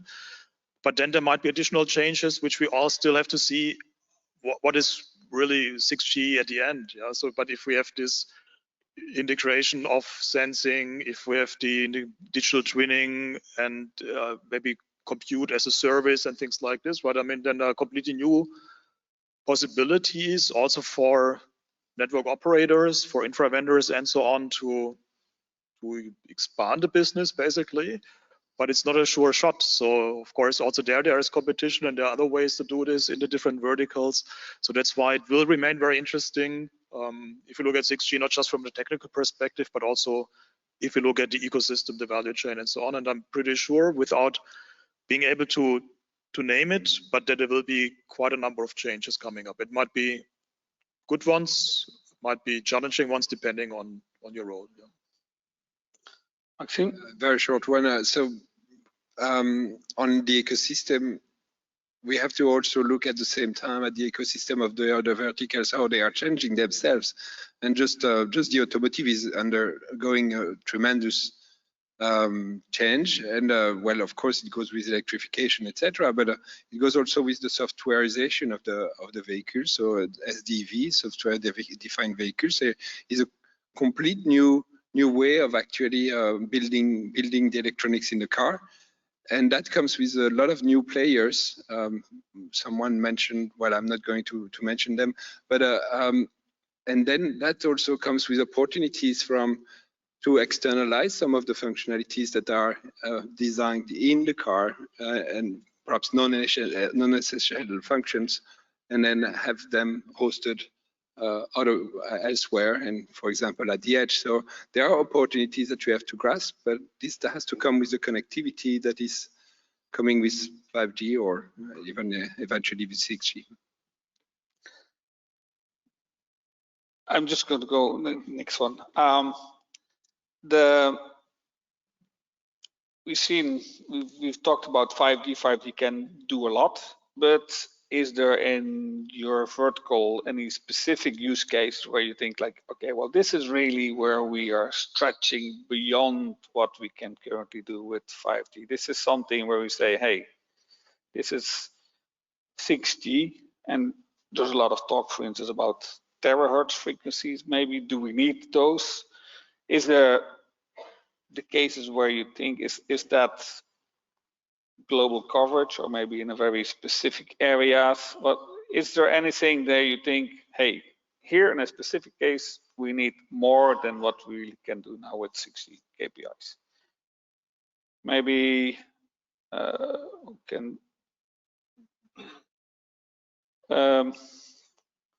Andreas? You? Yeah, happy to say something, of course. I think the challenge is, again, do we look at the standard or the implementation, right? So from the standards point of view, I would say, of course, there are always use cases that you cannot do with the current generation, right? But the question is, does it make sense? And I mentioned this before, there are use cases in a factory, maybe with latency requirement below 1 millisecond and so on, but it's a fraction, and it's maybe not a business case. But if you look at the implementation, there's many things where there still could be improvement. There's three different stages. You need also the research. If you start to discuss some terahertz research, you need to be way before even the specifications, and then there's the implementation. But you need to figure out where, for instance, research needs to go. We need to research into even lower latencies or other KPIs, even higher, or so you mentioned terahertz, right? That's one of the. Right. I mean, let's take this as an example, right? I mean, and I think here we have to be careful. If you look from the end user perspective, terahertz does not solve any problem. It can be a building block that helps you solving a problem, but I think it's important to first of all understand the problem, and then look at the set of possible solutions. Of course, terahertz somehow, taking my research ahead on, has some interesting things because it's a lot of bandwidth, especially in a factory. Maybe the distances are not so so big, right? It's short distance communication, and especially if you look then at integrated sensing and communication, it's very promising because there's a lot of bandwidth. That means a very high sensing resolution. So there are some things that seem to be very attractive, but we also understand, or I understand, there are many challenges, right? Also then really looking into the semiconductor components and so on. So that's why I would not bet too much now on these things. It's maybe more the far future, right? And there are many more benefits that we can tackle in the short term. And with terahertz, I think it would also be the same threat then, or the same concern, that we, of course, we can create many good standards and standardize the stuff, but will it ever be implemented then in the foreseeable future if we even don't get the more basic stuff implemented today? Jordi, what's your take on this? So I think, I think we can always invent use cases, right? And then stress the KPIs or stress, right? I think it's important, and I agree with looking at not just the implementation, but the actual deployment, right? There may be use cases that are, let's say, within the scope of 5G, that when you put them into reality, into a real deployment, you are constrained to some extent. I made the example this morning about, I don't know, this TDD configuration, right? If you are constrained about this, you cannot exploit fully the original target of data rate or latency that the radio access technology promises, let's say, in isolation and when ticking the IMT 2020 requirement. So I think we need to look at the use cases into the real deployment scenario and perhaps derive some requirements from there, not just in terms of KPIs, but also in features that would allow these deployments to happen and to meet the actual targets of the KPIs. I think that's something important. And the other thing is how to bring some of the use cases at a scale, right? For instance, looking at immersive communications, yes, there's been a lot of demos, right? We can bring a demo here with this box with an hologram inside and so on. It works, yes. Can 5G deal with it? Yeah, perhaps yes. But how to scale it into not just a box in a particular demo during the Mobile World Congress for 1 week, but to have it as a regular service somewhere else, right? I think that's the other challenge, how to bring the scale for the use case. Thomas, is this kind of new KPIs, new challenges, is this something that we always have to have everywhere? Or is there also scope for specific things that are more like local deployments? Yeah, Tun, I think you just summarize it really well. So everyone wants tailor-driven policies, and that allows them to capitalize on their investments. And just picking up on your point, there is, this morning I think there was some speakers talking about it's too early to talk about 6G. But then on the operator panels, there was something really interesting. I think it was from the gentleman from China Mobile saying we need to make it cheaper to be able, when we talk with these companies, for them not to say, well, I'm just going to buy Wi-Fi. And as I said, I like all the access. But to that point, I just want to double click that for 6G, to make it right on probably where 5G is still trying to get its space, is the non-public standalone part of it. And maybe a new concept that can be pushed with this new generation could be, why not cellular hotspot? Why don't we have cellular hotspots that play nicely with the mobile core? 3GPP manage the identity. I also heard the comment about, well, if my customer connects to an outside network, it's not my customer anymore. I think there's something we can do there. They can use the SIM AKA identity, and you keep full visibility of the life cycle of that customer. So just giving some line of thought for 6G. Okay. Then I want to go to very, the audience. very short note on that in that sense that how about if we decide that mobile connectivity is a human right, civil right, and it would mean a bit along your lines that when you as a human being or be it a machine somewhere, if there is any network available, you would have the access through that network, and then it's up to the MNOs to agree how to do the billing.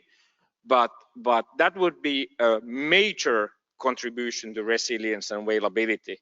We can see this in some crisis areas. This is being deployed today and providing a lot of benefit. But that might be one of those leading thoughts in 6G. I know there's many SD1 people here, and they are very good at putting requirements on performance. So is there any questions from the audience related to KPIs, performance that we expect from 6G? Any takers on questions? I can't see your face and I don't. This is Wayman from FutureWay. I actually do have a question I'd like to get an answer from the gentlemen. In 5G, we have 3 major use cases. We know MBB, massive IoT. But for URLC, there seems no real use. My question is really feasible for wireless to do that in terms of technology and economy? Because we could put a lot of resource to make it work, but very expensive. So maybe just that's a question. Because before we talk about even higher KPI for 6G, we need to figure out whether that's really workable for 5G KPIs. URLLC. I think then. So what's the question of what's the use case for 6G?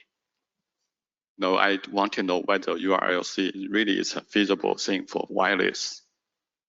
Is URLC now with 5G feasible before we go to even higher URLC? I think, Andreas, you're mostly in these URLC use cases. And then Maxime. Yeah, I think I mentioned it briefly before already, right? I mean, I would not say for 6G we need even more demanding requirements in this respect, right? So the 5G target requirements are good enough. But of course, we don't see so much use of URLLC because it has not been implemented. It's not really supported. At least I'm not aware of an end-to-end solution that supports the target KPIs that we have set for URLLC. And that's the reason why it's not there. From an end-user perspective, of course, if we can get it for a reasonable price and so on, we can use it, right? I mean, it's not that this was just imagination that this could be helpful. There are other use cases, we can name them. We have collected them also, some of them in 5G ACIA, but it needs to be implemented. Otherwise, we cannot use it. And that's the gap between the standards and implementation. Maxime, and then Okay, perhaps we don't necessarily need to talk about the U in URLLC. So it, I mean, even you know, guaranteeing 10 milliseconds. Well, from a feasibility point of view, I don't see that complicated, or perhaps I'm completely wrong. So when we have in EMBB, we have perhaps 1 gigabit per second, and then perhaps a latency of 1 second. And then so as a customer, you just say, but I don't want 1 gigabit. I want perhaps 10 megabits, but I would like to have 10 milliseconds latency. I mean, if you make the maths, and then the use of resources should be more or less the same, no? Or perhaps I mixed up the numbers, but so what is it that in the LLC, let's say, that is so complicated that we cannot implement it today and guarantee a minimum level of latency? I'm not talking about the milliseconds here, perhaps 10, 100 milliseconds, and having that guaranteed. Is that unfeasible at this stage? No. Nicolas?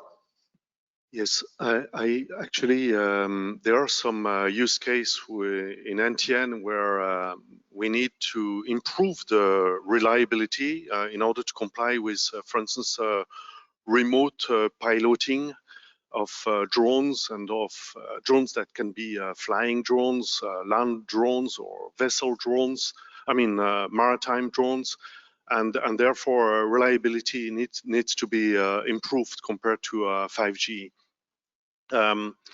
It's like there are other use cases where we'd like to improve, for instance, the service availability, and that's for smartphones to address, to be able to provide some level of service indoor. That means being able to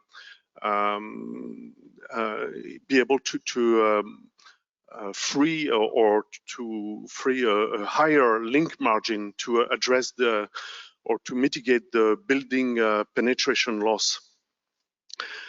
All these are new compared to 5G, and would require to add some more features in the radio interface, maybe a better coding scheme or complementary coding scheme.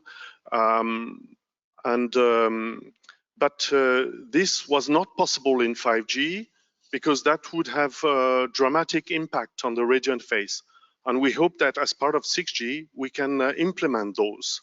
And therefore, 6G maybe not necessarily a revolution with a totally new radio interface, but more enhancement compared to the existing 5G radio interface, but with higher step complexity features.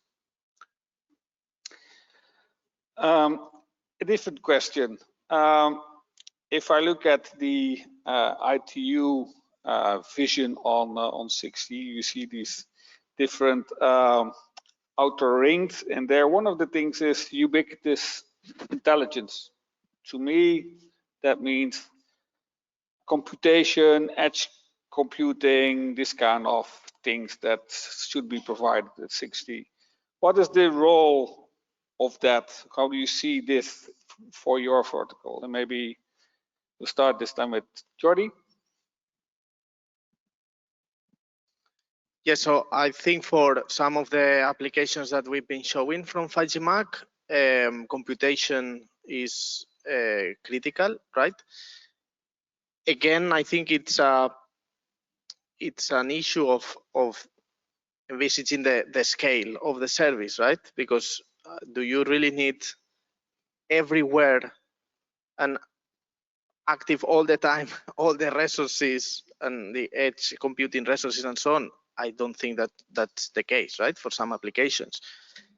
What I think it's important is to have the ability to talk to the network in order to get the resources on the spot when you need them, when you really need them, and bring them back for others when you are not using them, right?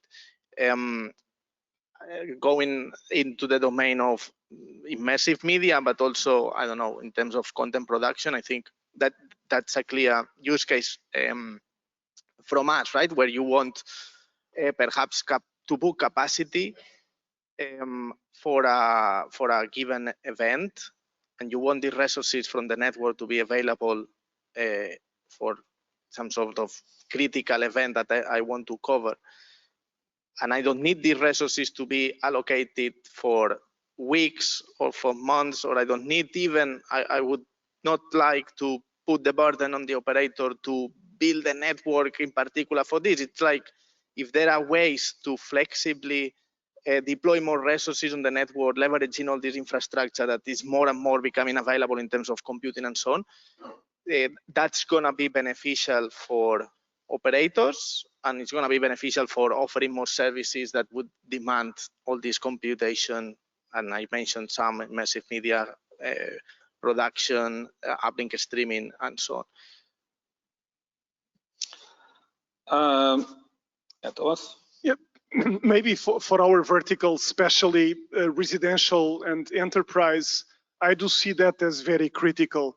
I think we need an abstraction layer where this data becomes available to make smarter decisions at the edge of the network. So what happens most of the times is that this tiering can create serious problems on the perception of the user or the thing.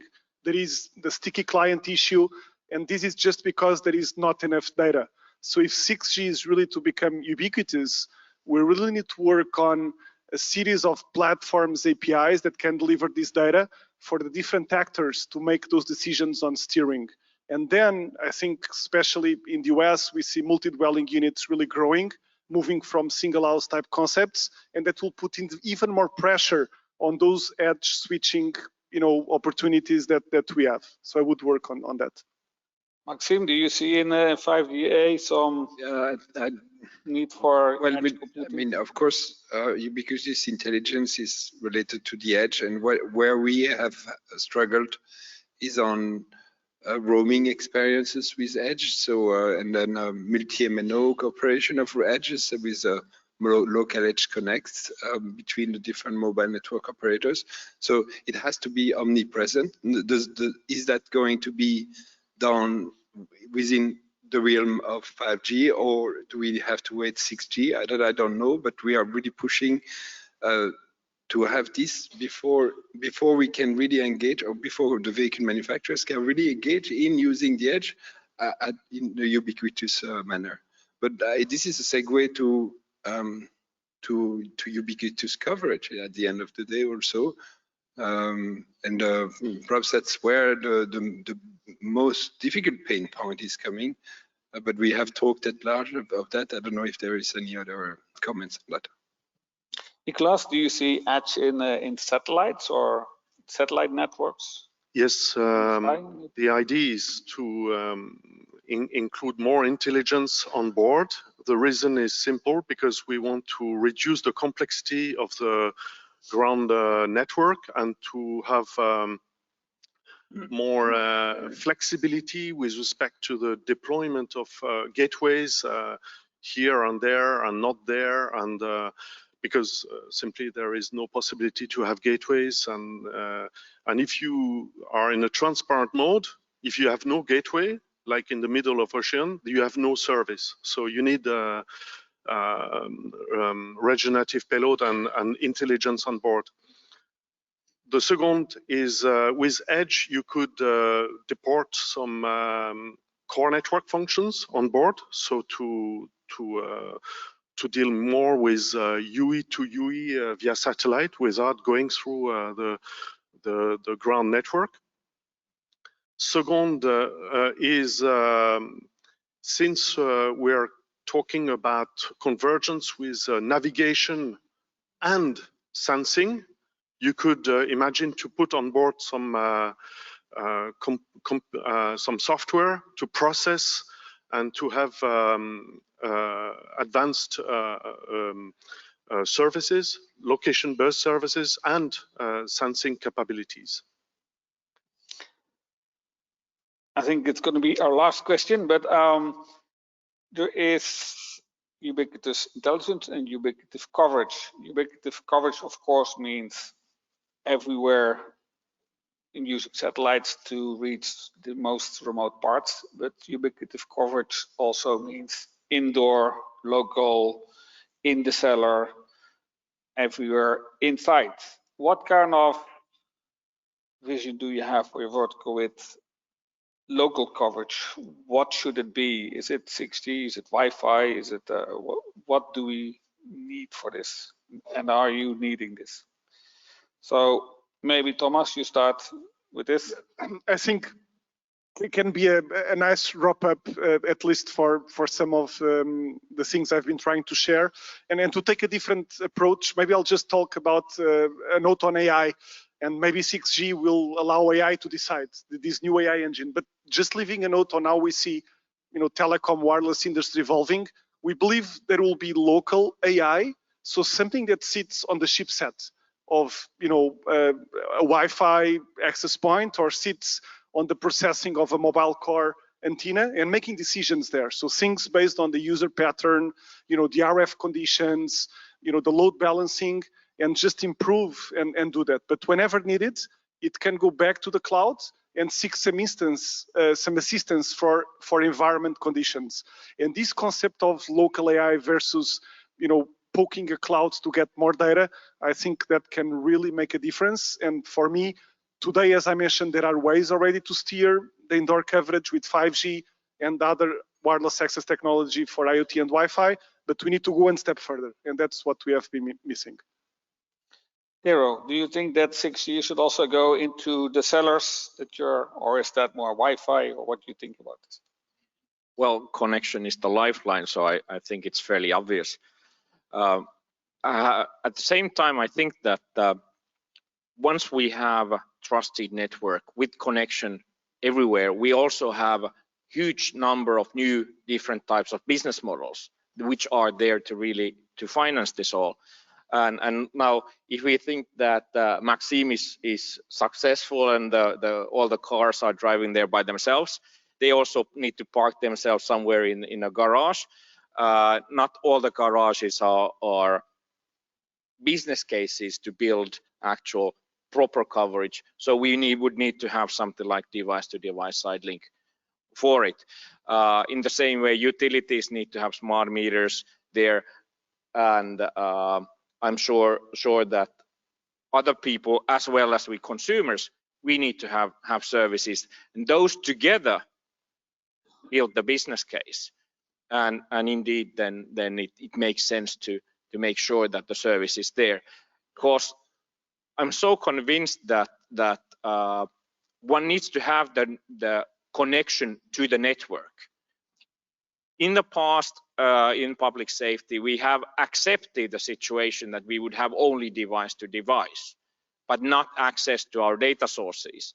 And we were basically carrying between our ears all the knowledge what you need to do, but that was fairly limited. Now we live in the world where we have to have understanding and support from the information which is in our data centers, and therefore being actually really connected is immensely important, and therefore I believe in the network connectivity also in the basements. Yuri, for 5G mark cases? I don't think in 5G mark we have elaborated a view on this, let's say explicitly. So what I'm saying is more or less coming out of my head. But for me as a user, for instance, what I would like is to get my service like ubiquitous, and I don't care exactly under which network it is coming. There's a point here that, for instance, when I'm at home and I'm out of the home, the operator I've got behind is probably the same. So the same operator is giving me a data connection for outdoor, being, let's say, mobile connectivity, and providing my internet at home via Wi-Fi. Right? The operator is the same. If there's a way to, I don't know, converge this, I don't know if from the point of view of the core network, but at least from the user device, that would be beneficial, right? I mean, these credentials and so on, we've been dealing in 5G MAC with the credentials for public networks and non-public networks, and how you acquire the framework of eSIM from GSMA into a non-public network, things like that. Doing this in a more harmonized way so that I don't need to do specific things if I'm connected on one network and totally different things if I'm connected on another network, right? Like sharing credentials and so on. I think in the end, it's beneficial in terms of service continuity, beneficial for users. And I believe in some cases, the operator behind these two kind of detached network probably is the same.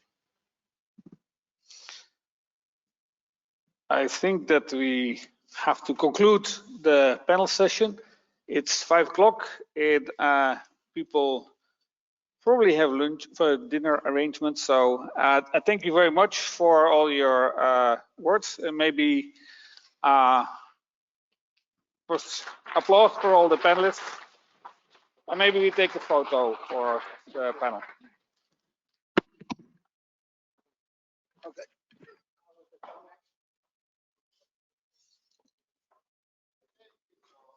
So we get a little bit.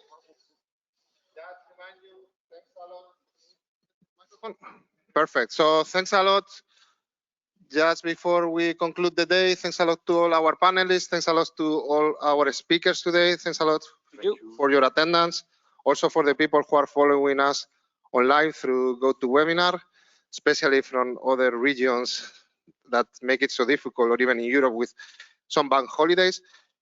That was it today for me. Tomorrow we will have Punit as a chair. So Punit, you want to remind us what we will do tomorrow? Thank you, Jose. So as mentioned in the morning, tomorrow session I'll be chairing, and we have all the regional research alliances. So we'll go through the presentation, and we have a panel in the last session. Also a reminder for tomorrow, we have a social event tomorrow. It's a 1 hour drink, as much as you want, okay? So as much as you can drink in 1 hour, that's a contest. So it starts at 5:30 tomorrow, 5:30 to 6:30, okay? And I'll see you tomorrow. Have a good evening. Cheers. See you. And enjoy Rotterdam, ladies and gentlemen. So one more thing is we have uploaded all the presentations which was done today on the server. So all the presentations for today are on the 3GPP server, and we'll do the same tomorrow. Okay.